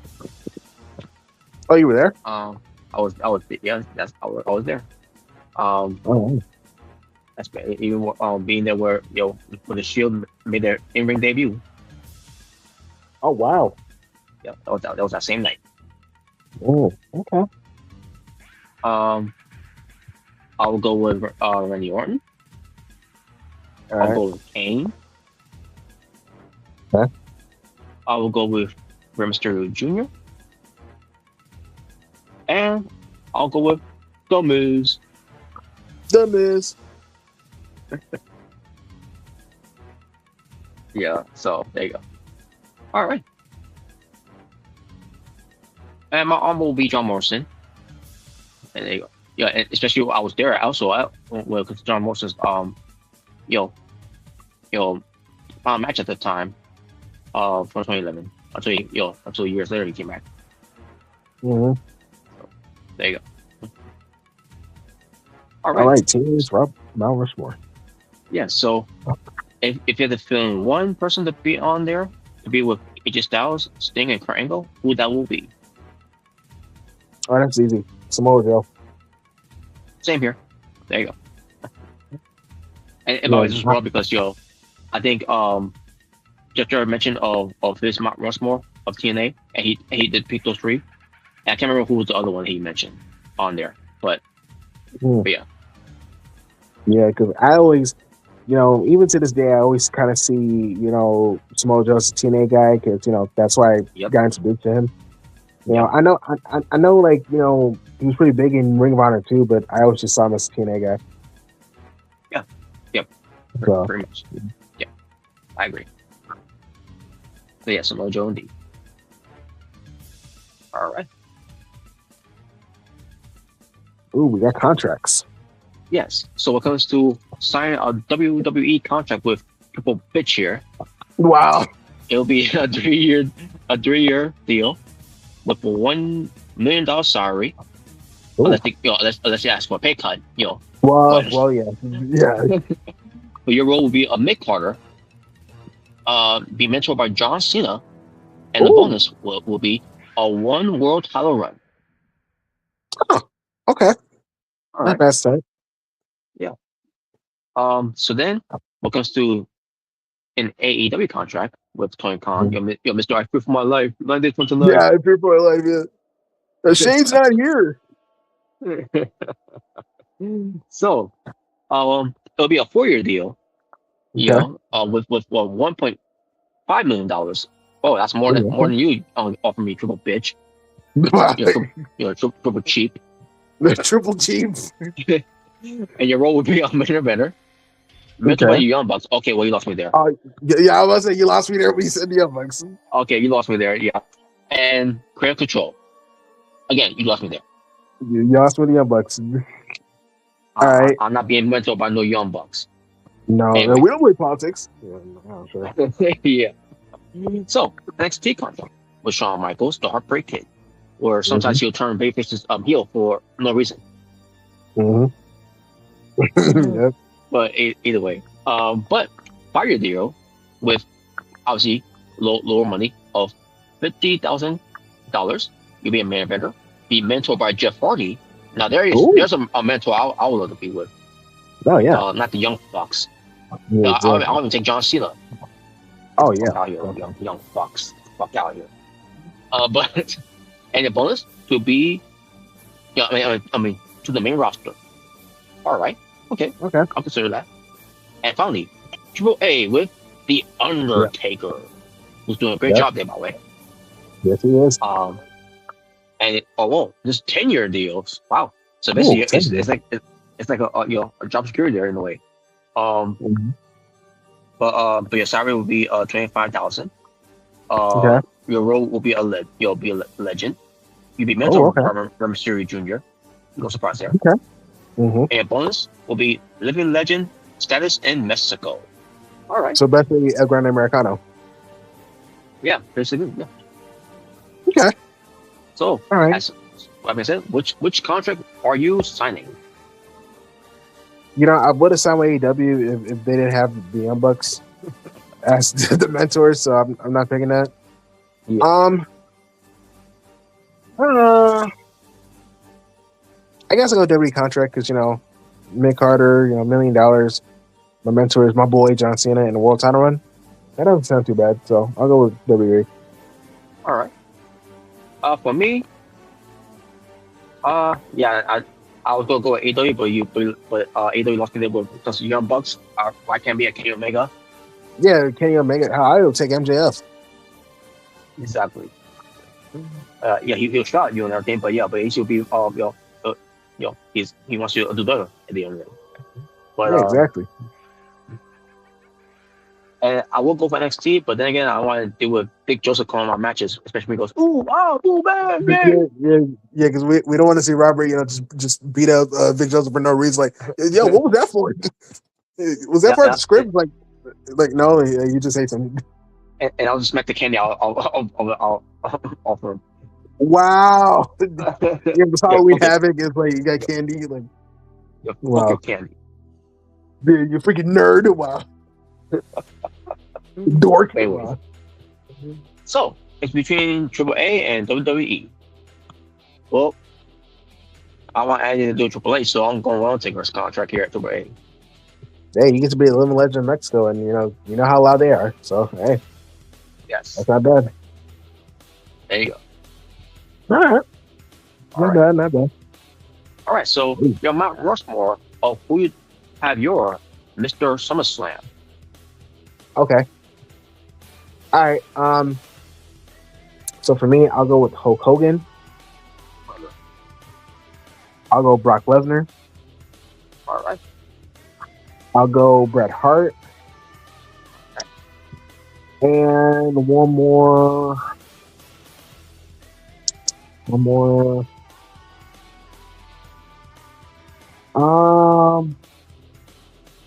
am I to pick for much fun to play?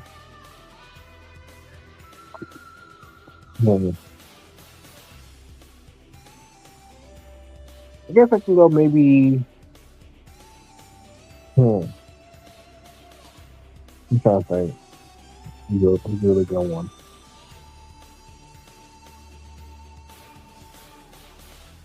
I guess I can go. I guess I go John Cena. All right. So yeah.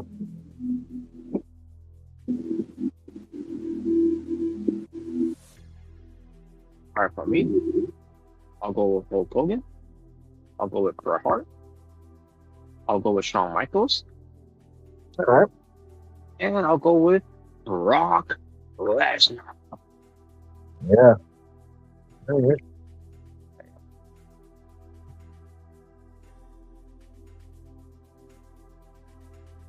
Oh wait, that's not one topic. Okay, yeah, that's missed it. All right. Okay. All right. Now we're gonna bring us up with what comes to Jinder Mahal, in case you didn't know. What comes to now it wasn't Jinder Mahal saying this. It's basically what some fans have been saying. Comes Jinder Mahal with his subject. Sports Illustrated say this. Bleach Report says it. Nah. So basically, it's on Reddit that I saw when it comes to Jinder Mahal should have been what Gunther is today. Oh boy. So, and this is something I discussed with Omega Red from the stream last night. From after we watched Beach Break. Basically, Jinder Mahal is probably one of the biggest opportunities for WWE. Really? Exactly. Continue. But he could have been what Gunther is today, or maybe even better.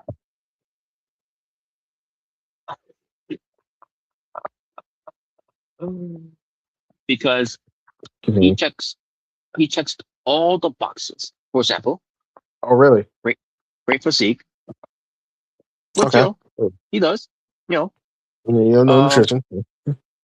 but but then again, he was on the juice. No, you don't know Um, nutrition, Spark. Well, you know, but yeah, I guess you don't know the nutrition. But he's also engaging. He has an engaging entrance. With the Sin Brothers. Doing the introduction and doing the whole Monday Maha Raja. I mean, he had a good entrance. His theme song. Yeah, He did. he did. It did present him right. In doing all. Yeah. And for Secret all brought all too as well. Okay, Mm-hmm. but Yeah, another but thing he checks out the boxes. What comes to his good promos on the mic. uh, Look, he's yeah, not a bad man. promo. He can Yeah, talk. he's not. He's not. Yeah, he's not the worst promo I've heard. Like, he's not terrible. I've heard worse, but I don't think he's all that But special. do you think any memorable promos that he's cutting besides being a stereotype foreigner, evil foreigner or Yeah. whatever? I don't know. The only thing I could probably think of is like when he trolled in Raw Day One, with the former WWE champion. Yeah, That's the only yeah. thing I can really remember. And obviously the whole Shinsuke thing, which I don't want to talk about, but Oh, yeah, that's right. I forgot about that. yeah, well, I tried to forget, but Actually, I actually want to forget that. I don't yeah, remember I mean, what was said, but I remember it was something racist, yeah, it which was, it wasn't his fault. it wasn't his fault. He was just doing what he was told. It was all Vince, Yeah. but Uh, yeah, basically, but yeah, the only thing that'll be a memorable promo that's good, somewhere on the mic is someone like Muhammad Hassan. yeah, yeah. So, Muhammad Hassan was pretty good in promo. He was. which they be trying desperately to have him be like Muhammad Hassan, and it's like no, he's not even That's close. yeah. That's pretty much what they were trying to do, like with Jim Mahal. Like that's kind of what they were trying to do. Yeah.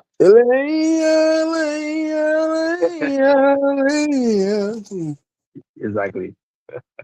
But another thing is that he's a traditional heelish, detentious, whatever that's supposed to, where that means, I don't know. But I like, oh yeah, because him being like I don't know, an evil terrorism, foreigner, from India, even though he's from Canada, but whatever.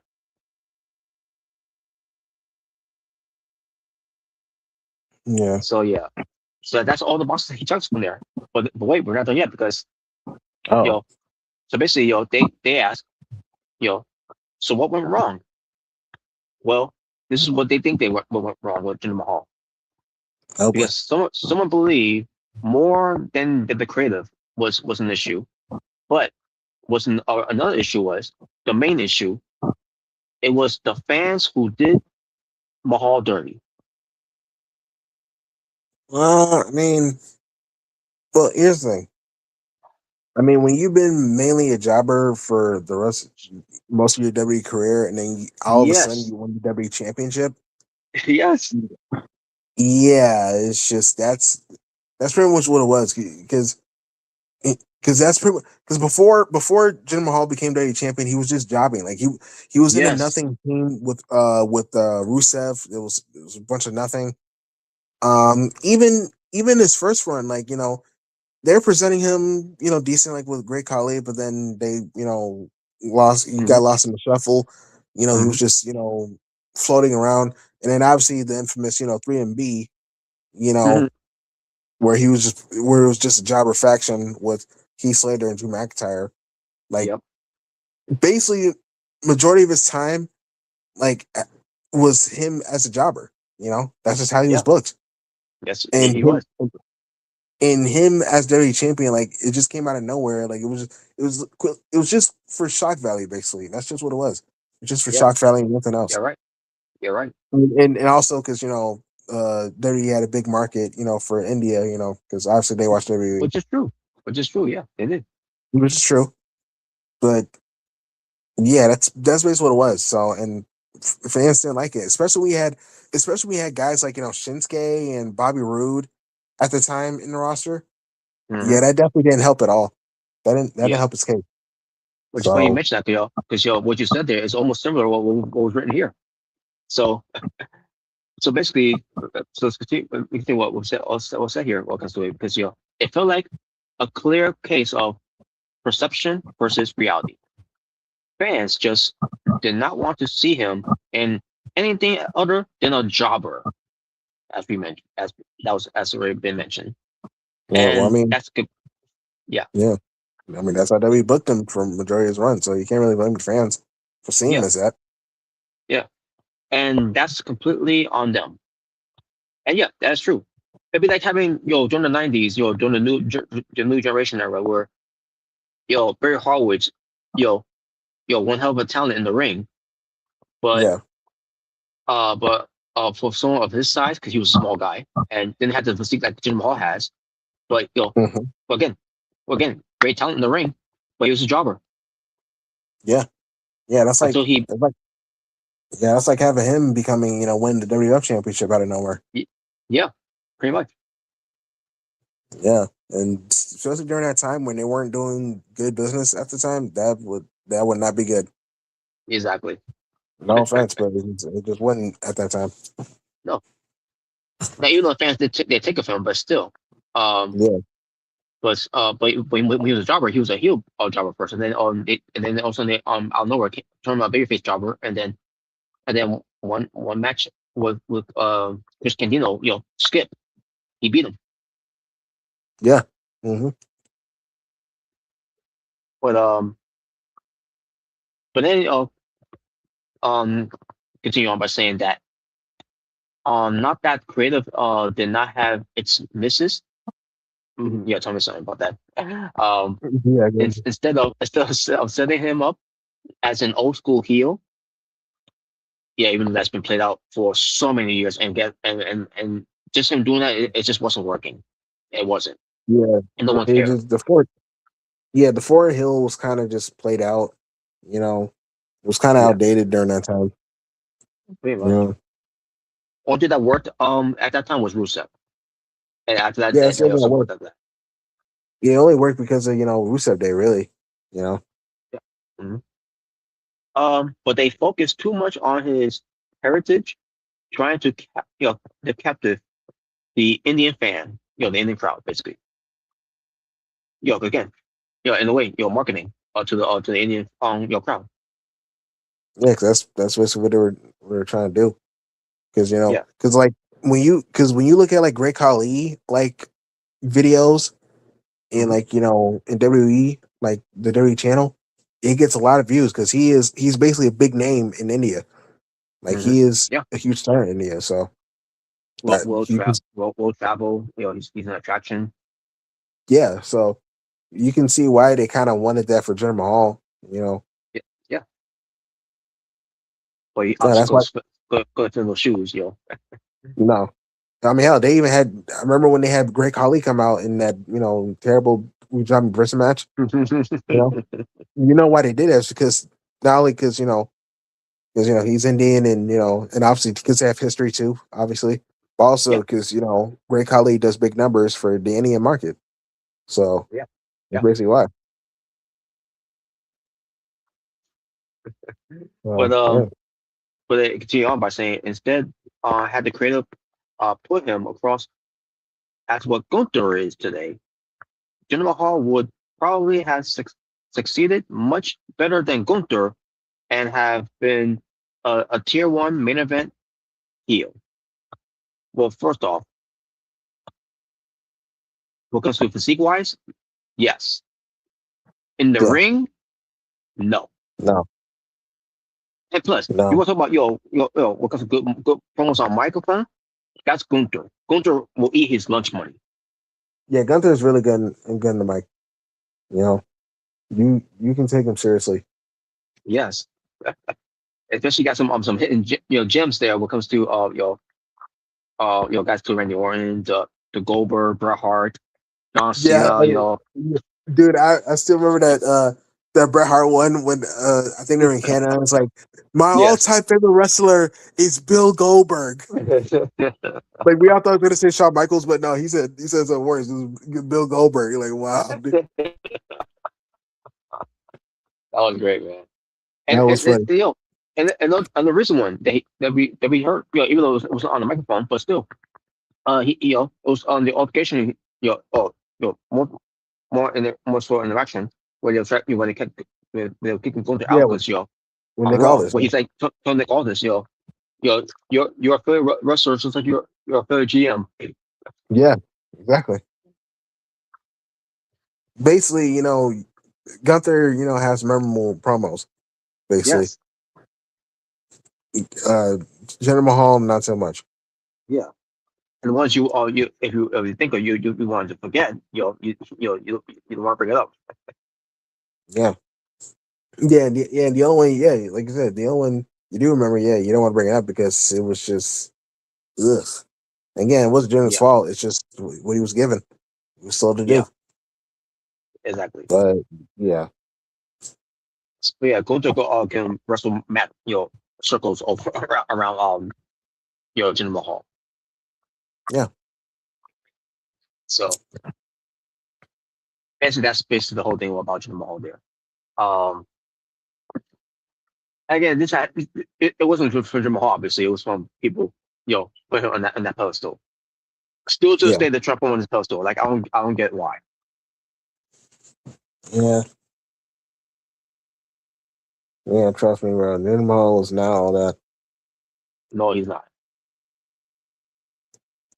So there you go. All right. But I got some updated brackets here for the TNA Knockouts, TV Championship. All right. So first off, you had Tasha Steelz, who went up against Marsha Day, and Marsha Day won the match, and I thought it was a pretty good match they did. So she advances. And then Heather by Elegance went up against Ali, and the match was fine for the ways, but Heather by Elegance won the match. I'm like, oh, okay. So after they win the tag team titles from the Elegant brand, or the Elegance trash, I should say. Now all of a sudden lose the singles matches. Yo, yo, the Demon Bunny. But we're not done yet because we still got more go to because I haven't seen the show yet to see what happened. But for this week's TNA Impact, it's gonna be Jada Steele. I mean not Jada Steele. Jada Stones, excuse me, versus Alicia Edwards. And I can't remember what the other match is gonna be. I think it's End by Elegance versus Rosemary. And, for this week as well. And the rest of it is gonna be saved for another time. I'm assuming, unless they want to three matches on the show for this week. I don't know. Again, I don't know. They're not because I haven't watched it yet because because we're doing this show. So, but either way, but yeah, that's basically. And let's see. I guess the winner into the finals. It's gonna be on the Judgment Impact show because again, there's no other shows that's gonna happen going into TNA's lockdown. That's gonna be in August. So they're focusing a lot more to crown the first ever inaugural TNA Knockouts TV champion for the rest of July. If let me double check if it's all the way to July. I'm assuming it is because they got plenty of time to do so or not. Unless something's gonna blend into August. But we shall see. Because again, it's a tournament of 16 knockouts in there. Well, was competing for it. Someone from someone from the Indies, some of them from NXT, someone from Evolve, and obviously some of them currently in TNA wrestling. So that's basically it. That's basically the bracket. They'll play a bracket for their what comes to it. So there you go. So folks, there you go. I think we're done here. So thank you all for watching. Shout out to the Omega Red and the Drew Jaber for being part of this group here as we get ready to sign off here. So folks, first off, shout out to the Jogo Gamer, I should say, for being in the group chat and for doing some positive trolls here. This is a good example of what I mean why I get ready to send you all off for the rest of it, where Jogo Gamer showing some positive trolls here. This is a very good example of it, especially that he's a moderator for this channel as well. So and by the way, maybe read the comments here from from Jogo Gamer 85, I meant to say. First of all, he said no views, LOL. That again, positive troll. How the fuck are you guys doing videos if you're homeless? You guess as good as mine. Learn to grow up. See, again, folks, this is your positive trolls that Jogo Gamer 85 is doing here. So it's not any personal or anything, not in a negative at all. It's just him trolling in a positive way. And that's a good example of what comes to me closing up the show here every time where I say things like that. What comes to sending a message to everyone that if you want to troll, you can troll, but make sure it's positive trolls, not in negative at all. So, but I hope you guys know I'm gonna steal footage of people's videos pretending I'm in your area and then say I won. Well, I'll be looking forward to seeing that video. The one in the face paint is some random juggalo. He stole a picture from the gathering 2014 because I got it. I guess the retard doesn't know what we can Google shit. I guess not. He thinks we're stupid like we're Dan Garcia. You think I'm stupid? Anyways, correction. The skull face. Oh, I think we face paint. Got in the picture is from the gathering 2010. Okay. Either way. And this is from me. What comes to this? The photo that Omega that Jogo Gamer was mentioning in live chat before from hours ago, saying it's some random guy. I sent Robert the picture. He just he's a dumbass. He just Google stuff and just assumes it's us. Like it. I mean, it's like you can just search this. You fucking retard. There you go. Yeah, which is true. And again, I mentioned this earlier before as well.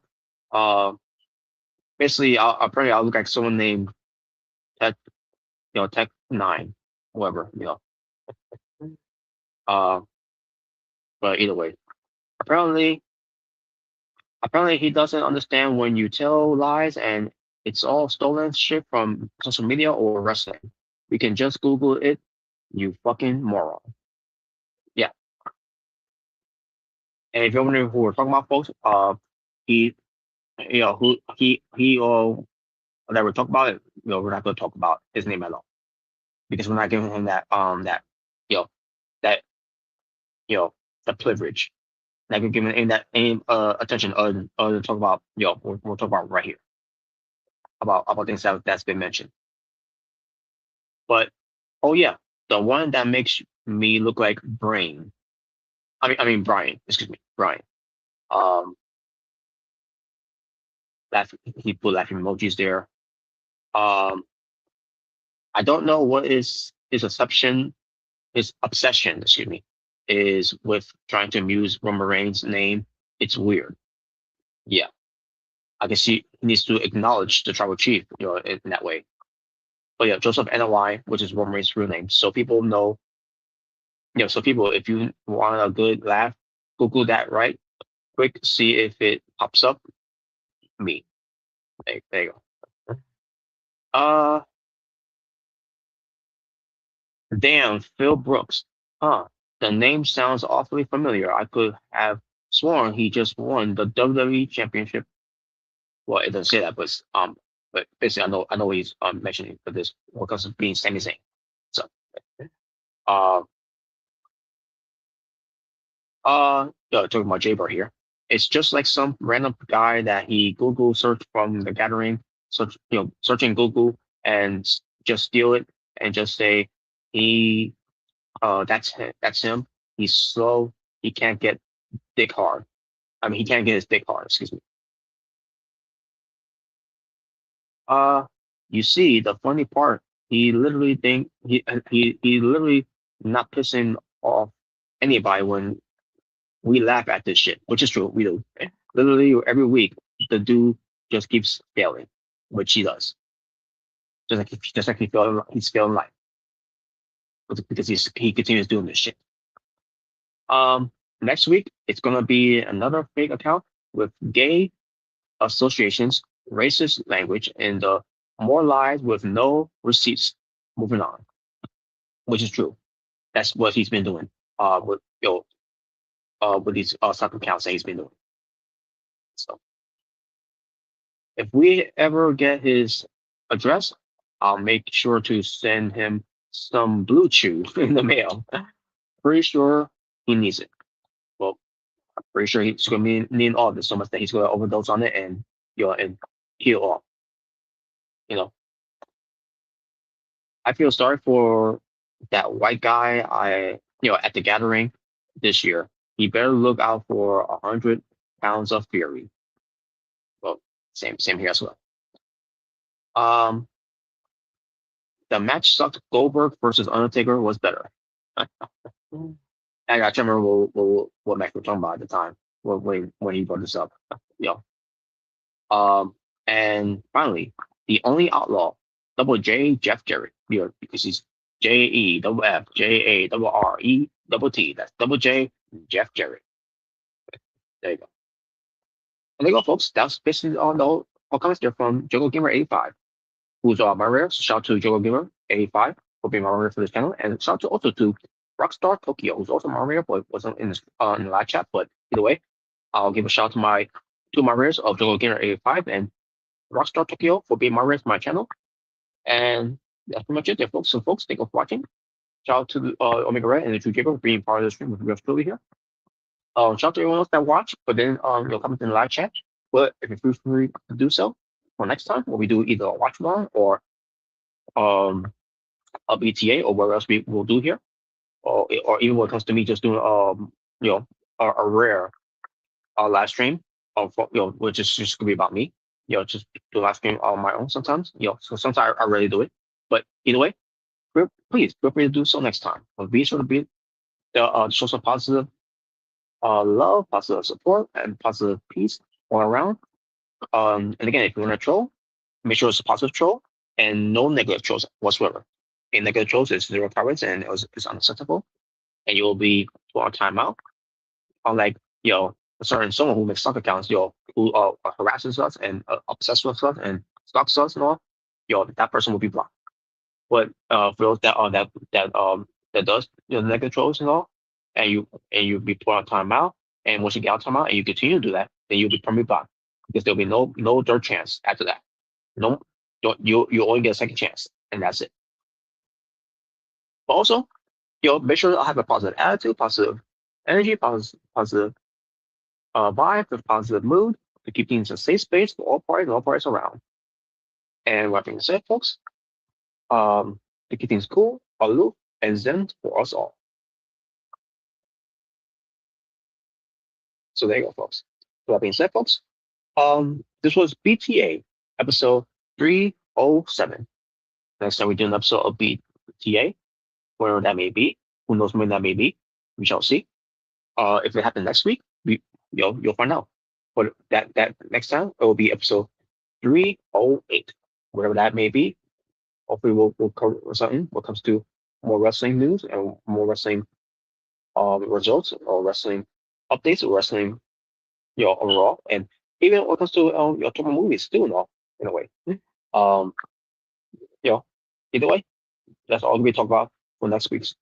And it's also we're also going to talk about next week's also for the final episode on Jeff Jarrett's TNA for Dark Side of the Ring. That'll be next. That'll be next week as well. Hopefully, we'll do an episode of BTA, right afterwards of it. But maybe not on that Tuesday afterwards, but we shall see how it will turn out. If we could do a dark, we can talk about that for next week as well on BTA, whichever that may be either on a Thursday for next week, or we shall see by Mondays of it. Hell, it could happen. It could happen. On a Tuesday after Dark Side of the Ring. We shall see. But it depends what time it's going to be as well. But it's also it depends if Omega Red is even going to be available as well. But we shall see. But you'll all will be kept focused of it in so many ways. So be on the lookout for that one. But folks, that being said, for the Omega Red and the True Jaybird, it's the natural born thriller saying peace on the streets for you. Be well, stay safe, take care of yourself, everything's going well. But I'm out here popped up for now as I bid you all in have to goodbye and good night to you to feel the trigger to the trigger bang after becoming your new AEW World Champion. And there you go. And that being said, folks, the way I'm gonna close this up now. I'm gonna close it up with Bonnie Tyra. Excuse me. I'm sorry. I butchered her last name there. My apologies. I meant to say Tyler. But I'm gonna close up by playing something for some music in the background. When it comes to the late great Bonnie Tyler, and again I'm pushing them again. Like I'm really tired. I'm already butchering her name and all, and I apologize for that. Um, Bonnie Tyler. There you go. So for the late great, legendary Bonnie Tyler, I'm gonna play a music in the background with an image of her, and that's how it's gonna come to an end. Once the music comes to an end, which is gonna include songs. I'm not gonna raise up too much though, because I might worry it might be some type of copyright in the way, but hopefully it's not been the case. But if it does have some copyright, it's probably not gonna have any impact of it whatsoever when it comes to anything being in block. So we shall see. But I played before this song before, and they had issues before, so hopefully there will be no issues again when it comes to it.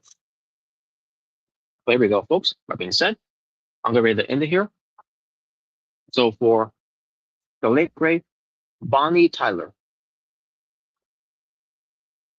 who will always be a legendary singer, with her being gone but never forgotten, and she joins along the lines of other of unfortunately great female singers in the pearly gates of heaven. It's the total eclipse of all of our hearts. That is Bonnie Tyler. She may be gone,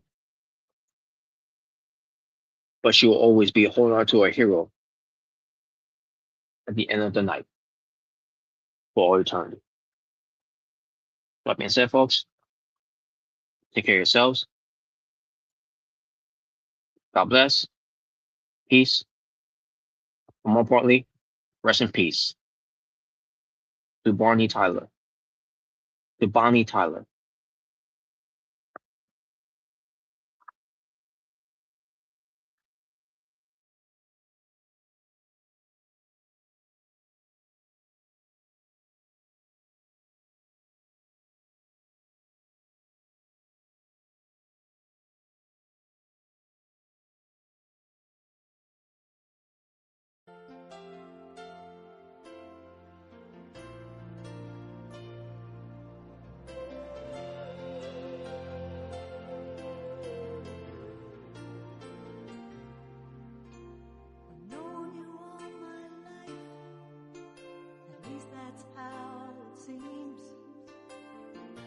never known another way. Living out